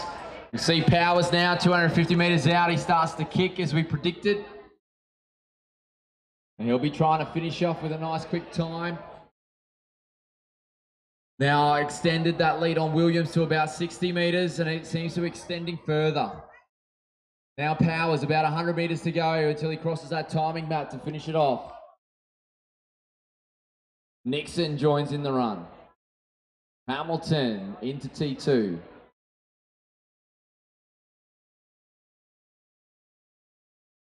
There we go. Powers is across the line. He's home.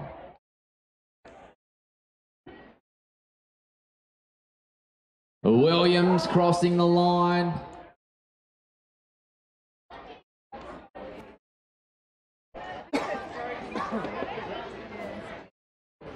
Hamilton joining in on the run now, 800 metres for him.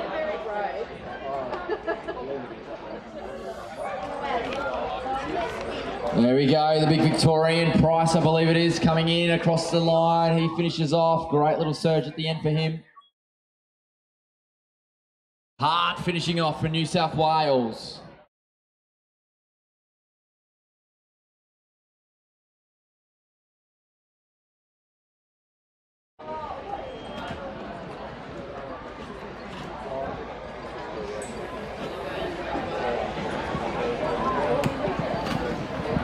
Here comes gold.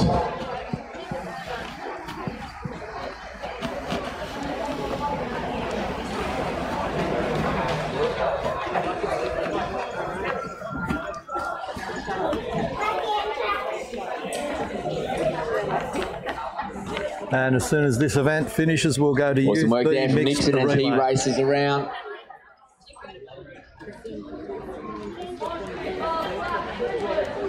Here comes Gold as he joins in. He'll be a lap down. And Hamilton will go through and he'll just have 400 metres to go for his run.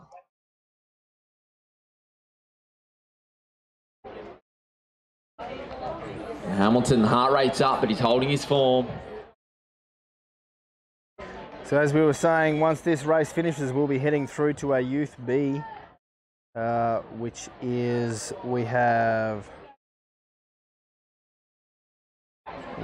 Tamsin Hill from Queensland Cyclones, Sophia McCarthy, Kate Collins, Leah Dargan, Sophia Berger, Amelia McDonald, Madison Ellis, Charlotte Davis, Fern Deshawn, Ali Bauscher, Mia Waldridge, Nicola Musser, Serenity Aitchison, Indiana Williams, Tia Hart and Vanna Ong. They will be starting shortly in there. A big starting line of 16 competitors. That's going to be interesting going through the pool gate.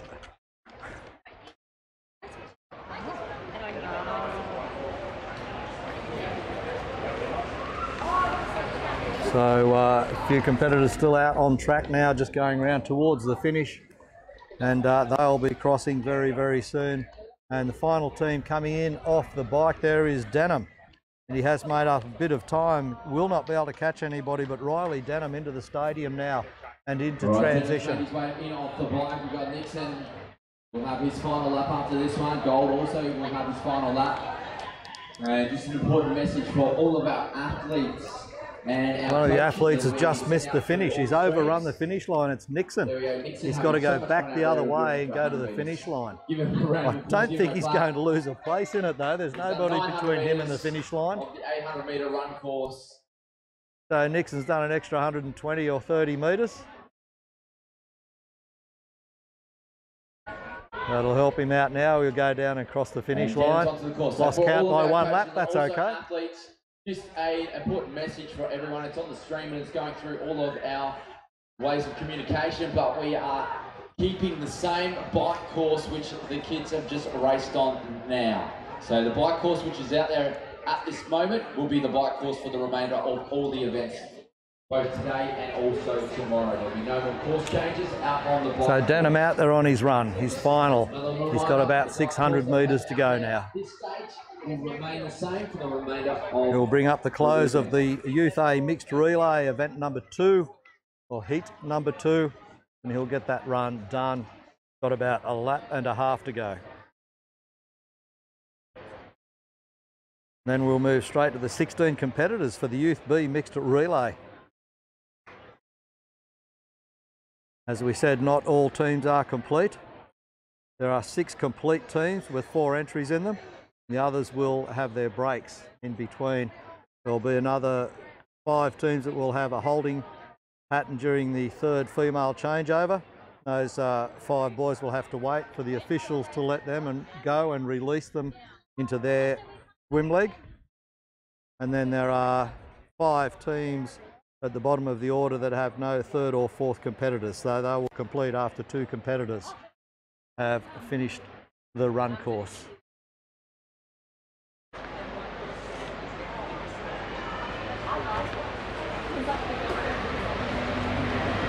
So we just wait now was Finn Nixon that overran the finish line, came right down to the regular finish line, then ran all the way back again. Just needed a bit more exercise, probably put in an extra 200 metres overall, the pass and then the return back again. Riley Denham goes around now, he's heading towards the finish line and he'll be in the back straight very, very soon, Riley Denham. He'll get all of that done. You can see him just disappearing behind those vehicles on the right-hand side and under the big scoreboard. The on-field display, and he heads down the back straight now towards the finish line. Won't be very long and Riley Denham will be finished, and that will complete the Youth A Mixed Relay 2.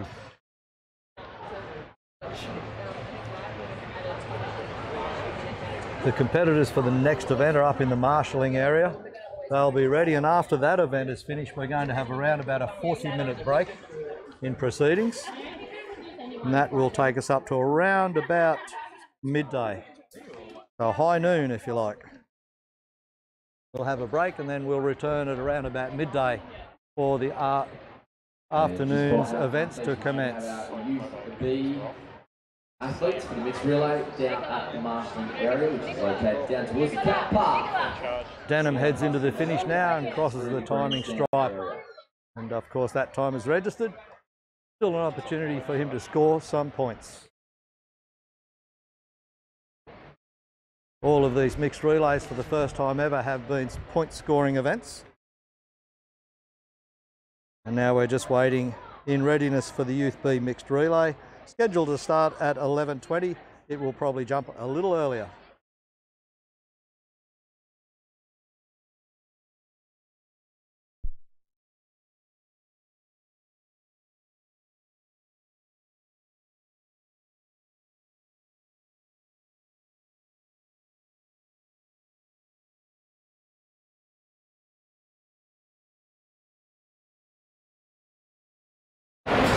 So we see our Youth B mixed team relay athletes are almost at the starting area. And as we said, Tamsin Hill, Sophia McCarthy, Kate Collins, Leah Dargans, Sophie Berger, Amelia McDonald, Madison Ellis, Charlotte Davis, Fern Deshawn, Hallie Bauscher, Mia Wooldridge, Nicola Musser, Serenity Atchison, Indiana Williams, Tia Hart and Vanna Ang.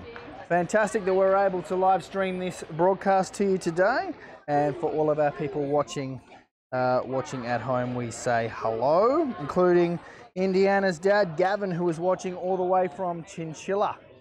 Hello to you, Gavin. Racing not too far away now. 16 competitors up in the marshalling area, just being called to the start line as we speak. And if we get a camera shot up there of the starting line, about to pan around to that, and they are right up there at the end of transition, and you'll see the starters there in the distance as we zoom in on them and bring up those 16 competitors for you on screen. It will be looking good. So you see the bright hats up there on the far left-hand side of your shot in the distance. They will charge straight down the chute towards what is the normal finish line, and they'll turn right and all try and get themselves through the pool gate and into the water. It's a running dive into the pool, bit of excitement for the kids and a bit of shoulder work as they go through the gate to try and get the advantage into the water. Right, so they're running full pelt for about 100 metres, and then they have to essentially stop, do a turn, do another turn, pick up speed again, and then dive into the water. We'll see if we can capture the action with the diving styles that they each use. That's mixed team relay action. Competitors just about to start. All coming to you live from the Sports Super Centre on the Gold Coast at Runaway Bay.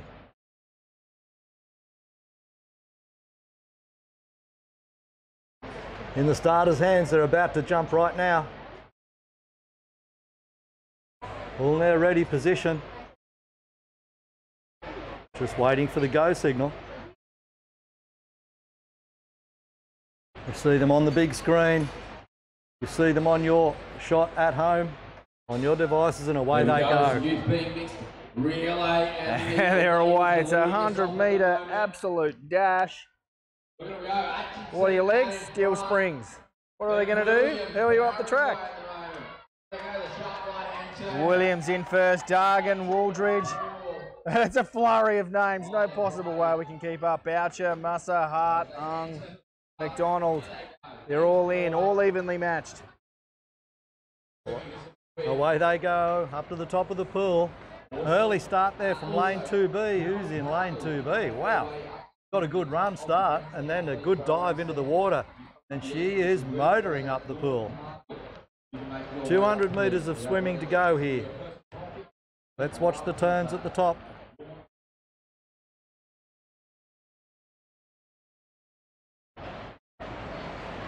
So it looks like an early lead for Leah Dargan of Queensland. And she's done it all before. Aquathon, she did good. Did good. And is that a good time? And just on Leah's heels is Hayley Boucher.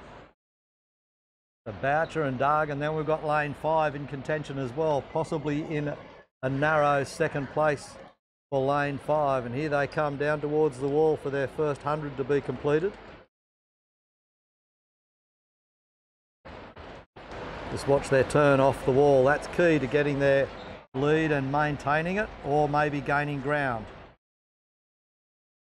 Dargan heads off. Got a couple of body lengths lead. Great swimming style, Dargan. And there they are. As they head away, there are your lead 2 competitors, the swimmers in the pool, separated by 2 lanes. Lane 2B and lane 5B. Away they go. As we just see the athletes kicking in the water, you can just see the Velcro of their timing chip. We said it yesterday, all athletes wearing their timing chip on their left ankle, and people ask, why do we wear them on their left ankle? And we say, because if you wear it on your right, there is a chance it could get caught in your chain. So it's purely practical reasons. It's not because it looks good, though it does, but it is because it's about risk management. Did you say a Velcro timing chip looks good? Looks fantastic. What about a little bit of bling on there? Makes you feel fast. Sure it does. I wear mine to work. Here we go. Dargan kicked away a little bit more. She leads by probably 4 body lengths now. It's a very handy lead to get out of the pool with as she comes down to complete her 200-metre swim leg. The first entry's in the 4-person team relay. So Dargan's out of the water first. There she led goes. the entire way. Boucher second. Lane 2 comes out next. And that is McCarthy, Berger, Hill. There's McCarthy there. Musser, Ellis. And there's Williams. Very tightly packed together. Hart just getting out of the water. Atchison pretty much just leaped out. I felt like maybe she had some steps or something. She got out so quickly. So easily. The claws come up over the edge of the pool and they're gone in no time. There's McDonald. 1 athlete left in the water, and they're out in transition already. 15 competitors out of the water. 1 more to come in lane 8 now. Ploughing away there in lane 8.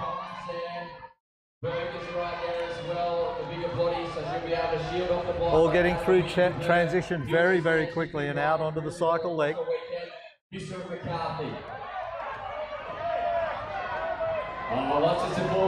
Here comes the final swimmer out of the water right now. Look at her climb out of that pool. There's an athlete just out of shot. We've seen they've got to transition. They've realised their helmet strap wasn't quite done up all right. They've had to stop, put their helmet on, and then they can go.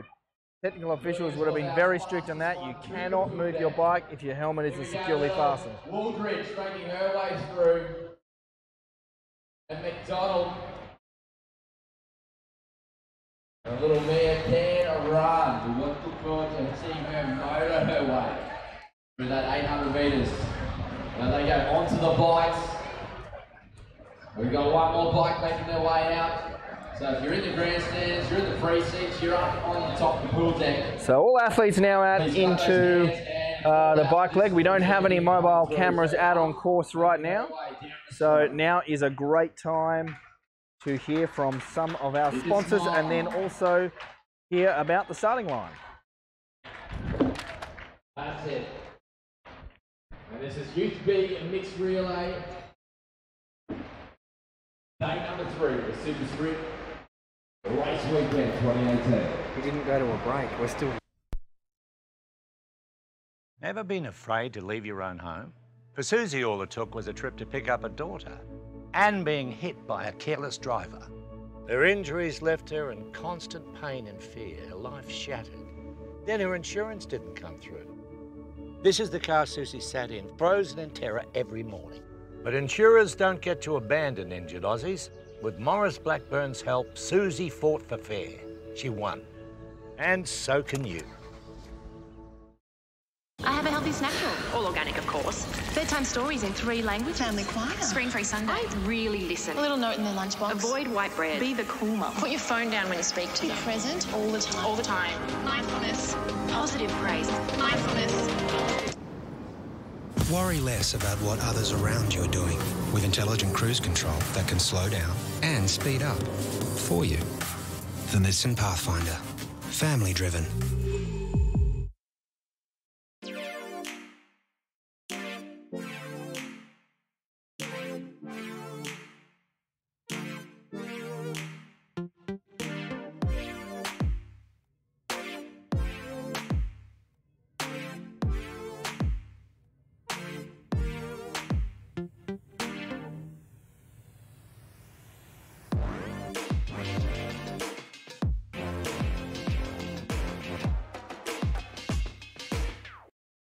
Everyone knows Australia has 4 big banks, but the 5th biggest retail bank is snapping at their heels. It's a bank that's been around for over 160 years, has over 500 branches Australia-wide, looks after over 1.6 million customers, is regularly voted one of the most trusted brands out of all the thousands of brands in Australia, and voted the most trusted bank in 2018.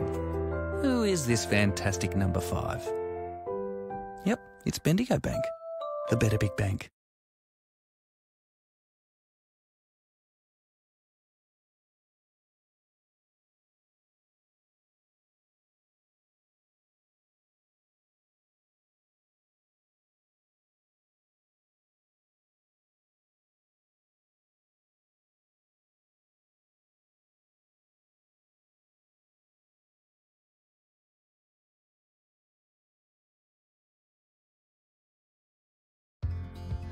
Whether you're new to triathlon or a seasoned professional, everybody has had a stitch before. It's that sharp pain that comes in under your ribs. While there's no definite answer to what causes a stitch, studies have found that eating too close to training can cause those, and also going too hard in your warm-ups. Here are some tips to help prevent them and what to do if you get one while running. The first one is not eating more than 1 hour before your training session. The second one that we have is in your warm-up, just doing a light, easy jog to start off with, warming the body up with some dynamic stretches to be able to roll through so that when you are getting into that session, you're ready to go. And the third one is breathing. So one of the things that we do get caught out with is shallow breathing. And what happens there is it produces a lot of lactic acid, which makes that session a lot harder. So deep breathing, so from your chest into your belly. And if you work on those 3 tips, that's one way of avoiding a stitch. If this still doesn't work, here are some ways to relieve the pain of a stitch. Gently push your fingers into the area that you're feeling the stitch, usually just below the bottom of your rib cage. Also, take a deep breath in, hold it for a couple of seconds, and then slowly but forcefully exhale through pursed lips. If none of this works, stop and walk for a few seconds while the stitch subsides and concentrate on deep breathing.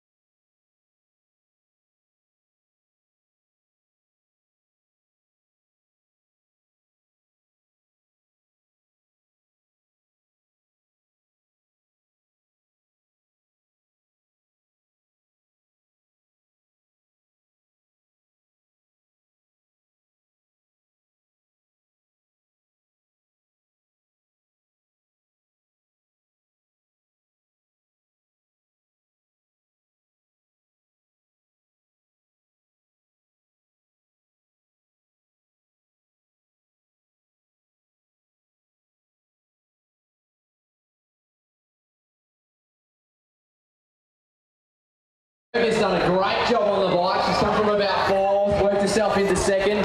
Dargan's lost 2 positions. Hill there as well. And there was one more body that was with those girls, and she has faded back a little bit. There she is. Kate Collins was with them, but she can run, so she can work a good transition and get back up there. McCarthy has been running very solid and consistent across the weekend, and she'll be working away with Kate.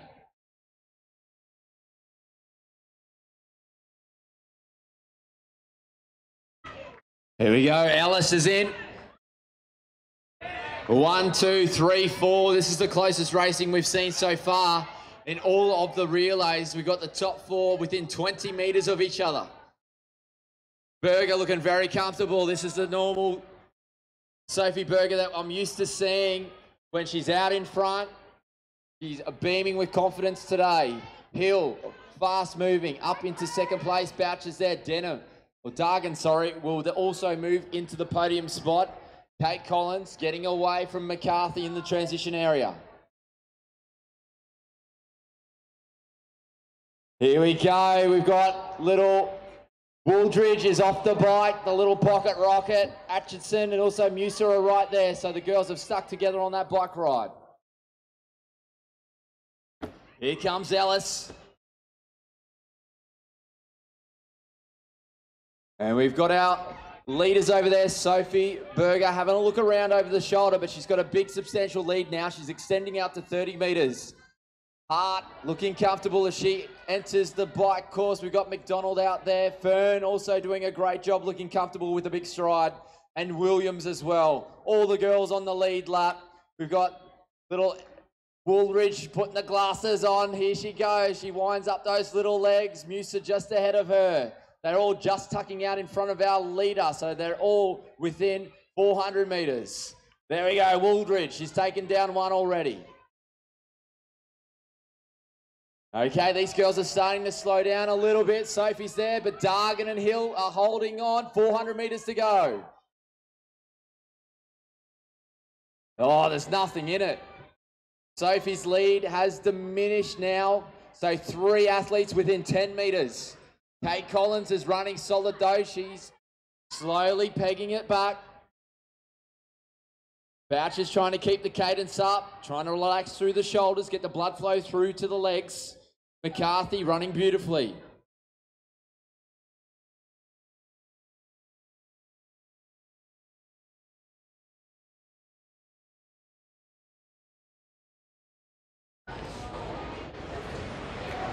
Oh, you can see the fast feet, little Wooldridge over there on the back corner at the moment. She's powering away. She's got the longest stride for a little body. Here you can see some moves happening though. So Hill and Dargan have made a pass on Berger. And they are now on their final 50 metres. So they'll be charging into the tag zone, as I've loved to call it. Dargan is streaking away though. We saw great results from her in the quathlon. No one could catch her. And she's run away strongly. And into the changeover, she will tag. We've got the Queenslanders away.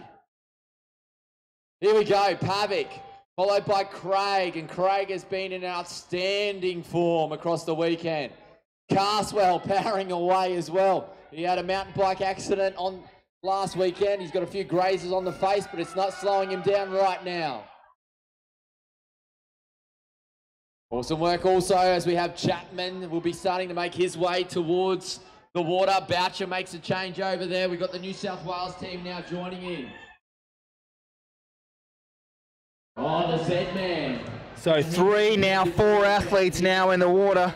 Chapman just entering now. Great swing, a bit of a leg separation going in, but now he's on fire. Very strong on the bike, and he's one of the top swimmers in the youth Bs. So Wingad. Oh, look at Wooldridge. She's taking a few down, a few trying to jump onto Zavetsanos also just in before Wingad. Over in lane 1, powering away. We've got Peyton Craig. So Peyton Craig and also our Doug Chapman. So Craig and Chapman. Chapman was behind, but I tell you what, he's pegging him back. More now jumping in the water. Williams from Capricornia in the Rockhampton region making his way. Three more athletes coming in. Belsford, Small, and our athlete in lane 6 getting disorientated just for a second, then going, there's my lane. Better change directions.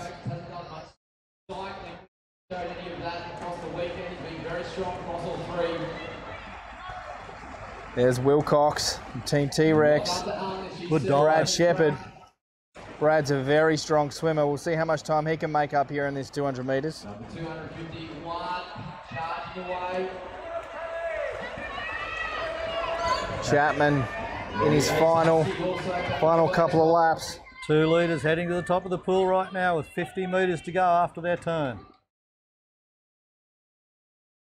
Whoop. Final turn. Peyton Craig, 40 metres to go. Oh, lost a lot of ground on the turn there in lane 2. A lot of ground.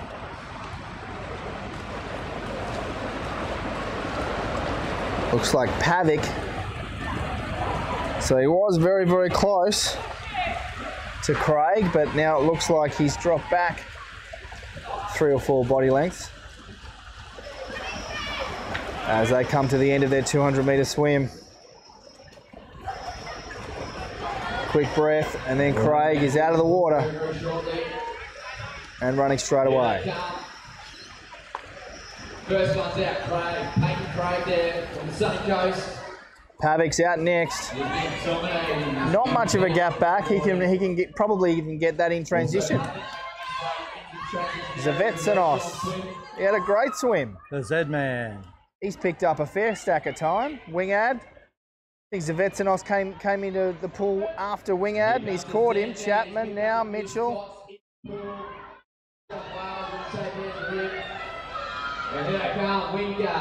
Carswell was at the end of that group of 3.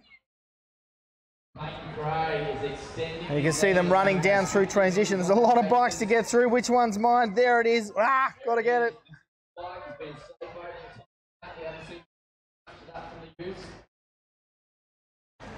That's one of the disciplines of this style of racing is knowing exactly where your bike is in transition so you don't overshoot it and lose precious seconds.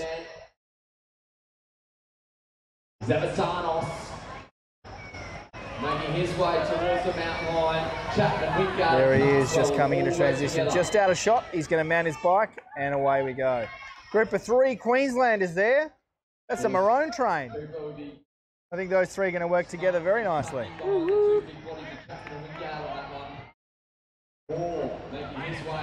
Shepherd's just got out of water. He's had a great swim, Small. I think Shepherd clawed back about 4 spots just in that 200 metres. This morning, those clouds aren't moving across the skyline as quick as they were earlier. Shepherd and Small. Brailsford's now out of the water. Wilcox. Oh, great work there. Spectators going bananas cheering on their athletes. 249 out of the water now. That is Todd Williams. Great swim from Todd. 3 swimmers left in the water, just about to exit.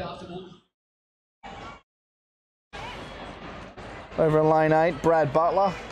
And in lane 7, we have got Jasper Sumsky. He's got the grid across the face. Wilcox also got the paint face on.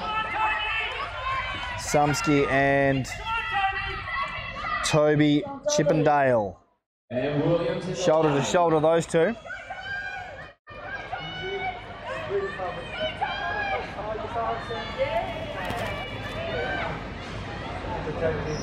Here comes Sumsky.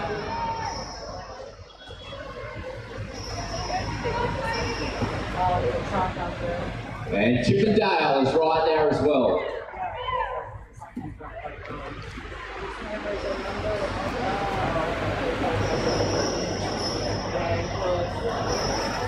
There we go, Sumsky's making his way out to the mountain line.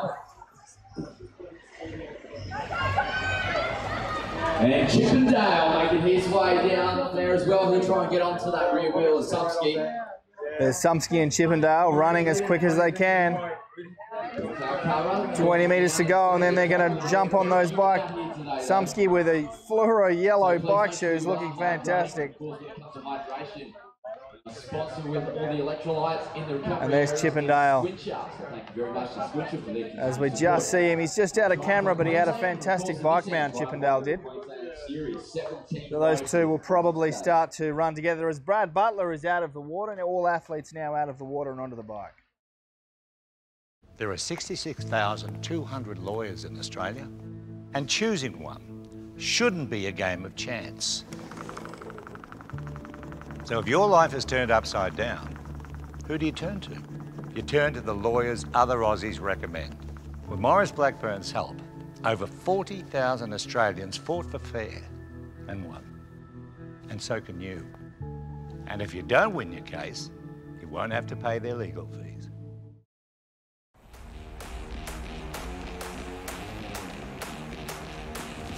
We can do anything we want to do. Whatever I can do, you can do it too. With Nissan Intelligent Mobility, We can do anything we want to do. suspension tuned for tough Australian conditions, 3.5 tonnes of braked towing capacity and huge payload, there's nothing you can't do. Nissan Navara, powerful, made clever.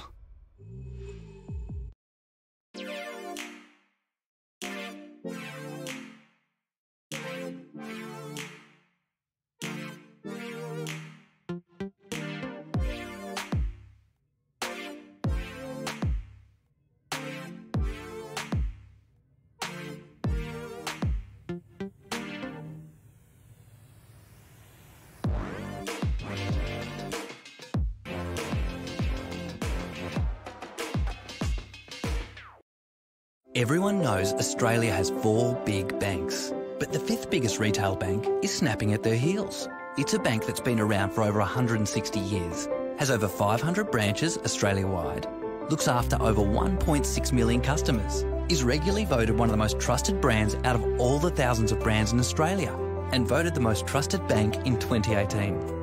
Who is this fantastic number 5? Yep, it's Bendigo Bank, the better big bank.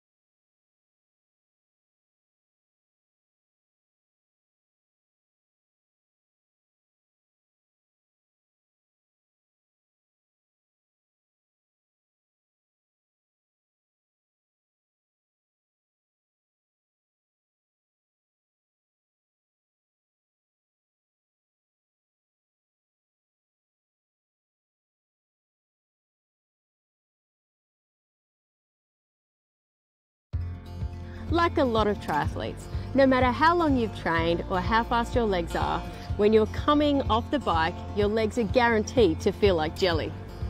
It's just a fact of the sport. So here are some ways to mentally prepare for those jelly legs on race day. Near the end of the bike, what you want to do is actually drop your gears down a little bit to make it a little bit easier so you're spinning your legs, so that when you get off the bike and you run through, your legs aren't going to be as tired.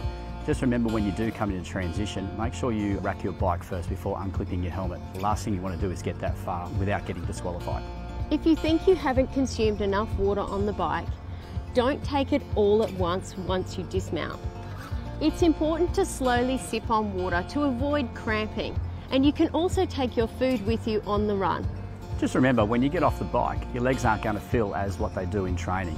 So take that time just to relax a little bit in that first 1 to 2 kilometres and get yourself into a rhythm and get yourself going. And then you'll find out that will start coming good and you'll be able to push through and hold those times you have been doing in training. The Z-Man is caught up on the bike. How good is his riding going? Just talking to his dad, does a lot of training.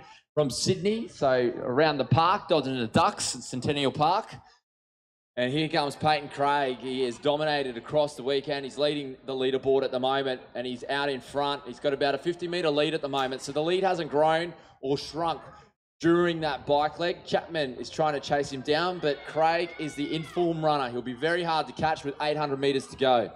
Chapman is there. Wingard is a great athlete in the way that we've seen him be able to kick. And he has a final 300 metres of his 800 metres. He's able to pull in 20 or 30 metres on that athlete in front of them. Here we have the little Z-Man. Davitsanos is on his way through. Havoc and Carswell all working together. They're trying to pace themselves out. They'll get that heart rate down a little bit into that threshold zone where they feel comfortable. Then they'll be able to surge.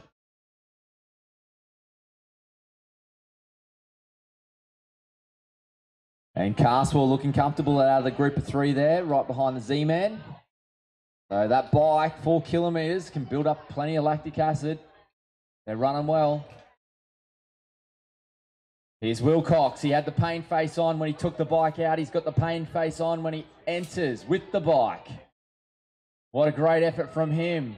Moore is also into the transition area as well.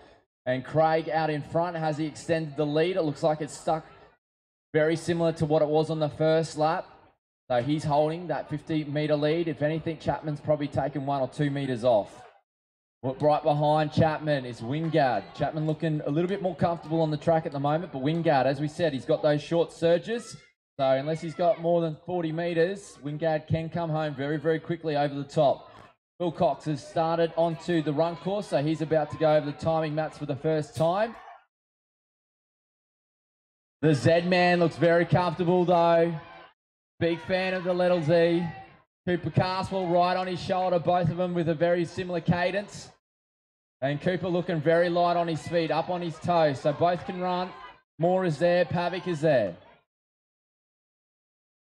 It'll come down to that final part. They've got about 350 metres to go. We've got Craig is about to kick for home now. 100 metres to go for him. He has accelerated away. That 50-metre lead that he had has extended.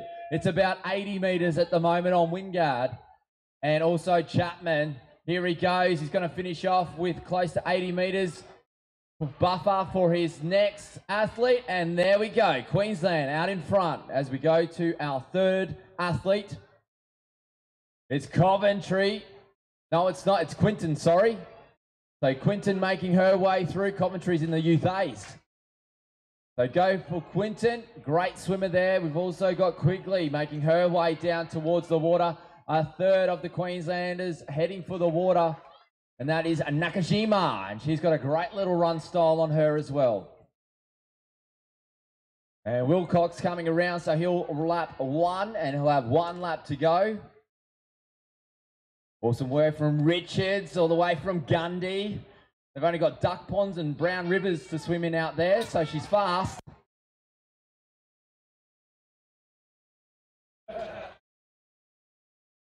And I do look forward to seeing everyone out there at Gundy in February.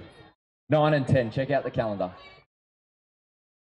Of course, part of the Nissan State Triathlon Series, so I am allowed to talk about it. And there we go, Hamill is through. And Small looking very comfortable. He's a little man. Power to weight ratio is what this sport's all about. Shepard also going through Pake. He had a great run yesterday and he's showing that he is a great runner now.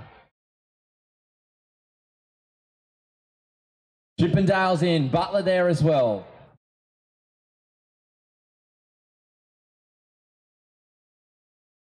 And here comes Brailsford.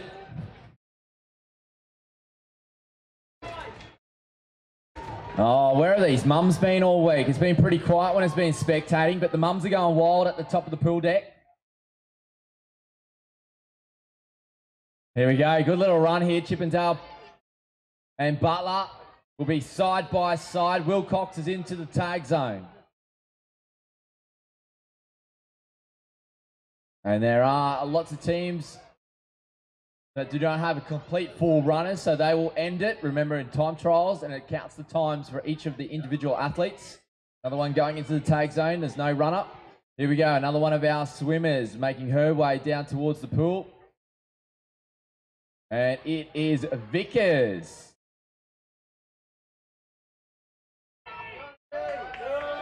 And we've got Williams, Pake and Sumsky on the track, all nice and close together at the moment. Sumsky's about to try and do a move.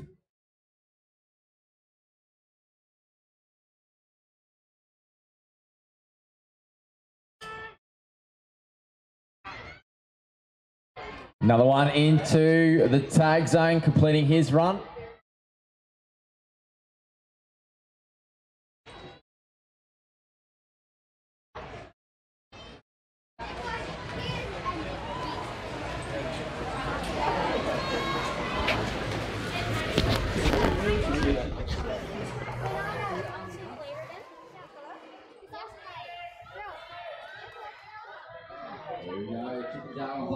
It is Quinton. Gets out of the pool, heads into the transition area. Next out of the pool on the changeover, Quigley. Turns the corner quickly. Very smooth. Quickly. Look at the ground transition. So the second of Queensland teams in. And Nakajima, great swim from Nakajima. She's out of the water. She'll be the third in. Lane 6 coming out of there now, making that climb. No changes to positions as well as went into the water in that order. Also exiting the water in the same order. And here we go, we'll see if there's any changes in the positions when it comes onto the bike. So it's a bit still down here. Great swim by Richards though. Coming out of the water now is Hamill. Turning the corner, heading off the transition. 1, 2, 2, down this way. One lane, swimmer up in the pool. Just over 50 metres to go. She's got one turn to go, and then she'll be out of the pool. And so we've got 5 teams in this heat that don't have a third athlete, or they don't have a female, so they will be held up, and they will wait until the technical officials tell them to go when this final athlete has finished their swim, bike and run. And I see girls just tuck in, get aero as possible, take your tags up into the wind.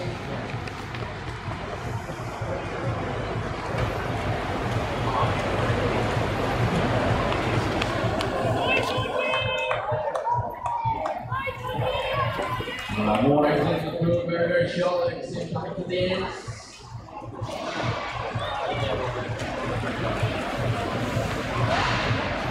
There she goes. So there's Vickers. Well done, Ab. Good swim, Ab, really good. Away she goes into transition. Vickers is out of order. So there we are, all of our athletes. We've got 6 athletes out on the bike. And then when they come back in, we'll have a full complement. All cleared the pool very cleanly. Everyone will do plenty of food and beverages available in the canteen. And this is underneath the pool deck. And down beside the restrooms and the change rooms.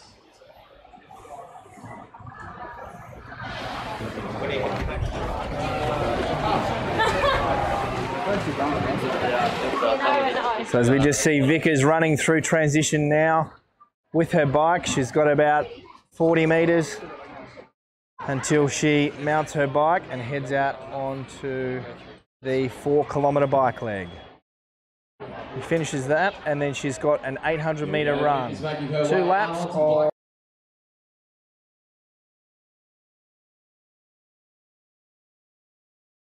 Ever been afraid to leave your own home?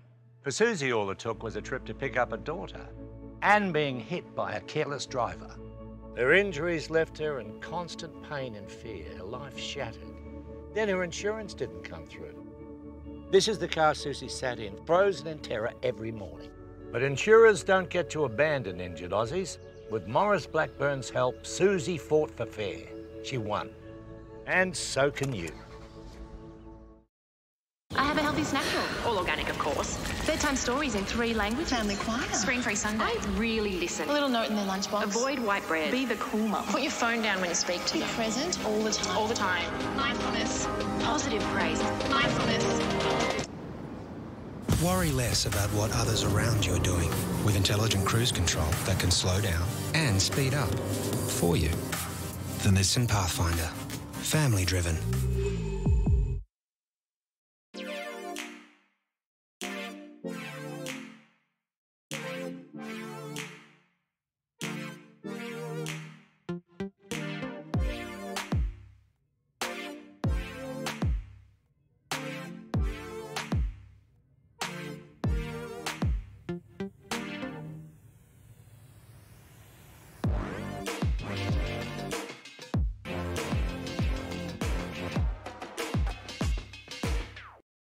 Everyone knows Australia has 4 big banks, but the 5th biggest retail bank is snapping at their heels. It's a bank that's been around for over 160 years, has over 500 branches Australia-wide, looks after over 1.6 million customers, is regularly voted one of the most trusted brands out of all the thousands of brands in Australia, and voted the most trusted bank in 2018. Who is this fantastic number 5? Yep, it's Bendigo Bank, the better big bank. These other leagues might... Completing a triathlon doesn't just happen on race day. Leading up into it that week beforehand is probably the most important part. So being able there to visualise and prepare to what you're going to do for race day. So that comes down with nutrition, your food, the sleep and that leading into it. Here are a few tips to help you get through that. Make sure you fuel up properly 24 hours before your race. This doesn't mean overeating, but it means to stick to your smart food goals, which would be eating that high protein and great nutritional valued food that you normally eat. Make sure you stay hydrated too. It's also good to familiarise yourself with the swim, bike and run sections of your course. Make sure you know where you're going. There's no point getting to a race and not understanding where you're going. Also, go through on race morning and check out where the swim, the cycle and the run exit is. One of the good tips for transition is to have a bright coloured towel on the ground so you're able to see where your bike is. Read your athlete guide and make sure you know any course information for the day. That includes parking times, what times the areas close and when you can go in and out of the transition area. It's really important to prepare for every detail of your race day. And Belinda, you've been an athlete yourself. What's one of the things that you've found in a transition area that's gone wrong? Oh, the worst thing is when you get out of the bike and you're a little bit delirious and you can't remember the exit way. So it's really important that you familiarise yourself over and over again which way the exit is. There's nothing worse than going in the wrong direction and then you have to revert and come back around.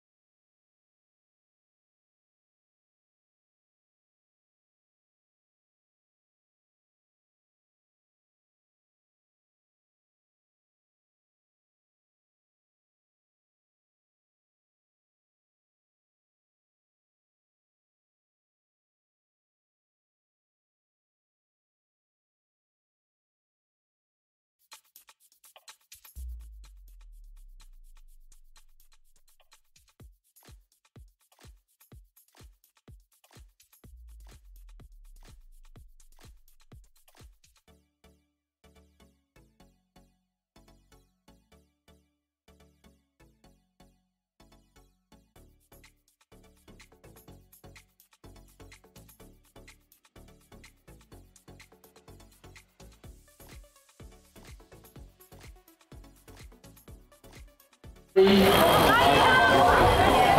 this is great. So Quigley, Nakajima and Quinton into transition. The three of them together, it's absolutely fantastic action. The three of them have clearly been working as a pack on the bike. While our cameras can't bring you that action, that is almost certainly what has happened. Last to get the helmet off, who's going to be out? Shoes on quick, and the three of them are out together. 800-metre run, that's not long. Next rider coming through, that's Hamill. Here we go, more bikes coming from Queensland, Richards.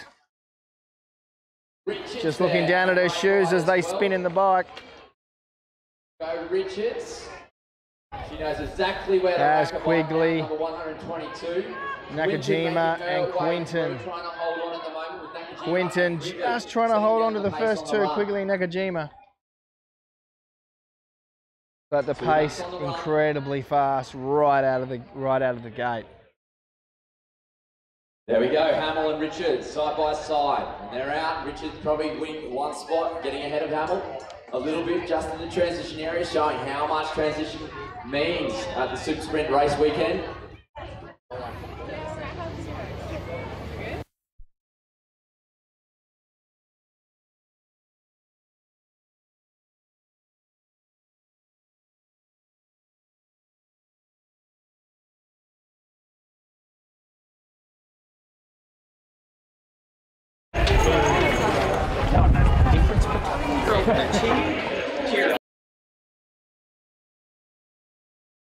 The Queenslanders, bit of a drizzle out there, cooling it down for the run leg for these athletes.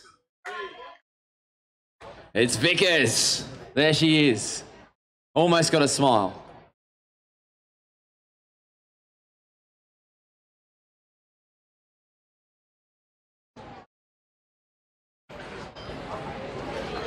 There we go, Quigley and also Nakajima. The sun's coming out, so it means it's going to be humid.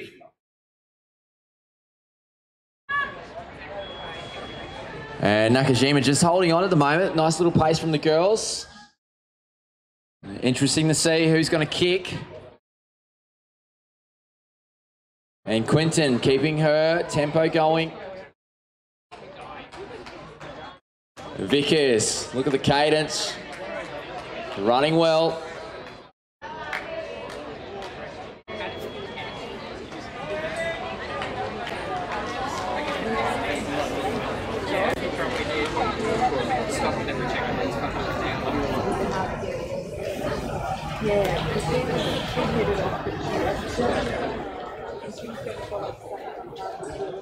Here we have Hamill. Richards just fading off the back of Hamill now, so just trying to hold on to her form. When they come around, it's going to be one lap to go. Quigley has kicked. She's getting away from Nakajima now. She's 30 metres away, 40 metres away, and extending that lead into the tag zone.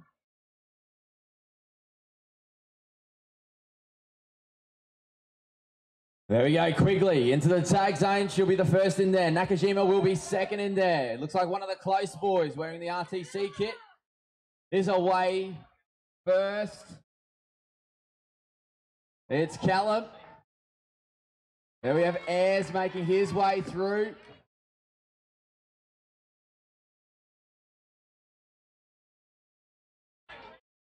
There we go, the next one, which means we'll have Ethan from the Close Brothers, the twins, making his way into the water. Nice little battle between the boys, giving his brother a bit of a head start.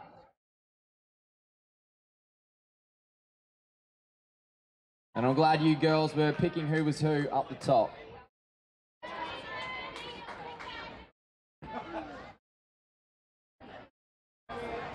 And Vickers is 400 metres to go for her.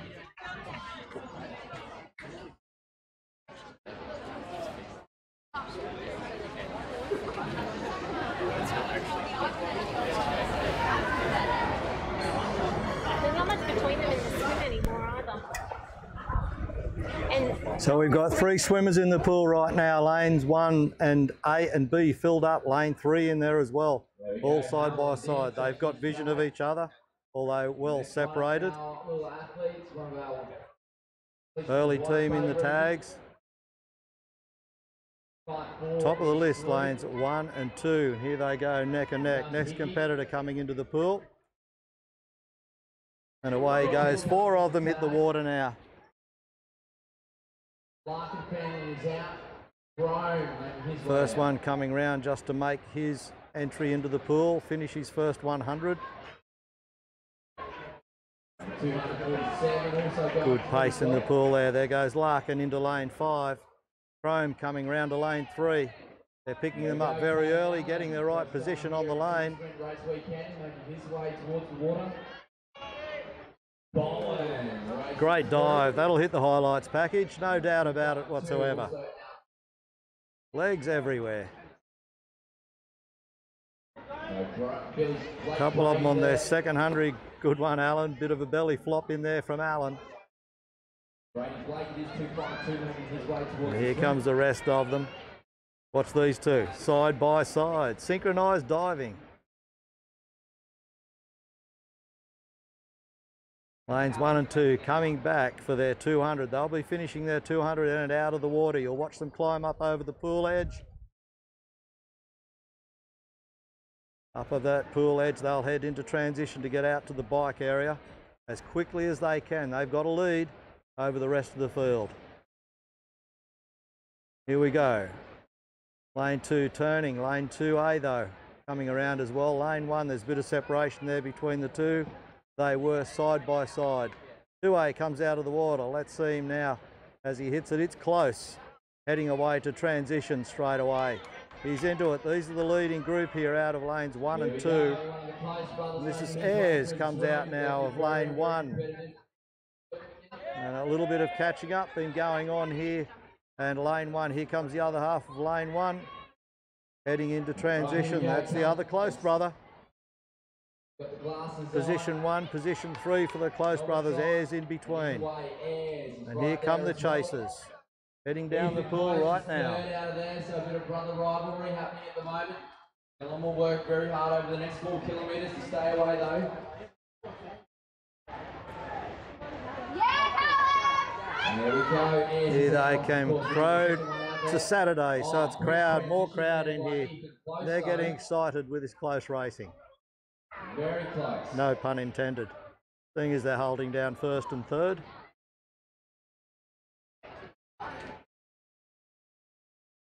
And there it is, you see them on screen going out of transition, out to the bike mounting area. They cannot mount their cycle while they're on that athletic track. They have to clear the athletic track into the mounting area beyond the sign up the driveway. They go up that short rise, about 20 or 30 metres, turn a left corner up to a hook. And here's the next one out of the pool. He heads off into transaction as well, in a great position. Fifth competitor coming out is Larkin. He's made up a bit of time, Larkin. Doing a great job on the chase. Another one out of lane 5 now in the Scody outfit. And lane 6 comes out is Hickey. They all head off into transition. Thomas, Matthew there. Matthew Thomas. 4 swimmers left in there. Another one climbing out. You can see him right here, and that is Chrome. Chrome can make up some ground on the bike. 31, making his way out. 3 more coming in, stroke for stroke. We have Marty Haitley. Here they come, up over the edge. Those long arms climb out of the pool. 3 of them all together. That's Alan. Last one out of the water there. He's made up some ground on the pool leg as well, the big tall figure of Alan. So there they all gone. Pool is clear. Loving the skills of these athletes. Great work from all the coaches here with the development of our juniors here in Australia. 252. Which is Brady Blake there. Driving the bike. Bowen just ahead of him. And Alan there as well. So 3 of them, another little group there.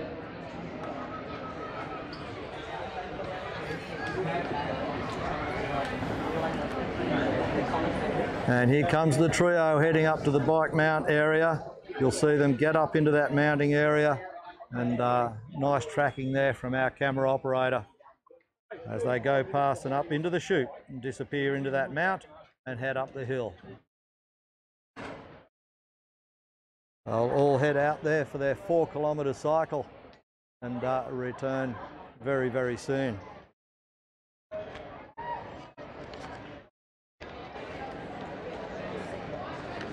That 4-kilometre cycle won't take them so long at all. They'll come back in for the transition into the 800-metre run.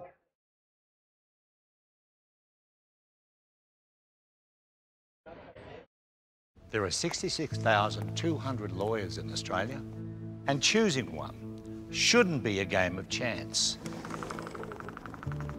So if your life is turned upside down, who do you turn to? You turn to the lawyers other Aussies recommend. With Maurice Blackburn's help, over 40,000 Australians fought for fair and won. And so can you. And if you don't win your case, you won't have to pay their legal fees.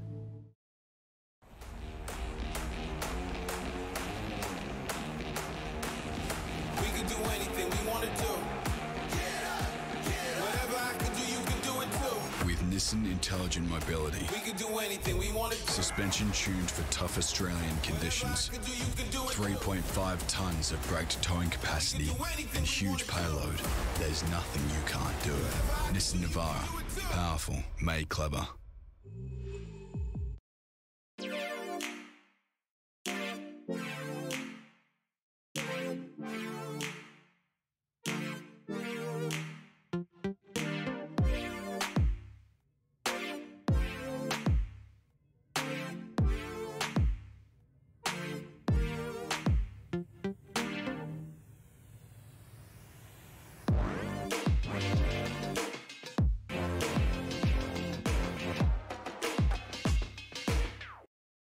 Everyone knows Australia has 4 big banks, but the 5th biggest retail bank is snapping at their heels. It's a bank that's been around for over 160 years, has over 500 branches Australia-wide, looks after over 1.6 million customers, is regularly voted one of the most trusted brands out of all the thousands of brands in Australia, and voted the most trusted bank in 2018.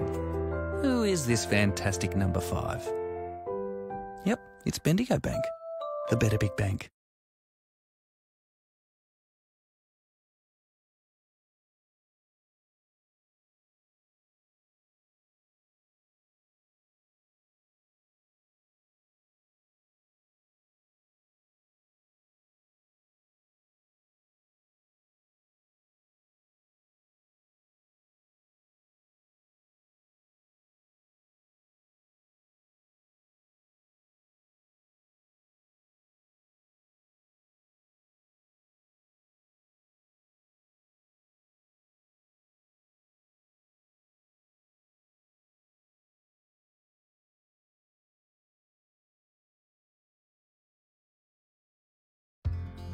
If cycling is unfamiliar to you, it can be a bit tricky getting your body used to it.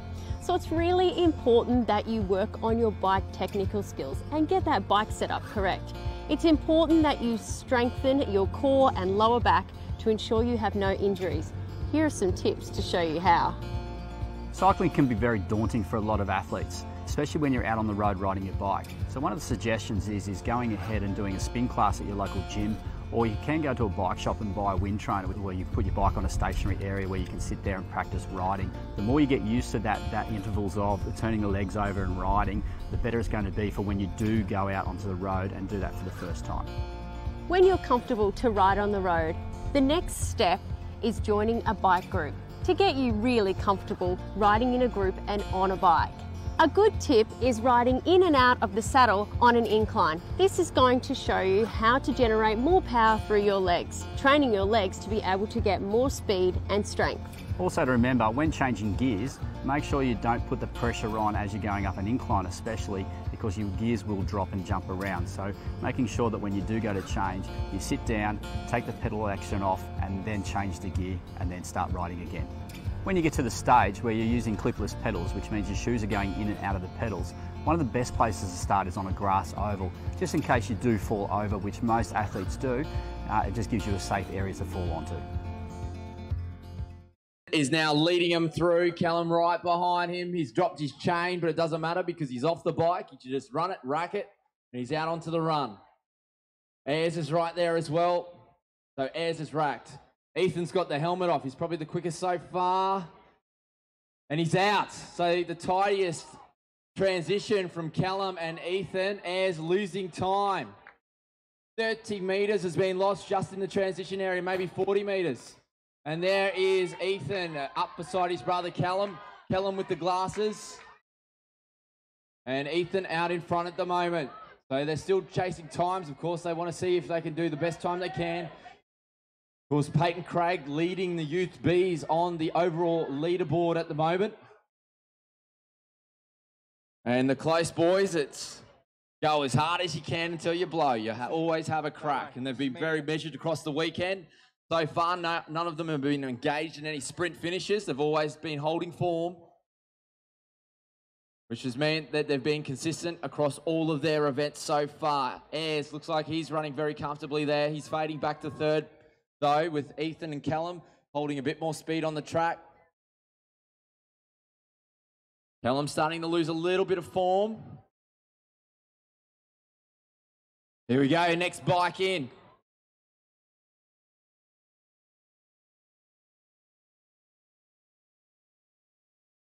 I believe it's Thomas making his way in. Big nod of the head if it's Thomas.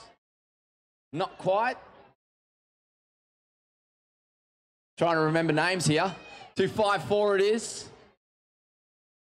There we go. Ethan's there. Ayres is catching up on Callum. Callum just losing a bit of form at the moment. If he can pick his cadence up, he's back into it. Ethan's got a big stride though. He's got the heel lift at the moment. He's got the knee drive as well. Be careful if you are on the center of the field. You're not allowed to pace athletes. It's outside assistance. There we go. Number 254, Thomas is away. Chrome also out there as well.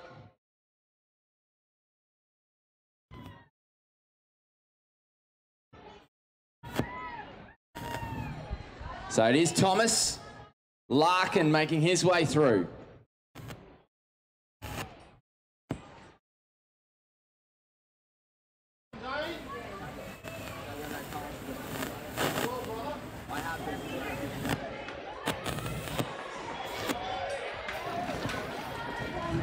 Here we go, Alan.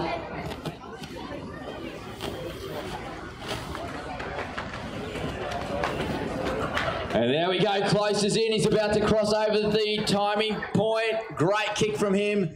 Ayres has also kicked as well. Alan is out. And of course, he'll have to check that penalty box board as he goes through. Ayres crossing over the timing mat. He has put it all out there. Well done to Ayres. Bowen making his way out, looking for the zipper at the back. He's trying to get it. I don't think he can reach. Here we go. Thomas is wrapping around, so he's going to clock up a lap very, very shortly. Haitley is out on the course.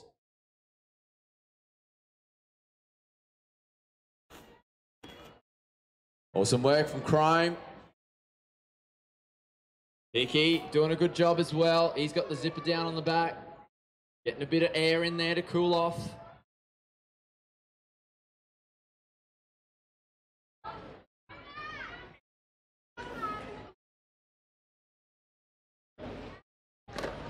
Awesome work from Larkin.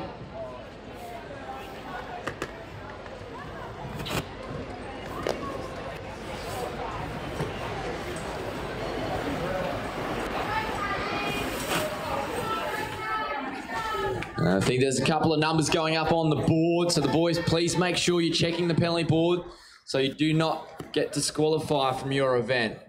So if you're getting the stop goes, they're going to run out of ink in the permanent marker. And great job from our technical officials, of course, ensuring the safety. They're all volunteers giving up to 4 days of their time to come and help us out. Here we have Alan making his way around the course.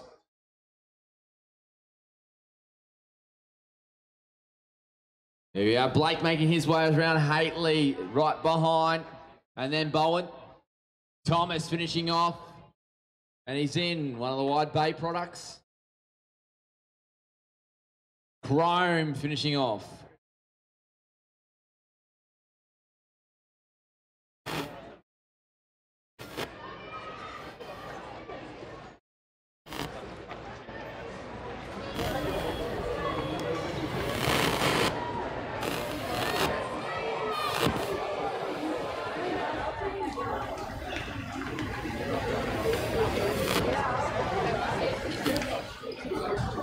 Here we go, Hickey, holding on. And a little acceleration there as well. He's got one more lap to go, 450 metres.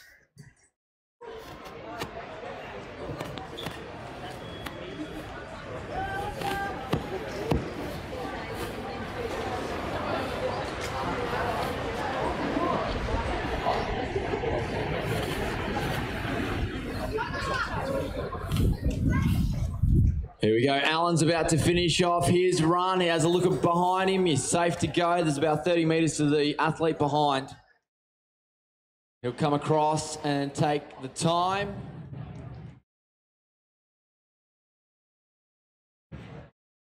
There we go, Blake crossing the line, Haitley also coming in to finish off his run event.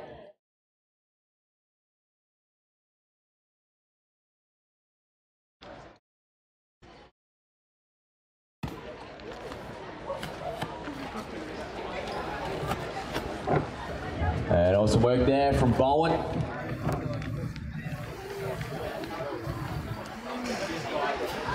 You got a smile now, Bowen. They're taking photos, buddy.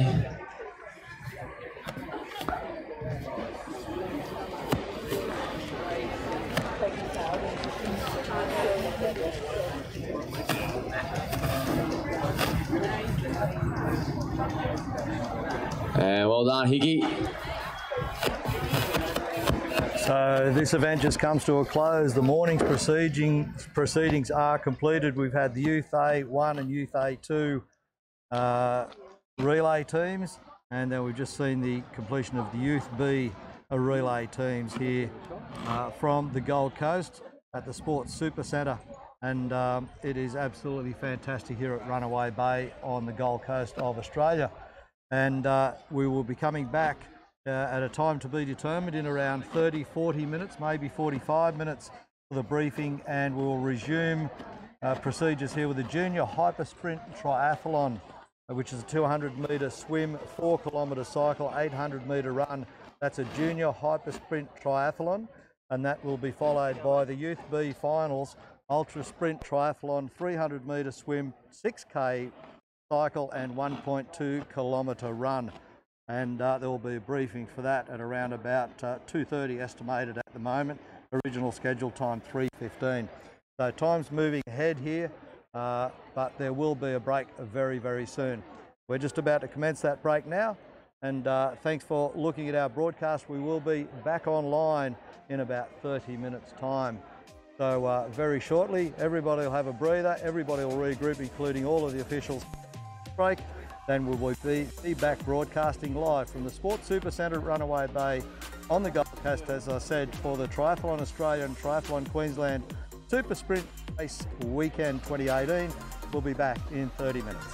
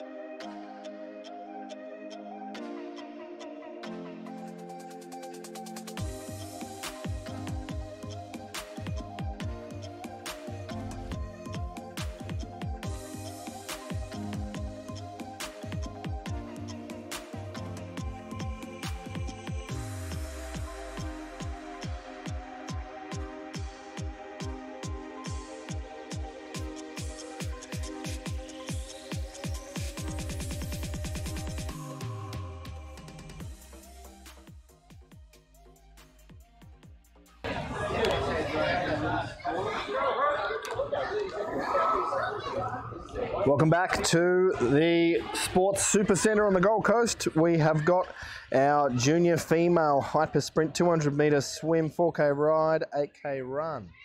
Just about to take the start, and then I'll read through our start list. And they're away. So in lane 1, we've got Amber Kirkbride from Victoria, Hope Gould. In 1A, Grace Bunting, Hannah Maloney in lanes 2, Emily Gamagotchian and Angelique Moller 3 and 4.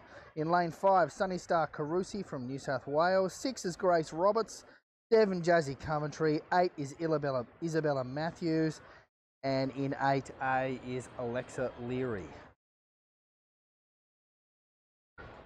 So 200 metre swim, 4 laps. And they complete their first one. Looks like all the way over in lane 8, Alexa Leary has taken the early lead.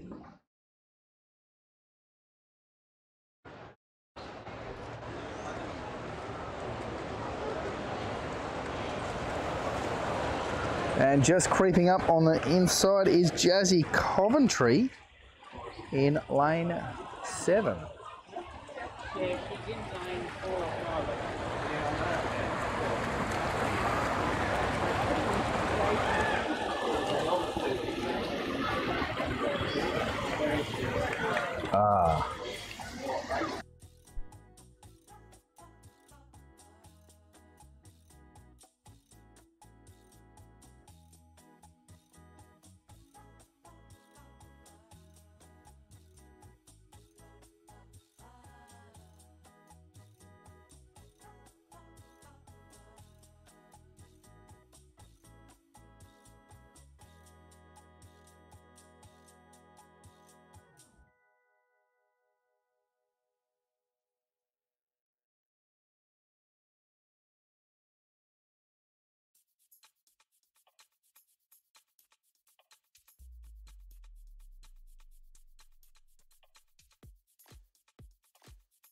Down the pool now at the end of that 200 to complete this first leg. So our athletes almost out of the water now. A final, 18-18. As we await to see who's going to exit the pool first. And it's on here on the western side of the pool, lane 7, lane 8. Watch them get out, head around the transition through the pool gates. First one out is Coventry. Here she goes. And it's Goggles off, hat off. And it's Jazzy Coventry out of the water first. Followed by Leary. Leary heads down. Leary in second. Hat and goggles off. Into transition. Matthews, then Cliff, then Boglio. Star Carusi, Gamagotchi, Maloney, Roberts and Moller. Out of the pool into transition, helmets on, and they're out. Coventry out of transition first, looking very, very strong. And then a pack. So Coventry's got a good lead on the rest of the pack. However, there is 1, 2, 3, 4, 5. There's about 9 girls in this pack, so will they swallow her up? We're about to find out. Coventry, absolutely lightning fast bike leg.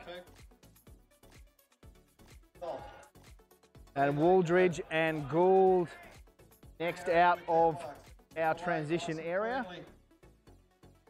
And Callahan. Lots of spectator support for these girls as they go past the grandstand just next to the swimming pool. Kirkbride now out. Kirkbride electing to use the disc brakes on her Specialized bike, which is fantastic in this wet weather. She's going to have better stopping power than all of her competitors, which means she can enter the corner quicker, brake later, and retain her speed.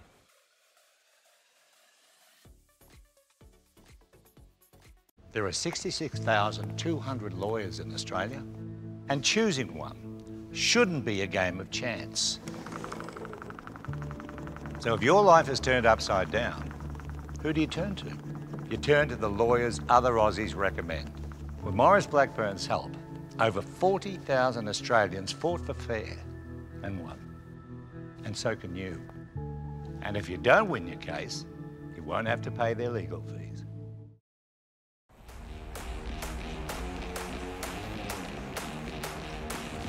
We can do anything we want to do. Nissan Intelligent Mobility. We can do anything we want to do. Suspension tuned for tough Australian conditions. 3.5 tonnes of braked towing capacity and huge payload. There's nothing you can't do. Nissan Navara. Powerful, made clever.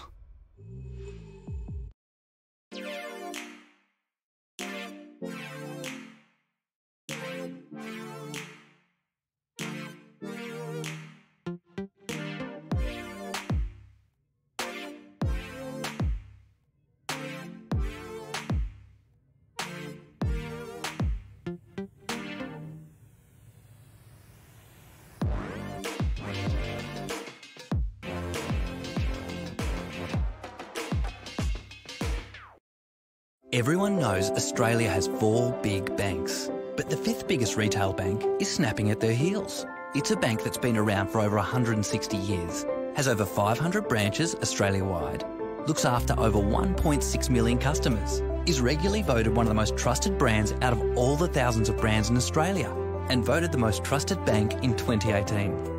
Who is this fantastic number 5?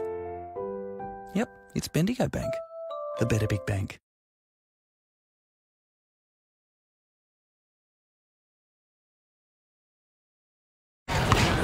All right, so we've just heard that there's a breakaway of 3 athletes out on the bike course. They've just reached the first turnaround. We've got a couple of volunteers beside me for the microphone activity. Backing away. So they will be back in shortly. You can always follow us, Twitter Triathlon Australia, Instagram Triathlon Queensland, and Triathlon Queensland Facebook. And of course, if you're watching us on this live stream, tell all your friends, live.ssrw.com.au. Send them the link, send it wide. There's another group of 3, 9 of them, all within close proximity of each other. Another 100 metres.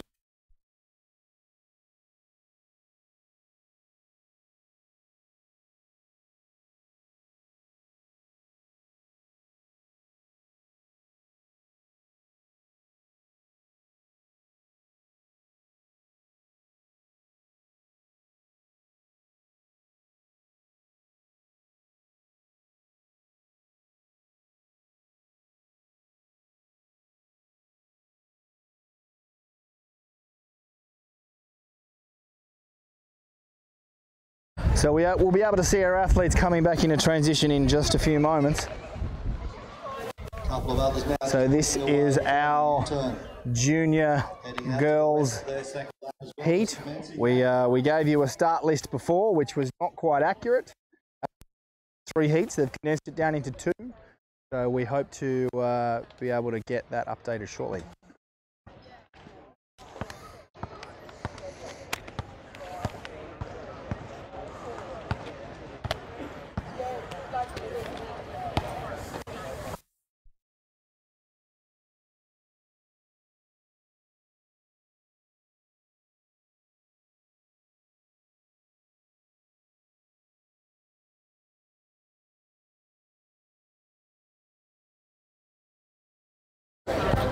So our cameras can't quite pick it up, but there is a fairly sitting drizzle that has come in over the stadium at the moment. It's enough to make the roads just a little bit wetter than we would like them, and so our athletes are going to have to be very, very careful on some of those corners. We've just been told that the lead group of 3 have got a 200-metre lead over the chase pack. So that is a significant lead. They will be coming back in momentarily.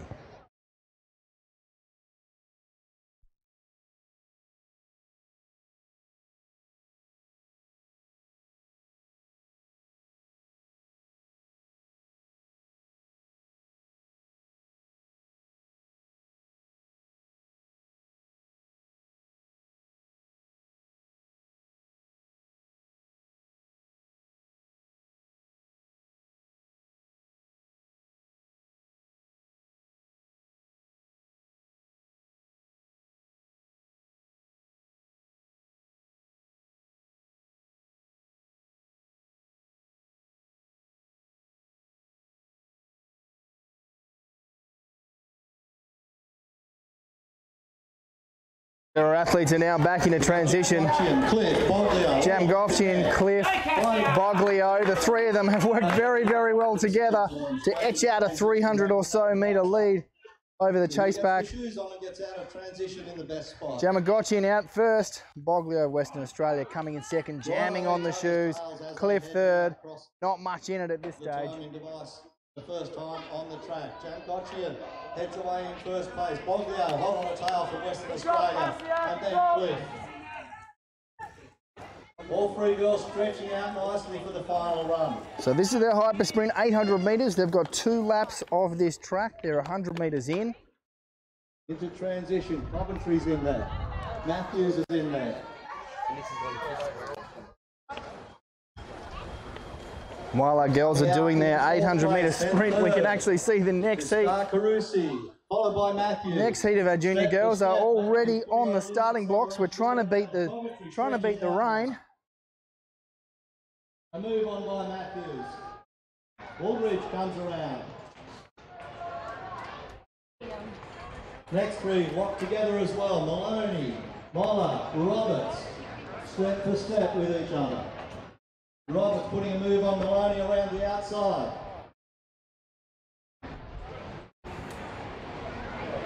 Leary comes out of transition in full stride. Leary's just exited transition. Long stride looking fantastic. Aldridge now in. Got Gould getting into rhythm. Callahan, Gould just exited transition. Hit her rhythm straight away. Jamgovchian, 400 metres down. She has opened up quite a lead over Boglio and Cliff. That lead is stretched out to almost 50 metres right now. Boglio and Cliff locked in second and third place. Callahan just behind them. Just 10 metres to make up. And Waldridge just starting her 400 metre run, so she is a lap behind our leaders. Over the line now to commence the second lap.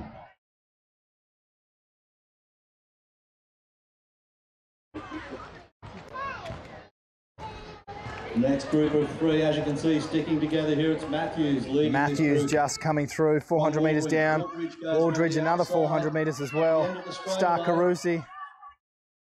Starkarusi heads around with them, just keeping in touch. And Roberts. They pick up the pace. Roberts just slightly ahead of a group of three. Here comes our leader into the finish line. Shoot. Maloney, Roberts, Maloney, Moller. Heading into the finish now. And here is our leader. On the damp grass. It can't be easy. Jamgovchian takes first place in this first of the junior girls hyper sprint, the second race for the day after the mixed team relay.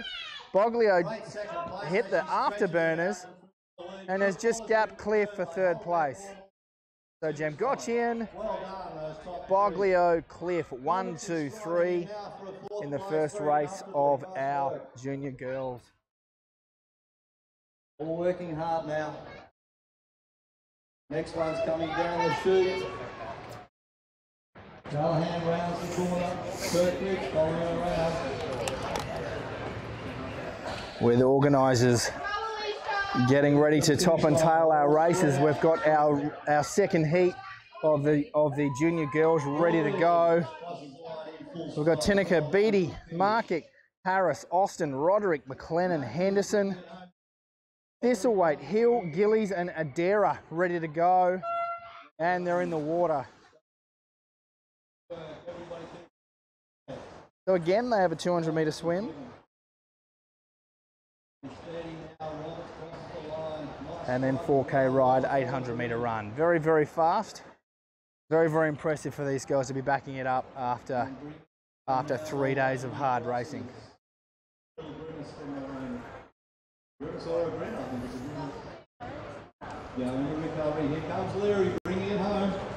So no clear winner yet. They are all tightly packed together. And Gould striding home comfortably as well. Nobody on a tail. 200 metres being just enough to get the lactate going. They don't want it to be too much so that you get out of the water and not be able to ride a bike.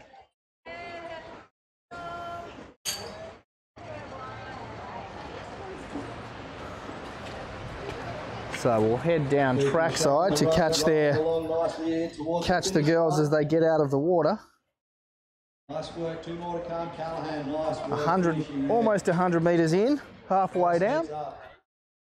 Thanks, Kirkbridge comes in, crosses the line, well done.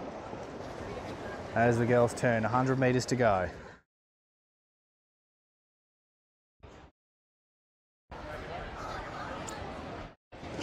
Great effort from all the girls there as they start a little recovery. Get some fluids.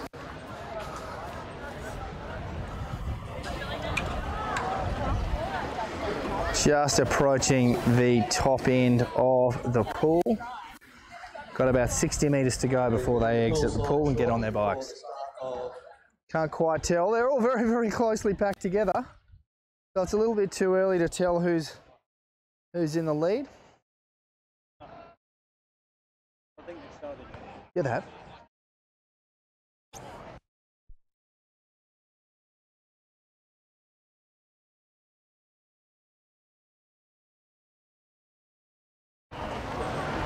All right, 25 metres to go. There's a group of about 5 athletes all tightly clustered together.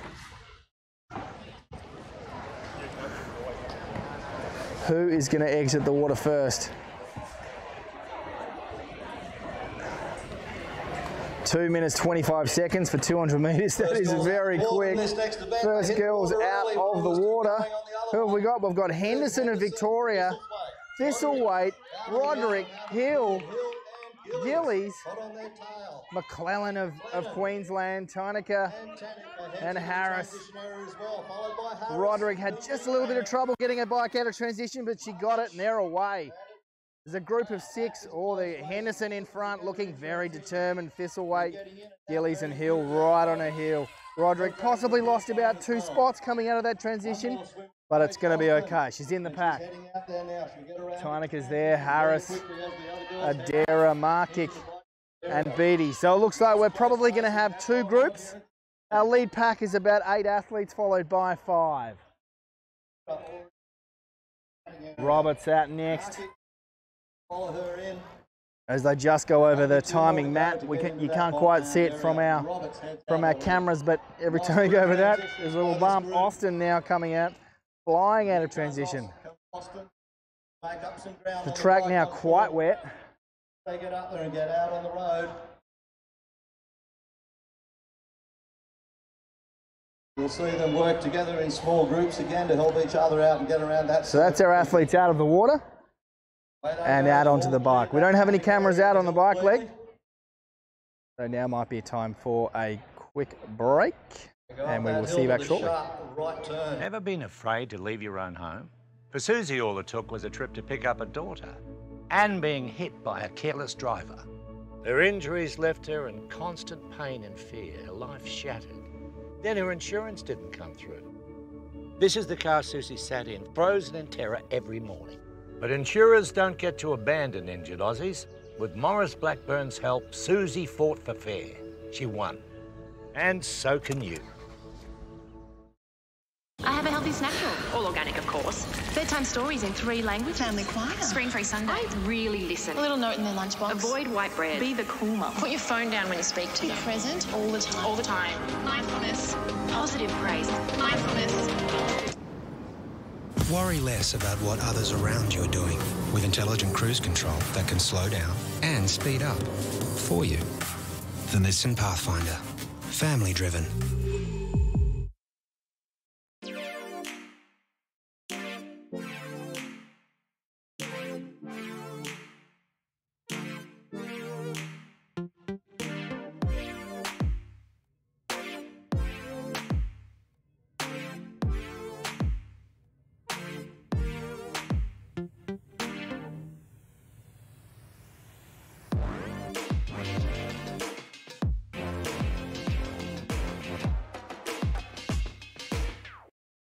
Everyone knows Australia has 4 big banks, but the 5th biggest retail bank is snapping at their heels.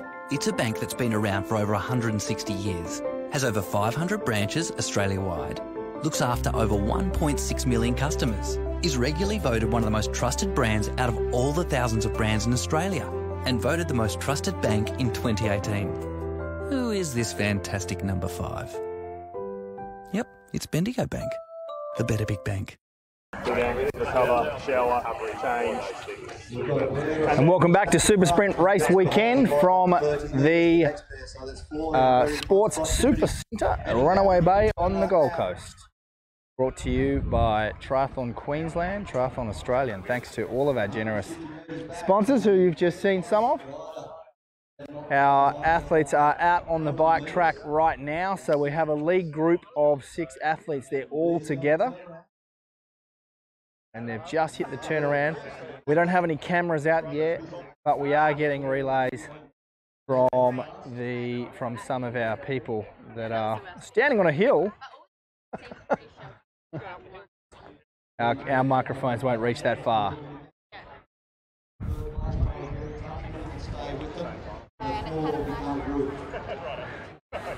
Got a good shot of some of the coaches. They're just discussing tactics for later on in the day. There's a little bit of moisture, they can still push it out. There's no oil on the roads, they're not public roads. It's up there on the... And that's me. Hello, folks. So all of them are out there now on their second lap.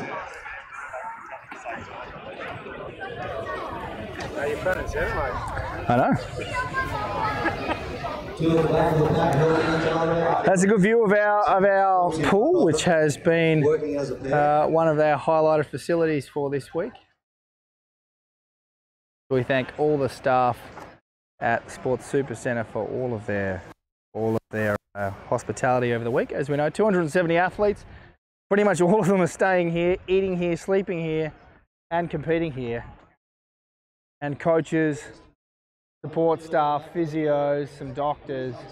So it's a huge operation to bring us this event, which is round 1 of the National Youth and Junior Series. As we've been saying all weekend, round 1 is this weekend. Round 2 is in Canberra in January, and round 3 is in Devonport, Tasmania in March.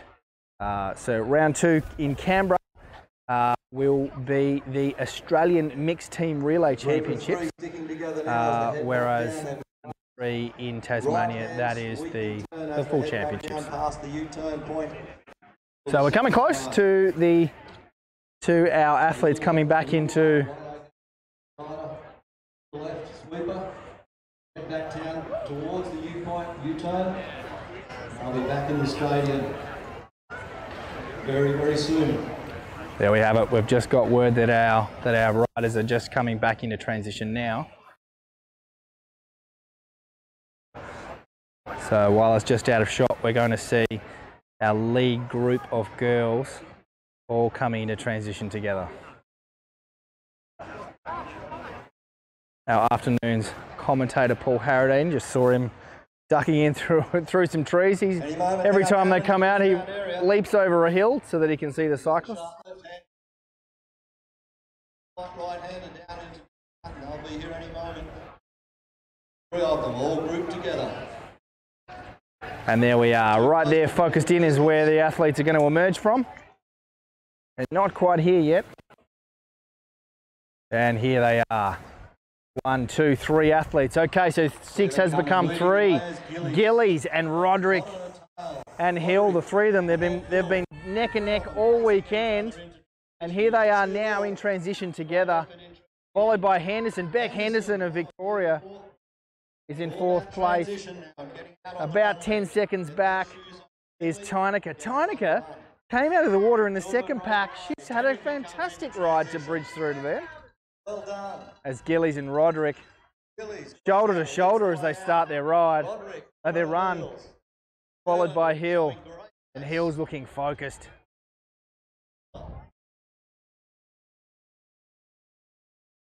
Roderick just hanging. Henderson, she's been running strongly all weekend.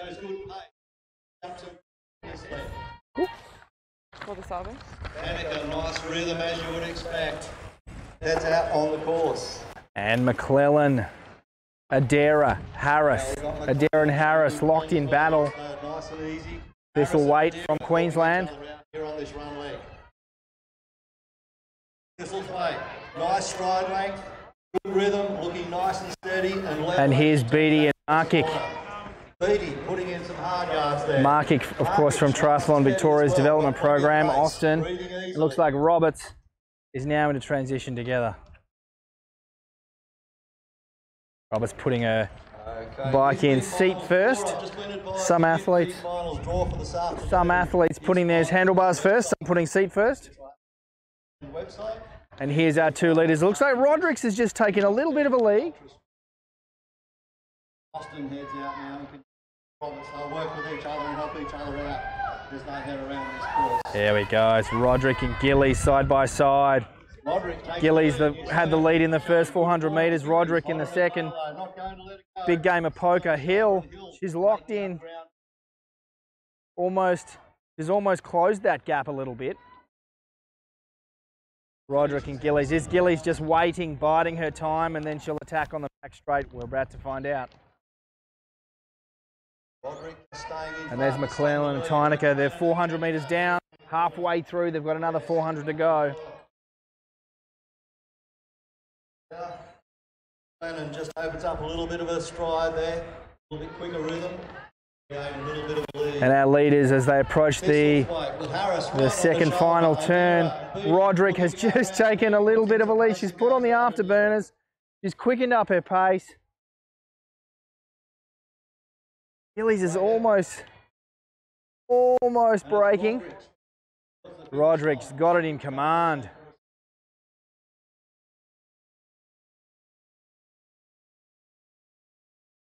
It's on here towards the finish. And Gillies is coming for her. Roderick can't let up or she'll find that Gillies is just going to run straight through her, but it's going to be Roderick to take out this one now. Roderick of New Zealand from Gillies of Queensland. As the 2 girls head straight for the hydration tent. Get some water down. Hill for 3rd place. Great run by Hill. Didn't let that lead blow out at all. Henderson for 4th. She started in 4th. She finished in 4th. Great work by her. McClellan, 5th place. And Tyneker again. She had a great bike leg to bridge up from the 2nd pack to the 1st pack. And finished in 5th. Beatty has taken it up a notch. But Harris is on a charge. Harris and Thistlethwaite sprinting. They're both Queenslanders. Harris has got it over Thistlethwaite.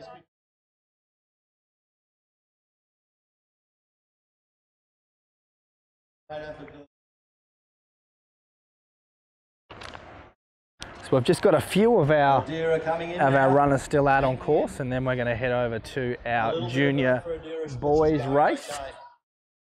They are already on the starting blocks, as our organisers are keen to get all of our racing out underway so that we beat any further rain that comes to us. Going nice form, right up the finish chute on the grass there. Roberts comes in as well. And we're in the starters' hands for our swim of the next start. This is our junior boys.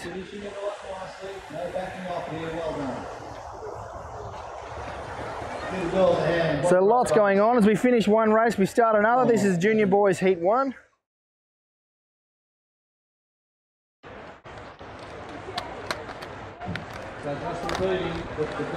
So we'll just roll through.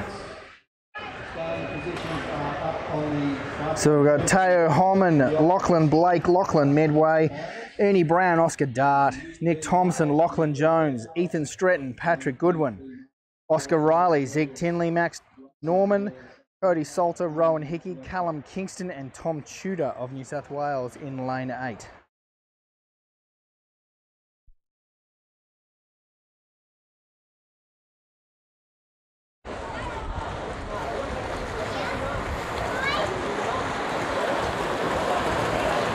And it looks like lane 4, Lachlan Jones, Ethan Stretton, and lane 3, Oscar Dart, and over in lane 5, Oscar Riley also performing strongly. In fact, Riley's actually taken a little bit of a lead over these other 2.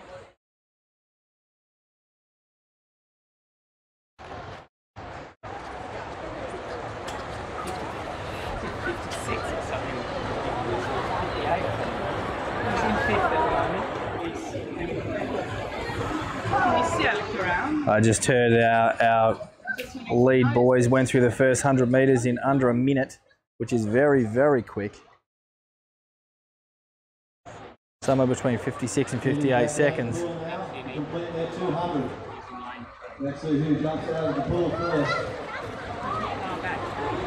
Who is going to come out first? It looks like possibly it might be Oscar Riley. There's going to be 5 of them contesting this exit point. We will head down trackside so that we can Let's see the claws come up over the edge of the pool. call as close as we can. Riley out of the water first. Followed by Jones. Riley first, Jones second, Dart third, Stretton followed by Western Australian Thompson. All four of them tightly packed together. Common and Medway and Patrick Goodwin, Hinley, Brown, Annie Brown, Kingston, Norman and Hickey. Hickey of Queensland ripping off his goggles saying, I'm here to go very quick on the bike. Tudor's also out of the water. And Salter. All right, all athletes out of the pool into transition or on the bike.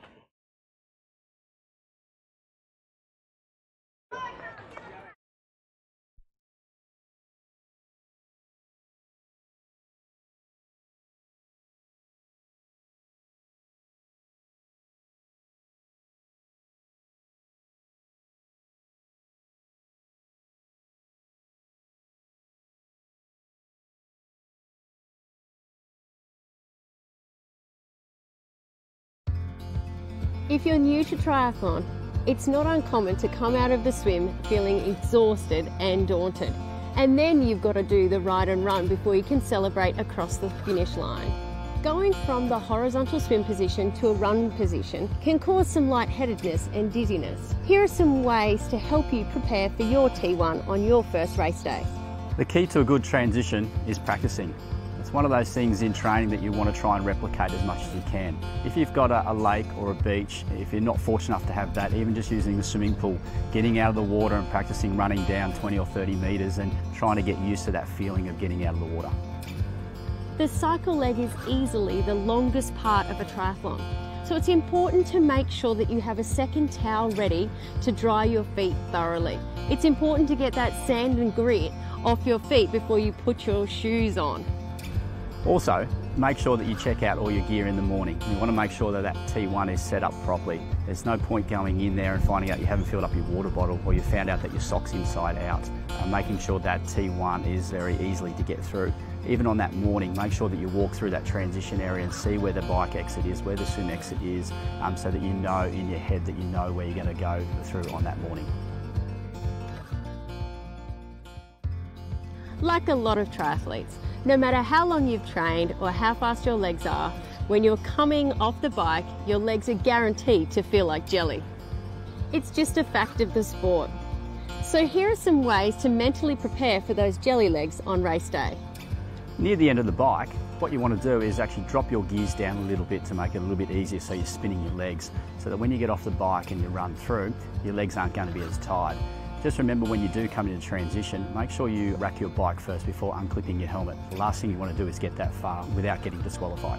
If you think you haven't consumed enough water on the bike, don't take it all at once you dismount.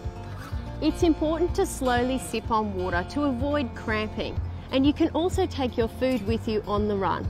Just remember, when you get off the bike, your legs aren't going to feel as what they do in training. So take that time just to relax a little bit in that first 1 to 2 kilometres and get yourself into a rhythm and get yourself going. And then what you'll find after that, the legs will start coming good and you'll be able to push through and hold those times you have been doing in training.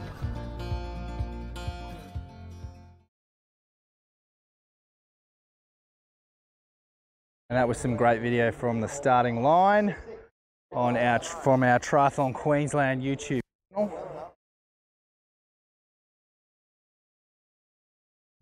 Point we can see.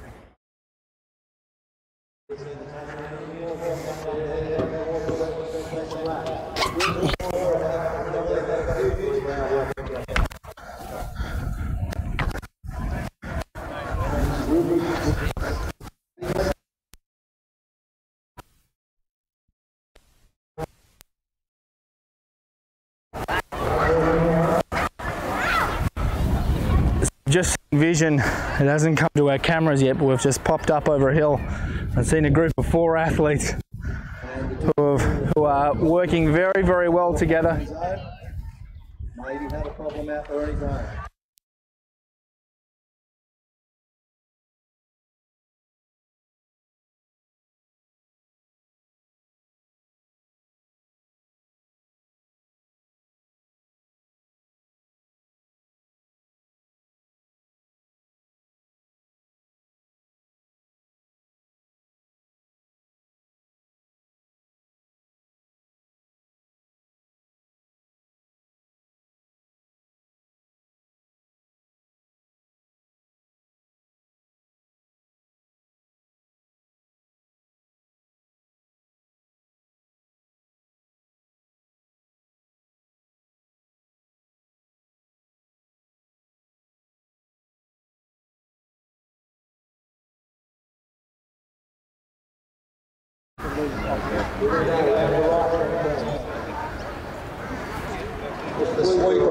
So we're not too far away from seeing our lead athletes coming back into transition. They're probably 90 seconds away.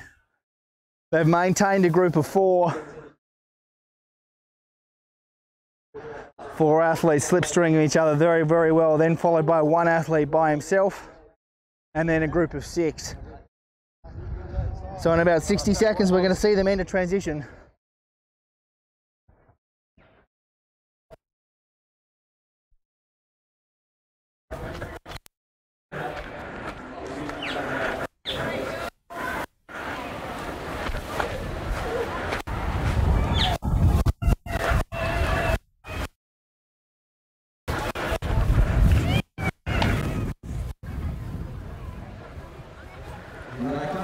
Here's our athletes: Jones, Dart, Riley, Thompson. These guys have been battling all weekend and they're locked together, very, very close. So it's all going to come down to the run for these guys. 800 metres, that's not long. They're going to have to hit the ground running, no mistakes. There's Jones and Dart out first. And then Riley and Thompson. So Dart and Jones have got about a 10 or so metre lead over Thompson and Riley. Jones and Dart. Is Dart holding his... Looks like possibly he's just holding on the back of Jones's shoulders. No, he's coming around the outside. Clearly Dart feeling very, very good to be able to come around the outside of Jones. And Jones just going, that's fine, you're quicker, you take it.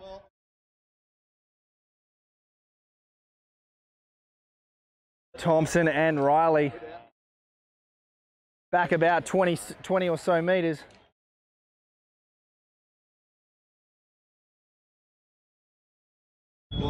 Dart with 500 metres to go. He can't get away. Jones is right there. If Riley thought he was going to run away with this, no, thank you.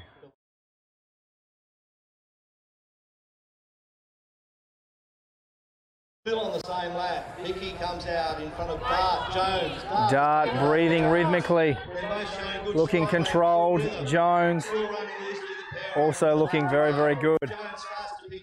Jones starts to pick it up a bit, actually. Riley breathing hard, possibly on the limit. Although he's just attacked again and he's put a couple of metres into Jones straight away.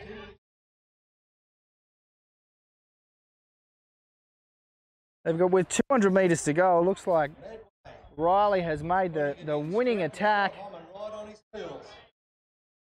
And Jones just not having another gear to be able to go with Oscar Riley of Victoria. They're about to turn into the finish chute. And Riley makes the turn. He's got 10 metres, maybe 15.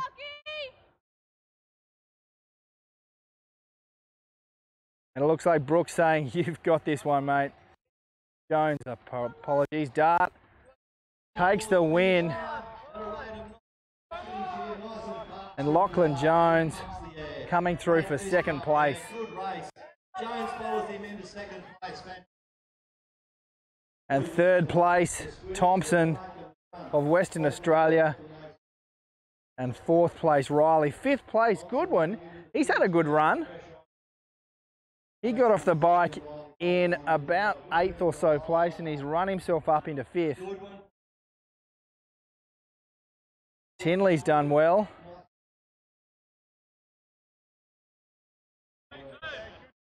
Looks like a sprint finish for Stretton and Homan. Who's going to beat Stretton from Tasmania and takes it over Homan.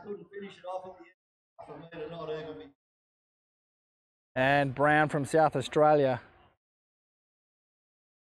And Kingston wearing his Australia kit. Good work, Kingston. As we see footage of the next round of our heats by the pool. We said we were topping and tailing these events. That is absolutely right. So this is heat 2 of our junior men's. As the starters are calling them up. Down there on Salter, but he just couldn't get there. Norman comes in now, crosses the line. Well done. Big grimace. With that fluid, walk through, walk all out, get some fluid. Little shake of the arms from some of our competitors. Shake of the shoulders. Make sure they're all loose, ready to rock. Our rain has dissipated, which has brought out a little bit of heat, so it's been hot all weekend for these races.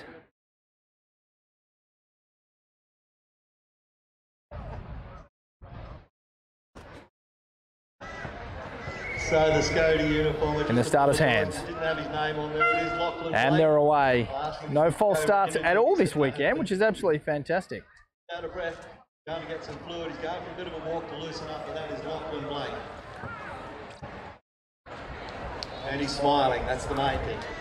So they're all pretty evenly spaced at this stage. No clear leaders. This is heat 2 of our junior men's. We've got 3 heats. Here comes Tudor across the finish line. Give him a round of applause. Great work. Good run.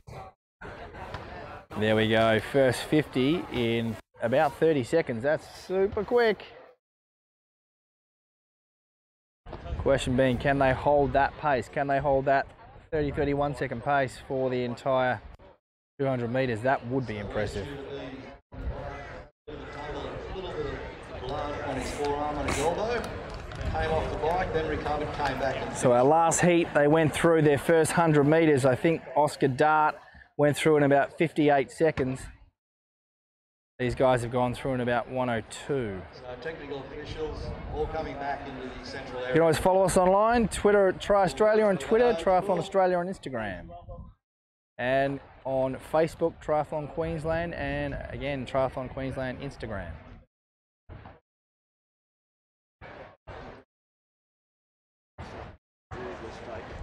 As our swimmers reach the top of 150 metres to go, they're about to turn for home. We've got just a couple of athletes, lane 5, lane 1 and lane 2, that are feeling the pressure, they're feeling the pace, which is clearly very, very hard. Turning for home, 40 metres to go. Hot competition poolside. I've got about 6 athletes that are all tightly clustered together. We're about to find out who's going to get out of the water first. Your eyes and ears open for the start times and briefing times. 5 metres to go, closing fast. Next group heading down, first out. And they're out of the water now. There's 5, it's Tierney. Here we go, Sam Tierney out of the water first. Great swim by Sam, followed by Hovius, Harvey, Thornhill, Watson, Wall, Milligan, Kapur, Dapley, Davison, Marcioni and McGovern. So that's possibly 2 packs that are closely held together. Tierney out first. Fluoro yellow shoes looking fantastic. 1, 2, 3. This is a tightly knit group. Possibly a group of about 8 athletes together, or potentially a group of about 15. If that pack stays together, then it will be a running race. Scachera, Hine and Grigg out as a group of 3. Hine and Scachera. Getting out there now. No gaps to speak of. And that's all of our athletes now out of the pool and onto the bike successfully.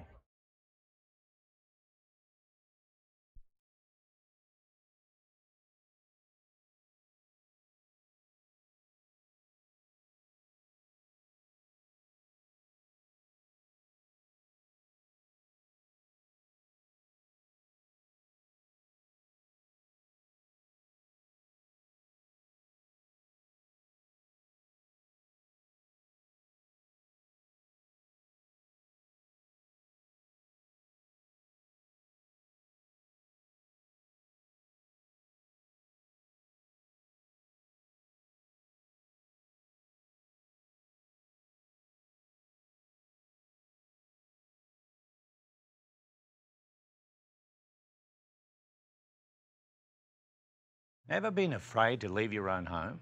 For Susie, all it took was a trip to pick up a daughter and being hit by a careless driver. Her injuries left her in constant pain and fear, her life shattered. Then her insurance didn't come through. This is the car Susie sat in, frozen in terror every morning. But insurers don't get to abandon injured Aussies. With Maurice Blackburn's help, Susie fought for fair. She won. And so can you. I have a healthy snack book, all organic of course. Bedtime stories in 3 languages. Family choir. Screen-free Sunday. I really listen. A little note in their lunchbox. Avoid white bread. Be the cool mum. Put your phone down when you speak to them. Be present all the time. All the time. Mindfulness. Positive praise. Mindfulness. Worry less about what others around you are doing with intelligent cruise control that can slow down and speed up for you. The Nissan Pathfinder. Family driven.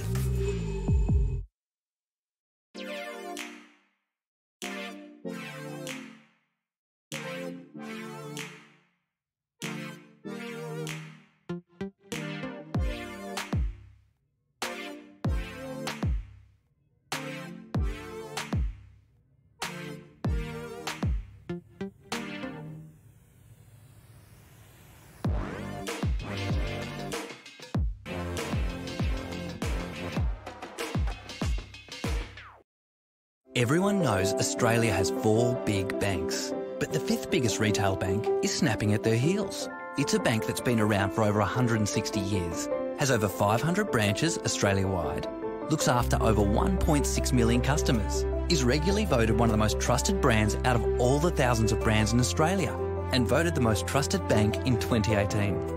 Who is this fantastic number 5? Yep, it's Bendigo Bank, the better big bank. Welcome back to the Sports Centre, Runaway Bay on the Gold Coast. We are in the second of our junior male competition. The pool had a group of 8 athletes all together. 2 of those athletes have broken away on the bike. So we have a group of 2, followed by a group of 5, and then back to a couple of fragmented groups. Sam Tierney is one of our leaders of 2. We can't quite see who the other athlete is, but we do know that whoever it is, they're doing their equal share. The two of those young men are working very, very well together. And they have edged out a gap of about 10 or so seconds back to the chase pack. Will that be enough for an 800-metre run? We're not sure, but we'll find out soon. So they've gone through the turnaround, which means they're onto the second of 2 laps on the bike. They will be coming back into our view in just a few moments.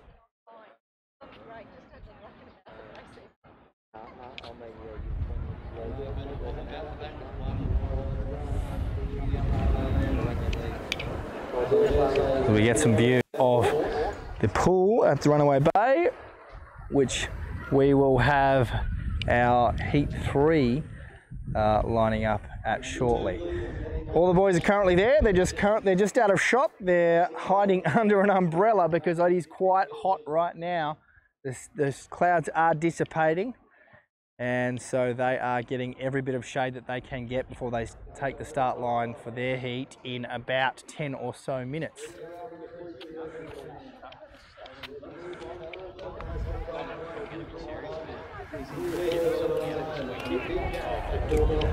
And it looks like our 2 leaders have just gone through their final turnaround, and they're about about 30 to 40 seconds away from transition, and it is Tierney still out in front.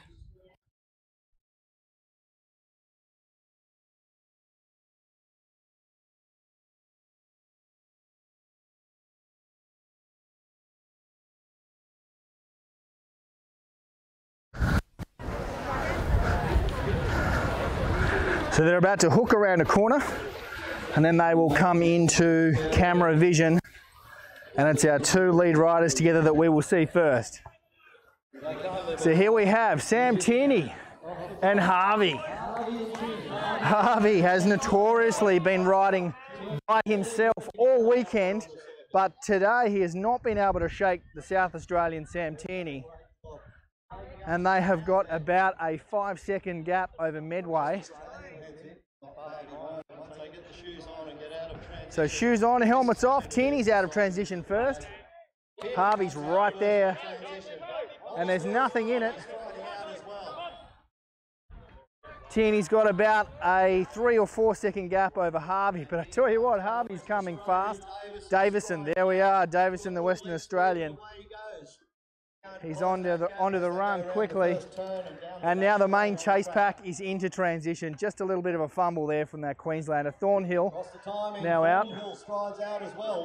And now Wall, another New South Welshman. Hovius, Watson from Victoria, Marcione, and Kapir and Staple. And McGovern. McGovern having that tumble as he, not quite a tumble, but a little bit of a trip as he came into transition with his bike, but he's back into it. Grigg is just a little bit behind Scachera of Queensland. They're all on the same lap. And they've got about half a lap, almost a full lap's gap back to the leaders, as Tierney has pulled out a little bit of a gap on Harvey. As we just see here, Tierney, one of Tierney's coaches, putting in some praise. Harvey's head rocking back and forth, possibly a little bit too much pain, too much pace from Tierney. As they reach 300 metres to go, you can see Tierney's back arching a little bit. Possibly he's gone a little bit too hard. Thornhill finishing off his first 400 metres.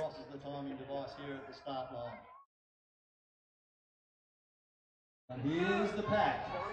And the pack's coming through. Hovius and Wall.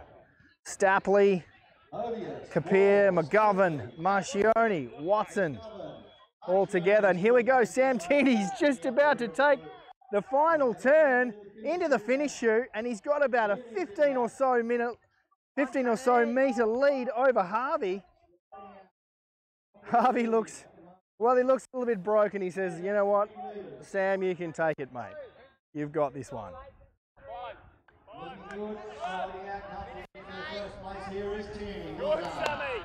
Great run by Sam Tierney as he collapses as he crosses the line. Harvey having to slow down so that he doesn't fall into Sam Tierney, and Davison from Western Australia finishing off the podium in that race. Great run by him. Tell you, 800 metres does not take long when you're running this quick. Thornhill rounding out the fourth place. Thornhill crosses the line now, sucking in the big air. And then the pack. Here is the pack. Here comes the pack. Here is Stapley. There's a move on now. Hovius, Kapir, McGovern, Walls, Marcione. No one's letting up. They're all going for time. They're all going for points. All important. Everything accumulates over the course of the weekend. They all wanted to get into that A final. That all-important final, which will be the next day. And back over to the pool for our third heat of the junior males.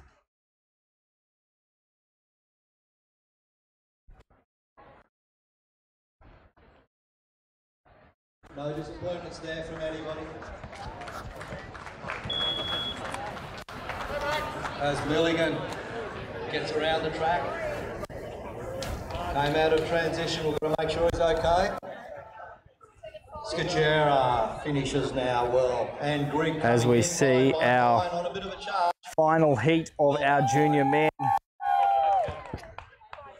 ready to take to the start. in this hyper sprint format, 200 metre swim, 4 kilometre ride and 800 metre run. It is fast and it is over before you know it. 12 minutes was the time of our previous winners.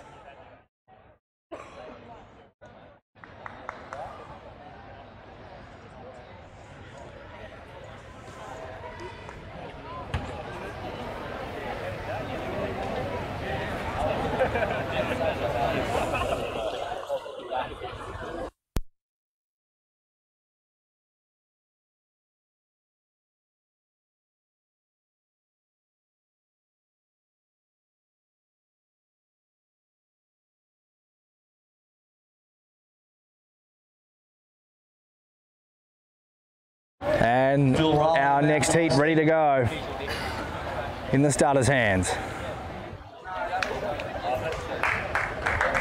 Next heat about to hit the pool, that's the way. Give him a hand.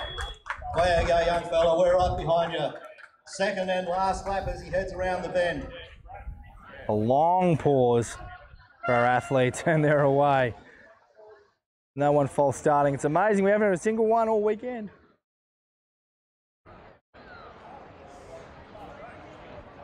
Thanks to some of our sponsors, Squincher, City of Gold Coast, and Nissan Bendigo Bank.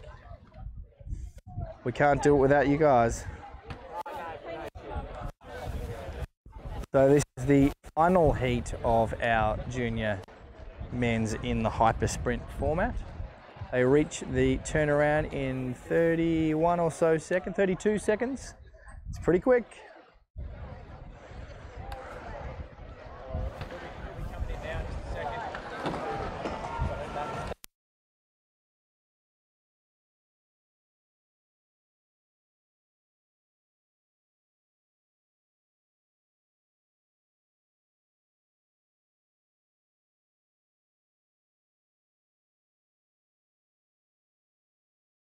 All right, 100 metres in, and they've done that one in 1:05, 1:06. That's pretty quick. Their second 100. Here comes Milligan. They're able to hold that. I tell you what, they will be looking very, very good for getting points. Top 20 overall across all 3 heats get points, with those points being accumulated over the course of our 3 days of racing, which will determine who goes through to the finals of our event. For the final 50, 150 metres almost completed. That transition area. There we are with our leaders turning for home. This racing is about as close as you could ever want it. There are several athletes all tightly packed together. There's not a really clear leader at this stage. In fact, 4 of our athletes pretty much going stroke for stroke for stroke. And of course, and there's another one out on lane 8. And lane 1. So I think what we're going to find is that, again, there will be a pack that will form early on in this bike course.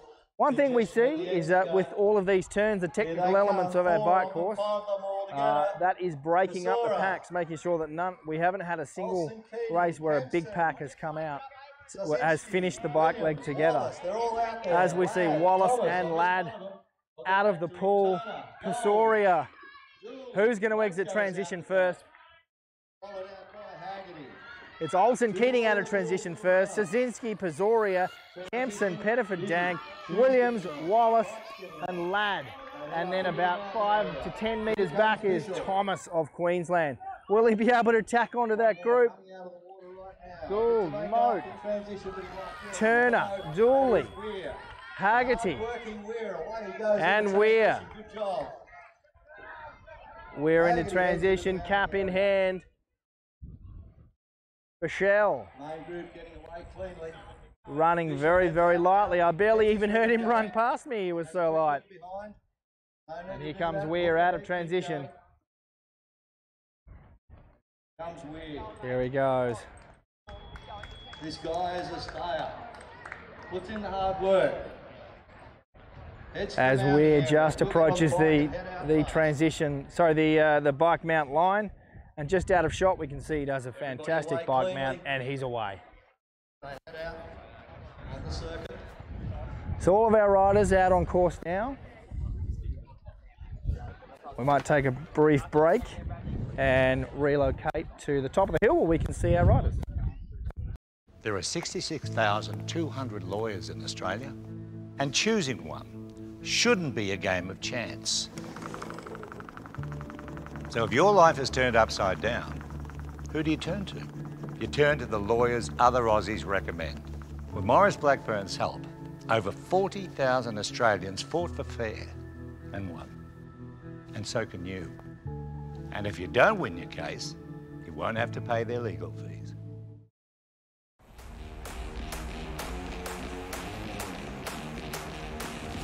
We can do anything we want to do. Whatever I can do, you can do it too. With Nissan Intelligent Mobility, We can do anything we want to do. suspension tuned for tough Australian conditions, 3.5 tonnes of braked towing capacity and huge payload. There's nothing you can't do. Nissan Navara, powerful, made clever.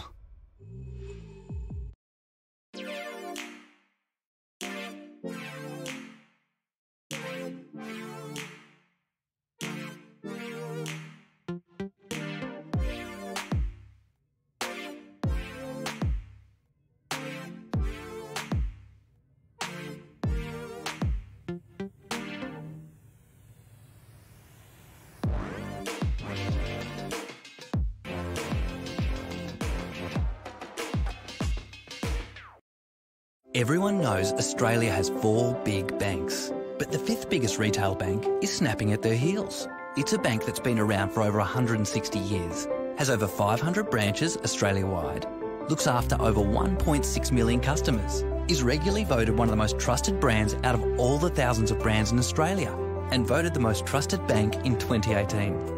Who is this fantastic number 5? Yep, it's Bendigo Bank, the better big bank. We need binoculars. Welcome back to the Sports Super Centre, Runaway Bay on the Gold Coast, where our junior males are out on the bike course. From our vantage point, we can see that the lead pack that exited the swim has now splintered quite a bit. A bike course with all of its twists and turns tend to do that. So we've got one athlete away, followed by a group of 6. However, the 6 are not working cohesively together. They're more like a group of 3 and 3.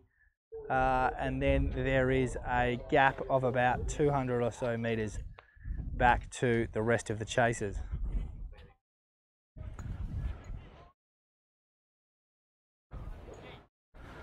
Bit blustery out there, so we think that the solo rider must be feeling very, very good, because it might be a little bit tough for him out there without anyone to work with.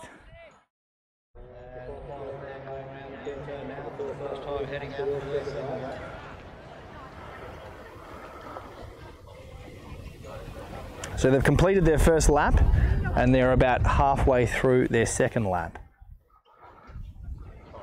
So they're probably about 3 minutes away from returning back into transition. And we can tell you that the pace is extremely high. We just seen Weir hit the turnaround riding by himself. He's in a world of pain by himself with the wind and with the heat. But he's trooping on. Such is his strength of character. Good work, mate. And it looks like our leading rider is heading back towards transition. So he's about a kilometre away from transition now. Not long to go. So he's going to hook around a left turn. And now he's heading back into town. So he will be rejoining us in transition very shortly. One rider by themselves. And they've got almost a 100-metre gap back to the lead.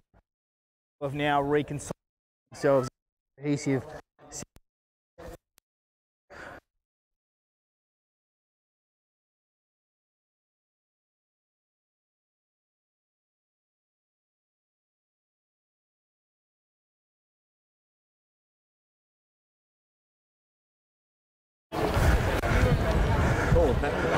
All right, so we're just seconds away from seeing our lead rider who has been soloing pretty much the entire ride. They're about to come in through 8 minutes 46. They've been going, not long, but I tell you what, it's going to hurt. And here he is, Olsen Keating of New South Wales, looking very, very confident as he approached, followed by Ladd, Szynski, Kempson, Pisoria, Wallace, Thomas. There we are, the 6 of them. They possibly look like they weren't working that well together. That certainly hasn't been the case. Olsen Keating out of transition, had a little bit of a fumble, but didn't let it shake him. And he's got a lead of close to 30 metres on Ladd. Ladd leading the chase pack out, followed by Pisoria, Szynski, Kempson, Thomas, and Trent Wallace of South Australia. So Olsen Keating now has a lead of somewhere between 30 and 40 metres over the chase pack. Ladd doing his best. Keating is quite a long way in front. Turner off the bike. He's got quite a quick cadence. Moat now, Gould. Pettiford, Dank and Williams is also there. We can just see Olsen Keating look behind him. He's got about a 30 or 40 metre gap. The look behind is never a good thing. We always think that means you're hurting. But he does have quite a lead. Dank has lost his second place and is now in third and now fourth. So Olsen Keating holding first place, 400 metres in the bank. Got another 400 metres to go. And who's in second place? Szynski, and he is on the charge. Szynski has gapped third place, which is Ladd and Pisoria. So Ladd and Pisoria battling it out for third place here. Kempson in fifth, Wallace in sixth, Thomas seventh. As Olsen Keating is now in the back straight and he's opened it up. He can see the charges coming. He's going, I've still got a race on my hand. I can't let up. Closes to 200 metres. We think he's got it in the bag, but who knows? Pettiford, Dank, Moat and Williams just finishing the first 400, halfway down on their run. As Olsen Keating is now entering the finish chute. He's controlled this run very, very nicely. Of a head bob, little bit of a wiggle. He's feeling the pain, but he's got it through. Great run by Olsen Keating to take first place. Is he going to collapse? Almost. Second place, Szynski. That was a great run by Szynski. He came out in third or fourth, and he's run himself into second place. Ladd, heroic run. Pisoria coming in for fourth. Wallace has gone from sixth to fifth. Great run there. And Kempson, Western Australian, taking out sixth place.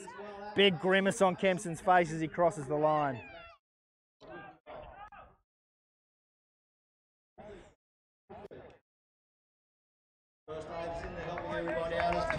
Thomas comes in now. Turner as well from New South Wales. Apologies, Victoria. Here comes Turner. Nice work.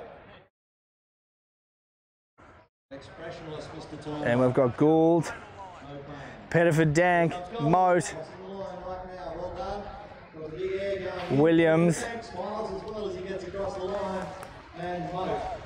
Nice running by Williams there, and Dooley. We've just got a few athletes still out on course, and then that will be the end of our junior males in the hyper sprint format.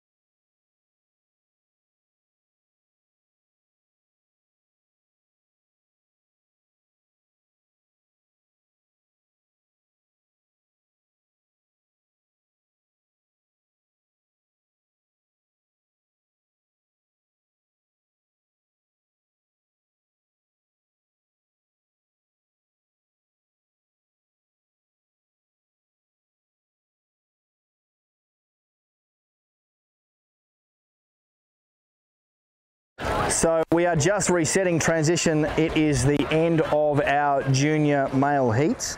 So we have reopened transition now, resetting for our other events. So now is a perfect time if you want to go and make a cup of tea. We will be back shortly. Ever been afraid to leave your own home? For Susie, all it took was a trip to pick up a daughter and being hit by a careless driver. Her injuries left her in constant pain and fear, her life shattered. Then her insurance didn't come through. This is the car Susie sat in, frozen in terror every morning. But insurers don't get to abandon injured Aussies. With Morris Blackburn's help, Susie fought for fair. She won. And so can you. I have a healthy snack drawer, all organic of course. Bedtime stories in 3 languages. Family choir. Screen-free Sunday. I really listen. A little note in their lunchbox. Avoid white bread. Be the cool mum. Put your phone down when you speak to them. Present all the time. All the time. Mindfulness. Positive praise. Mindfulness. Worry less about what others around you are doing with intelligent cruise control that can slow down and speed up for you. The Nissan Pathfinder. Family driven.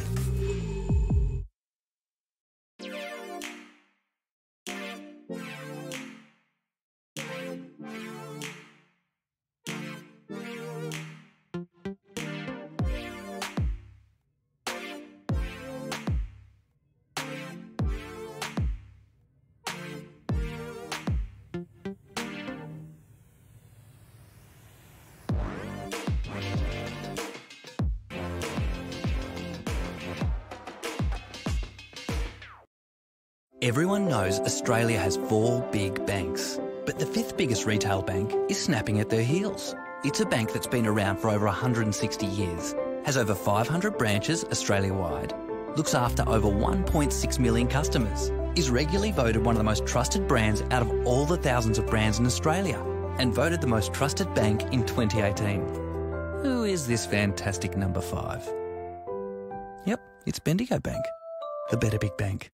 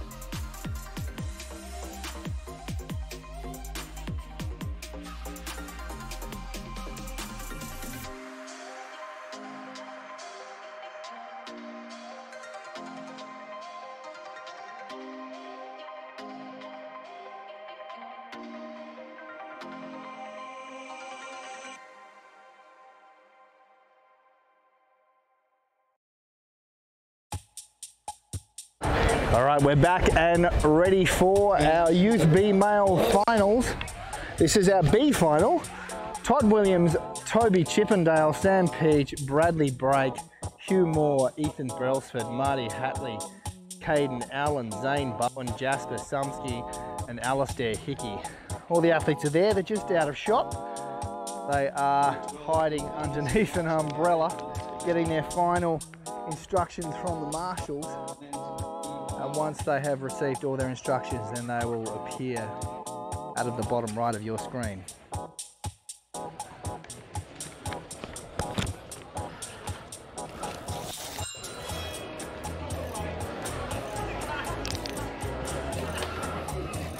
So this is our Youth B final. They will do a 300 metre swim, a 6 kilometre cycle, and a 1.2 kilometre run. And for these guys, this will be the final event that they do.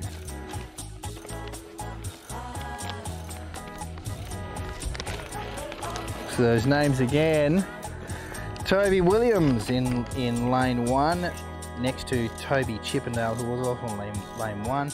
Sam Peach in 2 and Bradley Blake in 2A. 3 is Hugh Moore. 4 is Ethan Brailsford. 5 Marty Hatley. 6 is Caden Allen. 7 Zane Bowen. 7A is Jasper Sumsky. 8 is Alistair Hickey.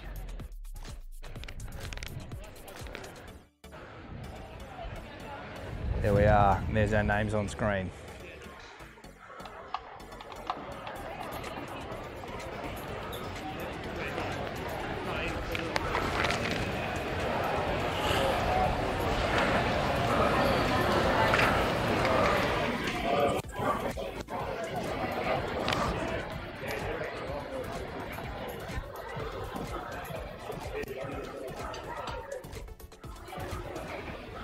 And so the technical official just verifying everybody's numbers and that they are all present and accounted for.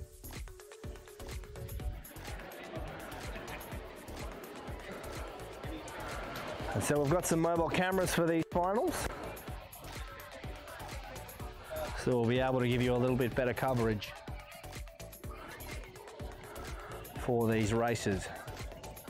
The sun's come out in full force in the last half an hour, with our clouds clearing out from above us, so it is very, very hot out here at trackside.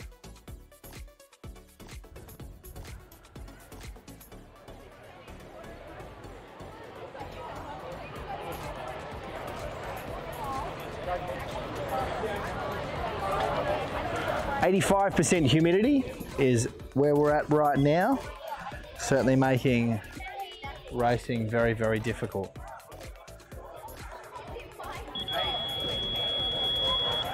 As our timing, that loud beep you just heard was our timers just checking that our timing equipment is functioning, ready for the start of this hyper sprint.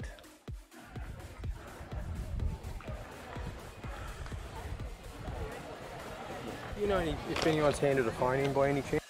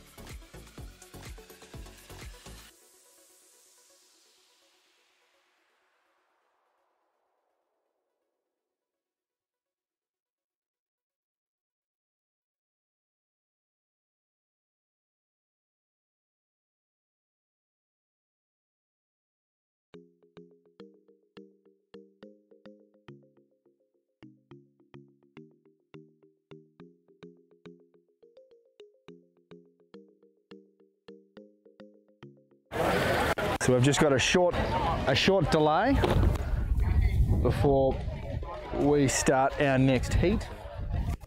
So bear with us. Our athletes are poolside, just out of screen. So we'll be getting underway very, very shortly.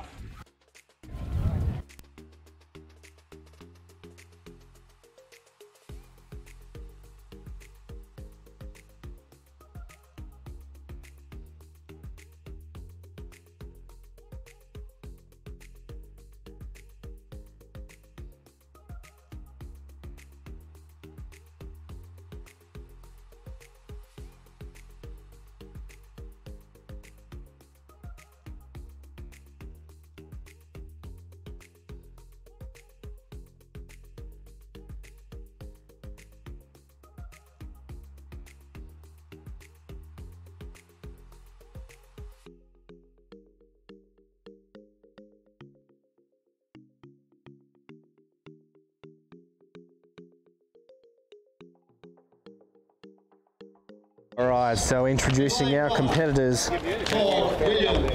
In lane 1, Todd Williams from Queensland. From Queensland.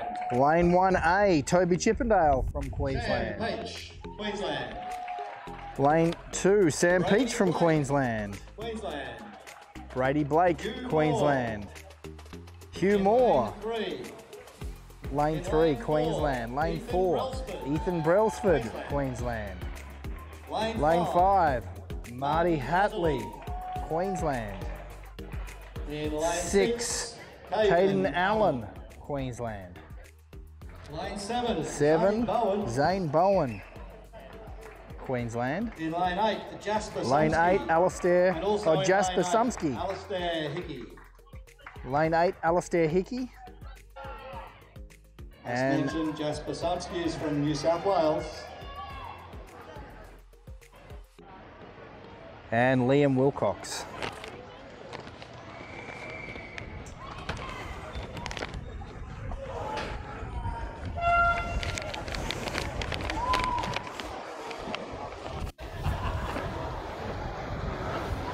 All right, as we see a replay of our start, all athletes, as you can see, are away cleanly in our Youth B final. This is a 300-metre swim that the athletes will And do, they're away on the first 50 metres.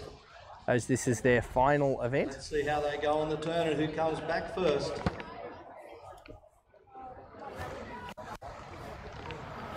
Through the first 50 in around 35 seconds.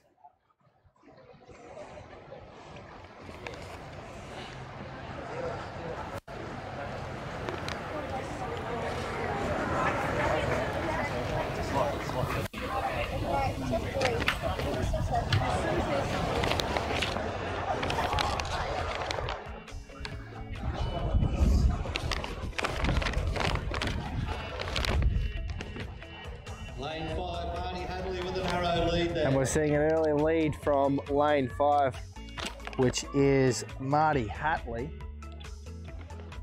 In lane 3, it's Hugh Moore. And then Hugh Moore Coming into the from turn, Queensland really often on now, 2, Hatley's 6 and 7, on Hatley's all heels. turning together. That's Brady Blake, Caden Allen and Zane Bowen. So Brady Blake, Sam Bowen. Sorry, Over Zane, lane 1, apologies, Todd Williams Zane stretches it Bowen. out. A third of the way up the leg. Toby Chippendale comes out of his role nice and early. Alistair Hickey and Jasper Sumsky from New South Wales heading up lane 8.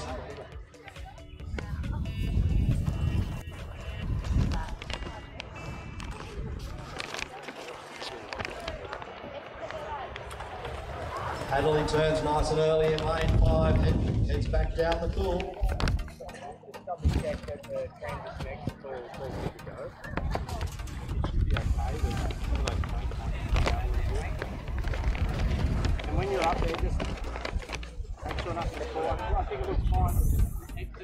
So almost 200 down. This race 300 metres. So we'll see them get to the bottom of the screen, and they're going to turn, tumble turn, and head back up the pool. Hadley's got a bit of a lead, as we see the bikes waiting in transition for their athletes on some of our mobile cameras that are out there right now. In again by Hugh Moore in lane 3. They've been rested in our last couple of events because of overheating.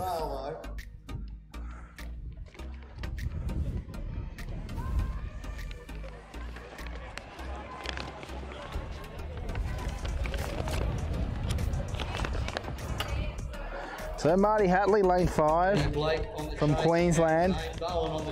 Got a fairly handy lead right now. He's got a lead of at least 4 or 5 body lengths. As he turns to the top of the screen and heads for home. About 40 metres to go now before pool exit. So not long before he'll be exiting the pool and coming into transition, and we'll be able to see just how close that gap is between him and his fellow competitors. He's got a long run as he gets out of the pool to get to his bike.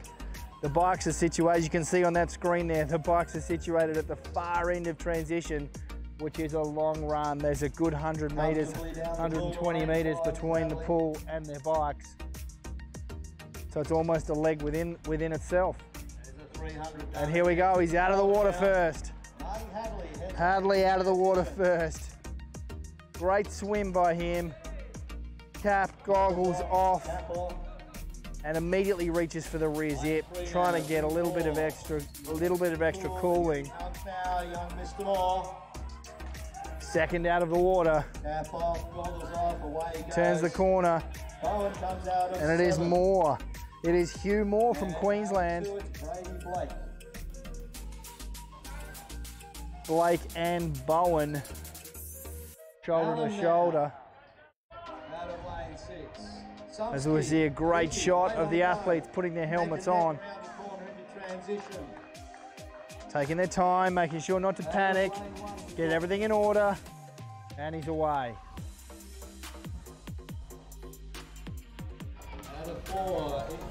Great running with his bike.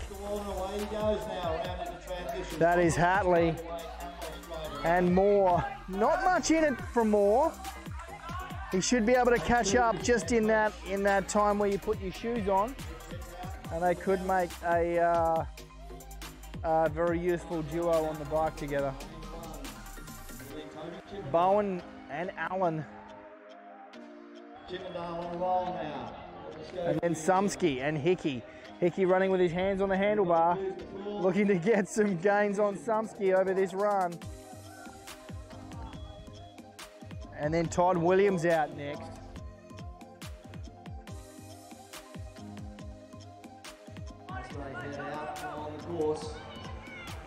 As our athletes jump onto their bikes and they're away. Brailsford just going over the timing mat as we hear the beat. We know his timing chip's working well.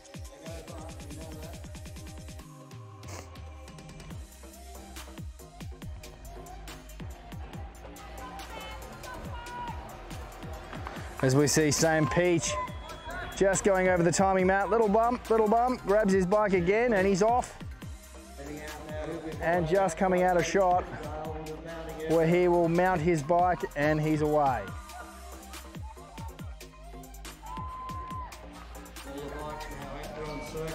So that's all of our riders out of the pool and away on their bike. We will relocate to the hill and we'll be back with you shortly. Never been afraid to leave your own home? For Susie, all it took was a trip to pick up a daughter and being hit by a careless driver. Her injuries left her in constant pain and fear, her life shattered. Then her insurance didn't come through. This is the car Susie sat in, frozen in terror every morning. But insurers don't get to abandon injured Aussies. With Morris Blackburn's help, Susie fought for fair. She won. And so can you. I have a healthy snack book, all organic of course. Bedtime stories in 3 languages. Family choir. Screen-free Sunday. I really listen. A little note in their lunchbox. Avoid white bread. Be the cool mum. Put your phone down when you speak to them. Be present all the time. All the time. Mindfulness. Positive praise. Mindfulness. Worry less about what others around you are doing with intelligent cruise control that can slow down and speed up for you. The Nissan Pathfinder. Family driven.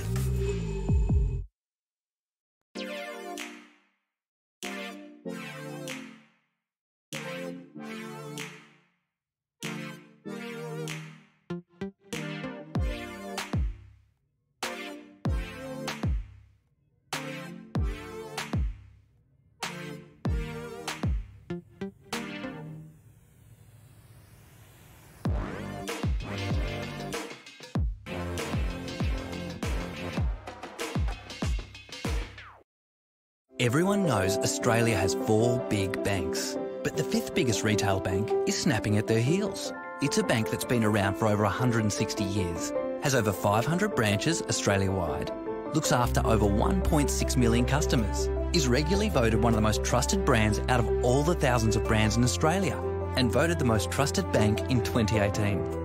Who is this fantastic number 5? Yep, it's Bendigo Bank, the better big bank.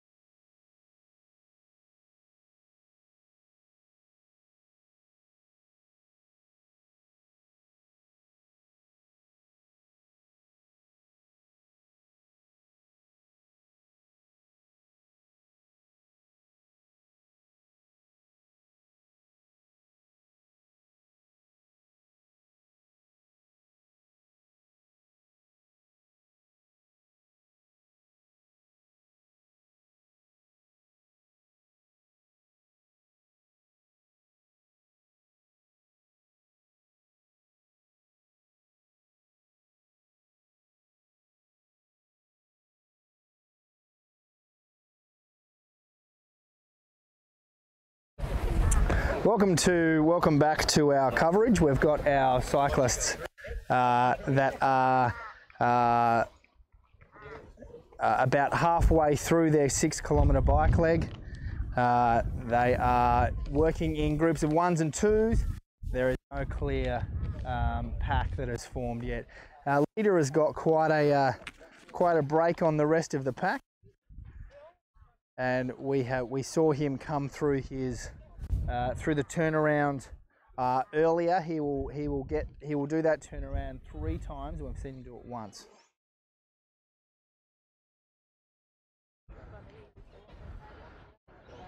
So it's quite blustery outside, so while everyone's riding by themselves, they might find it quite hard. Certainly in a pack, that's where they'll find the riding a lot easier. It's not available to them today because, as we say, the boys have all split up due to the and the difficulty of their swim.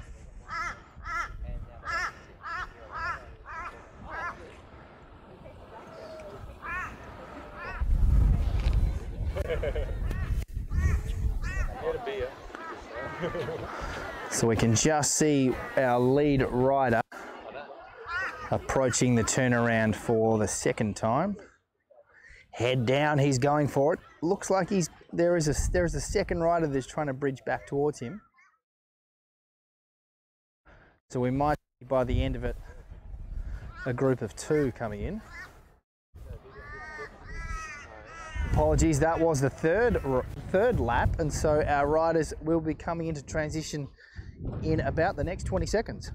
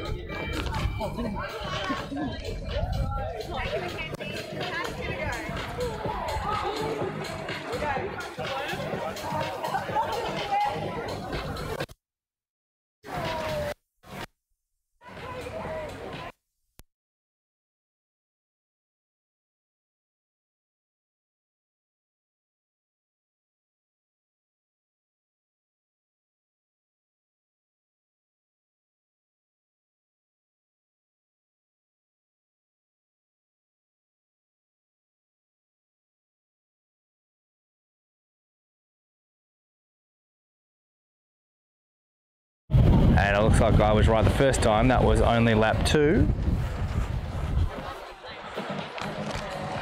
So we still have a short wait before we see our riders emerge and come back through the green shed. When we see them through the green shed, we know that they are on their final approach to transition, and they have got not very long at all to go before they have to do their run.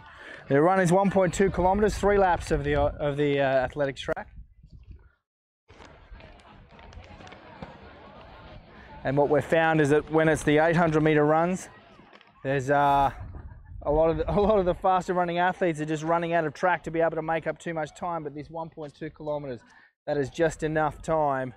If you have lost a little bit of ground on the bike, you can make it up on the run.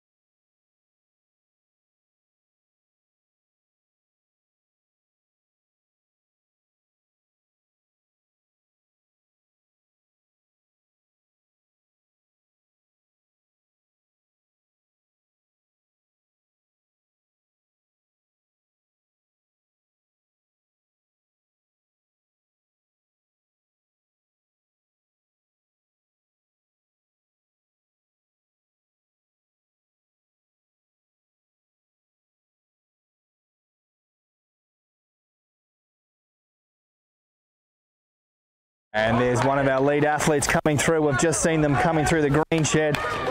It is Alan, Queensland. He's had a great ride. He's got about a 20 or so second lead back to the second place athlete, Moore. So Hugh Moore from Queensland in second place. Coming in second place. From Allen, Caden Allen of Queensland in first. Hugh Moore of Queensland again in second. And here comes our next two athletes. Allen heads out in first place on his first lap of 3. And it is Sumsky. Sumsky in third place, followed by Bowen.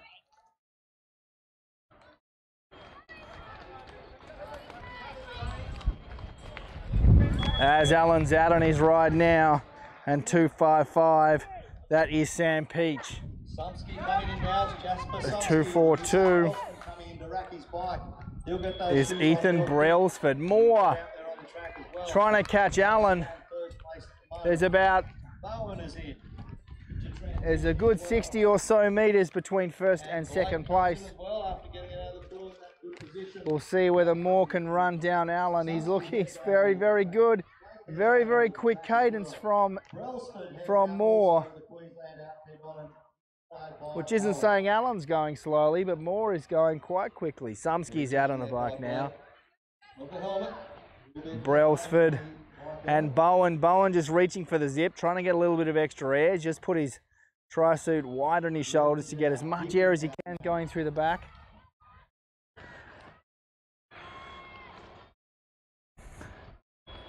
As Peach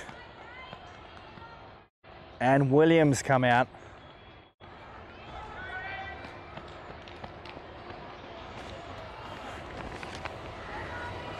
Here's our leaders. Our leaders have just come through 300 metres down.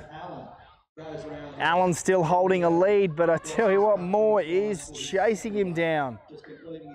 Allen started his first run with a lead of about 30 metres, is down to under 10.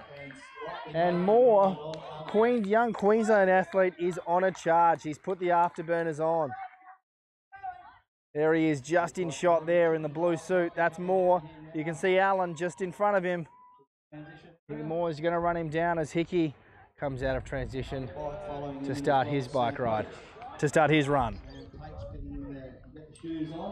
There we are. Moore just grabbing a drink as the gap between Allen and Moore is getting smaller with every step. They're on the back straight. They've got 200 metres to go. The gap between Moore and Allen is down to about 2 metres. As we see the pass. Now the athletes shoulder to shoulder as they go into the turn. They're about 150 metres from the finish chute. Moore takes the lead over Allen. Allen looks at him, tries to lift the pace.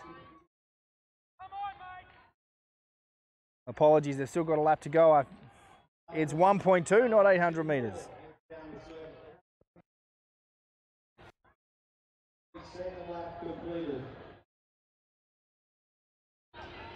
So Moore's now got a handy lead over Allen. He's made up 20 or so metres, took the lead, and he's now got a gap of about 5 or so metres over Allen.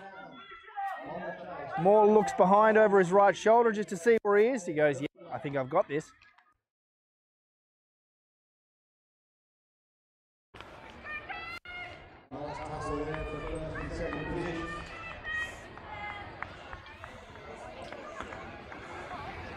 So our leaders have got quite a gap. Hickey coming through to finish one of his laps, followed by Brailsford. Heading across the line to start his next lap, followed by Ethan Brailsford. Together, both in the Queensland uniforms, of course. And Moore in the back straight. He's extended his lead over Allen. He's turned a 20 or 30 metre deficit into a 20 metre lead. This has been a fantastic run as the young Queenslander turns into the chute to finish his B final. He's seen the touch and he's lifted it again. If he thought he had a quick run before, we'll wait till he see it now. More. He looks behind, sees Alan, doesn't take his foot off the gas though, runs straight through to the finish line. And Hugh Moore, first place in the B final. Caden Allen from Queensland, second place. Gallant effort by Allen. Came off the bike first, tried to hold it, and he's picked up second place. Great work.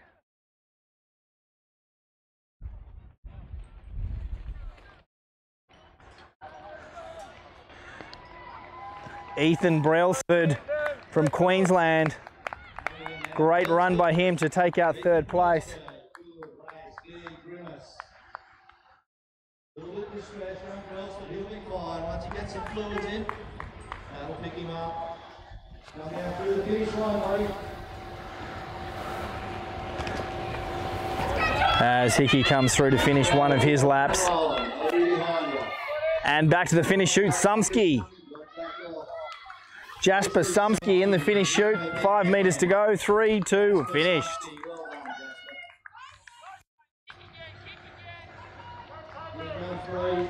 Here we go, Blake's coming into the finish line now. And Marty Hatley.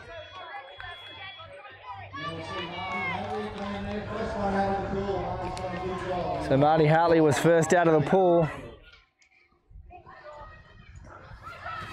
2:49 now, coming into the finish line, that's Todd Williams from Queensland and Bowen. Great work by him. Which is Todd Williams. Well done, Williams. And Bowen crosses now as well. Also a little distressed, but he'll be right once he gets in fluid. These guys are putting huge efforts. You can see the emotion on their bodies and in their faces. Nice work, kids.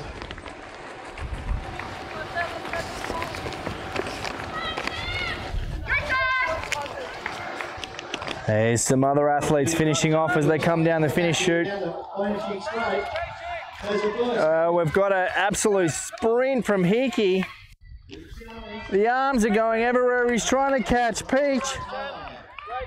Sam Peach just getting over the line over Hickey.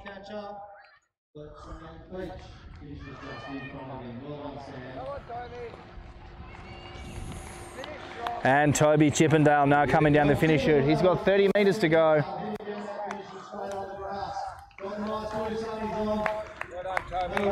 Excellent work by him to finish off today in his final. Give the boys a big round of applause. What a great race. And that's our athletes done for the Youth B final.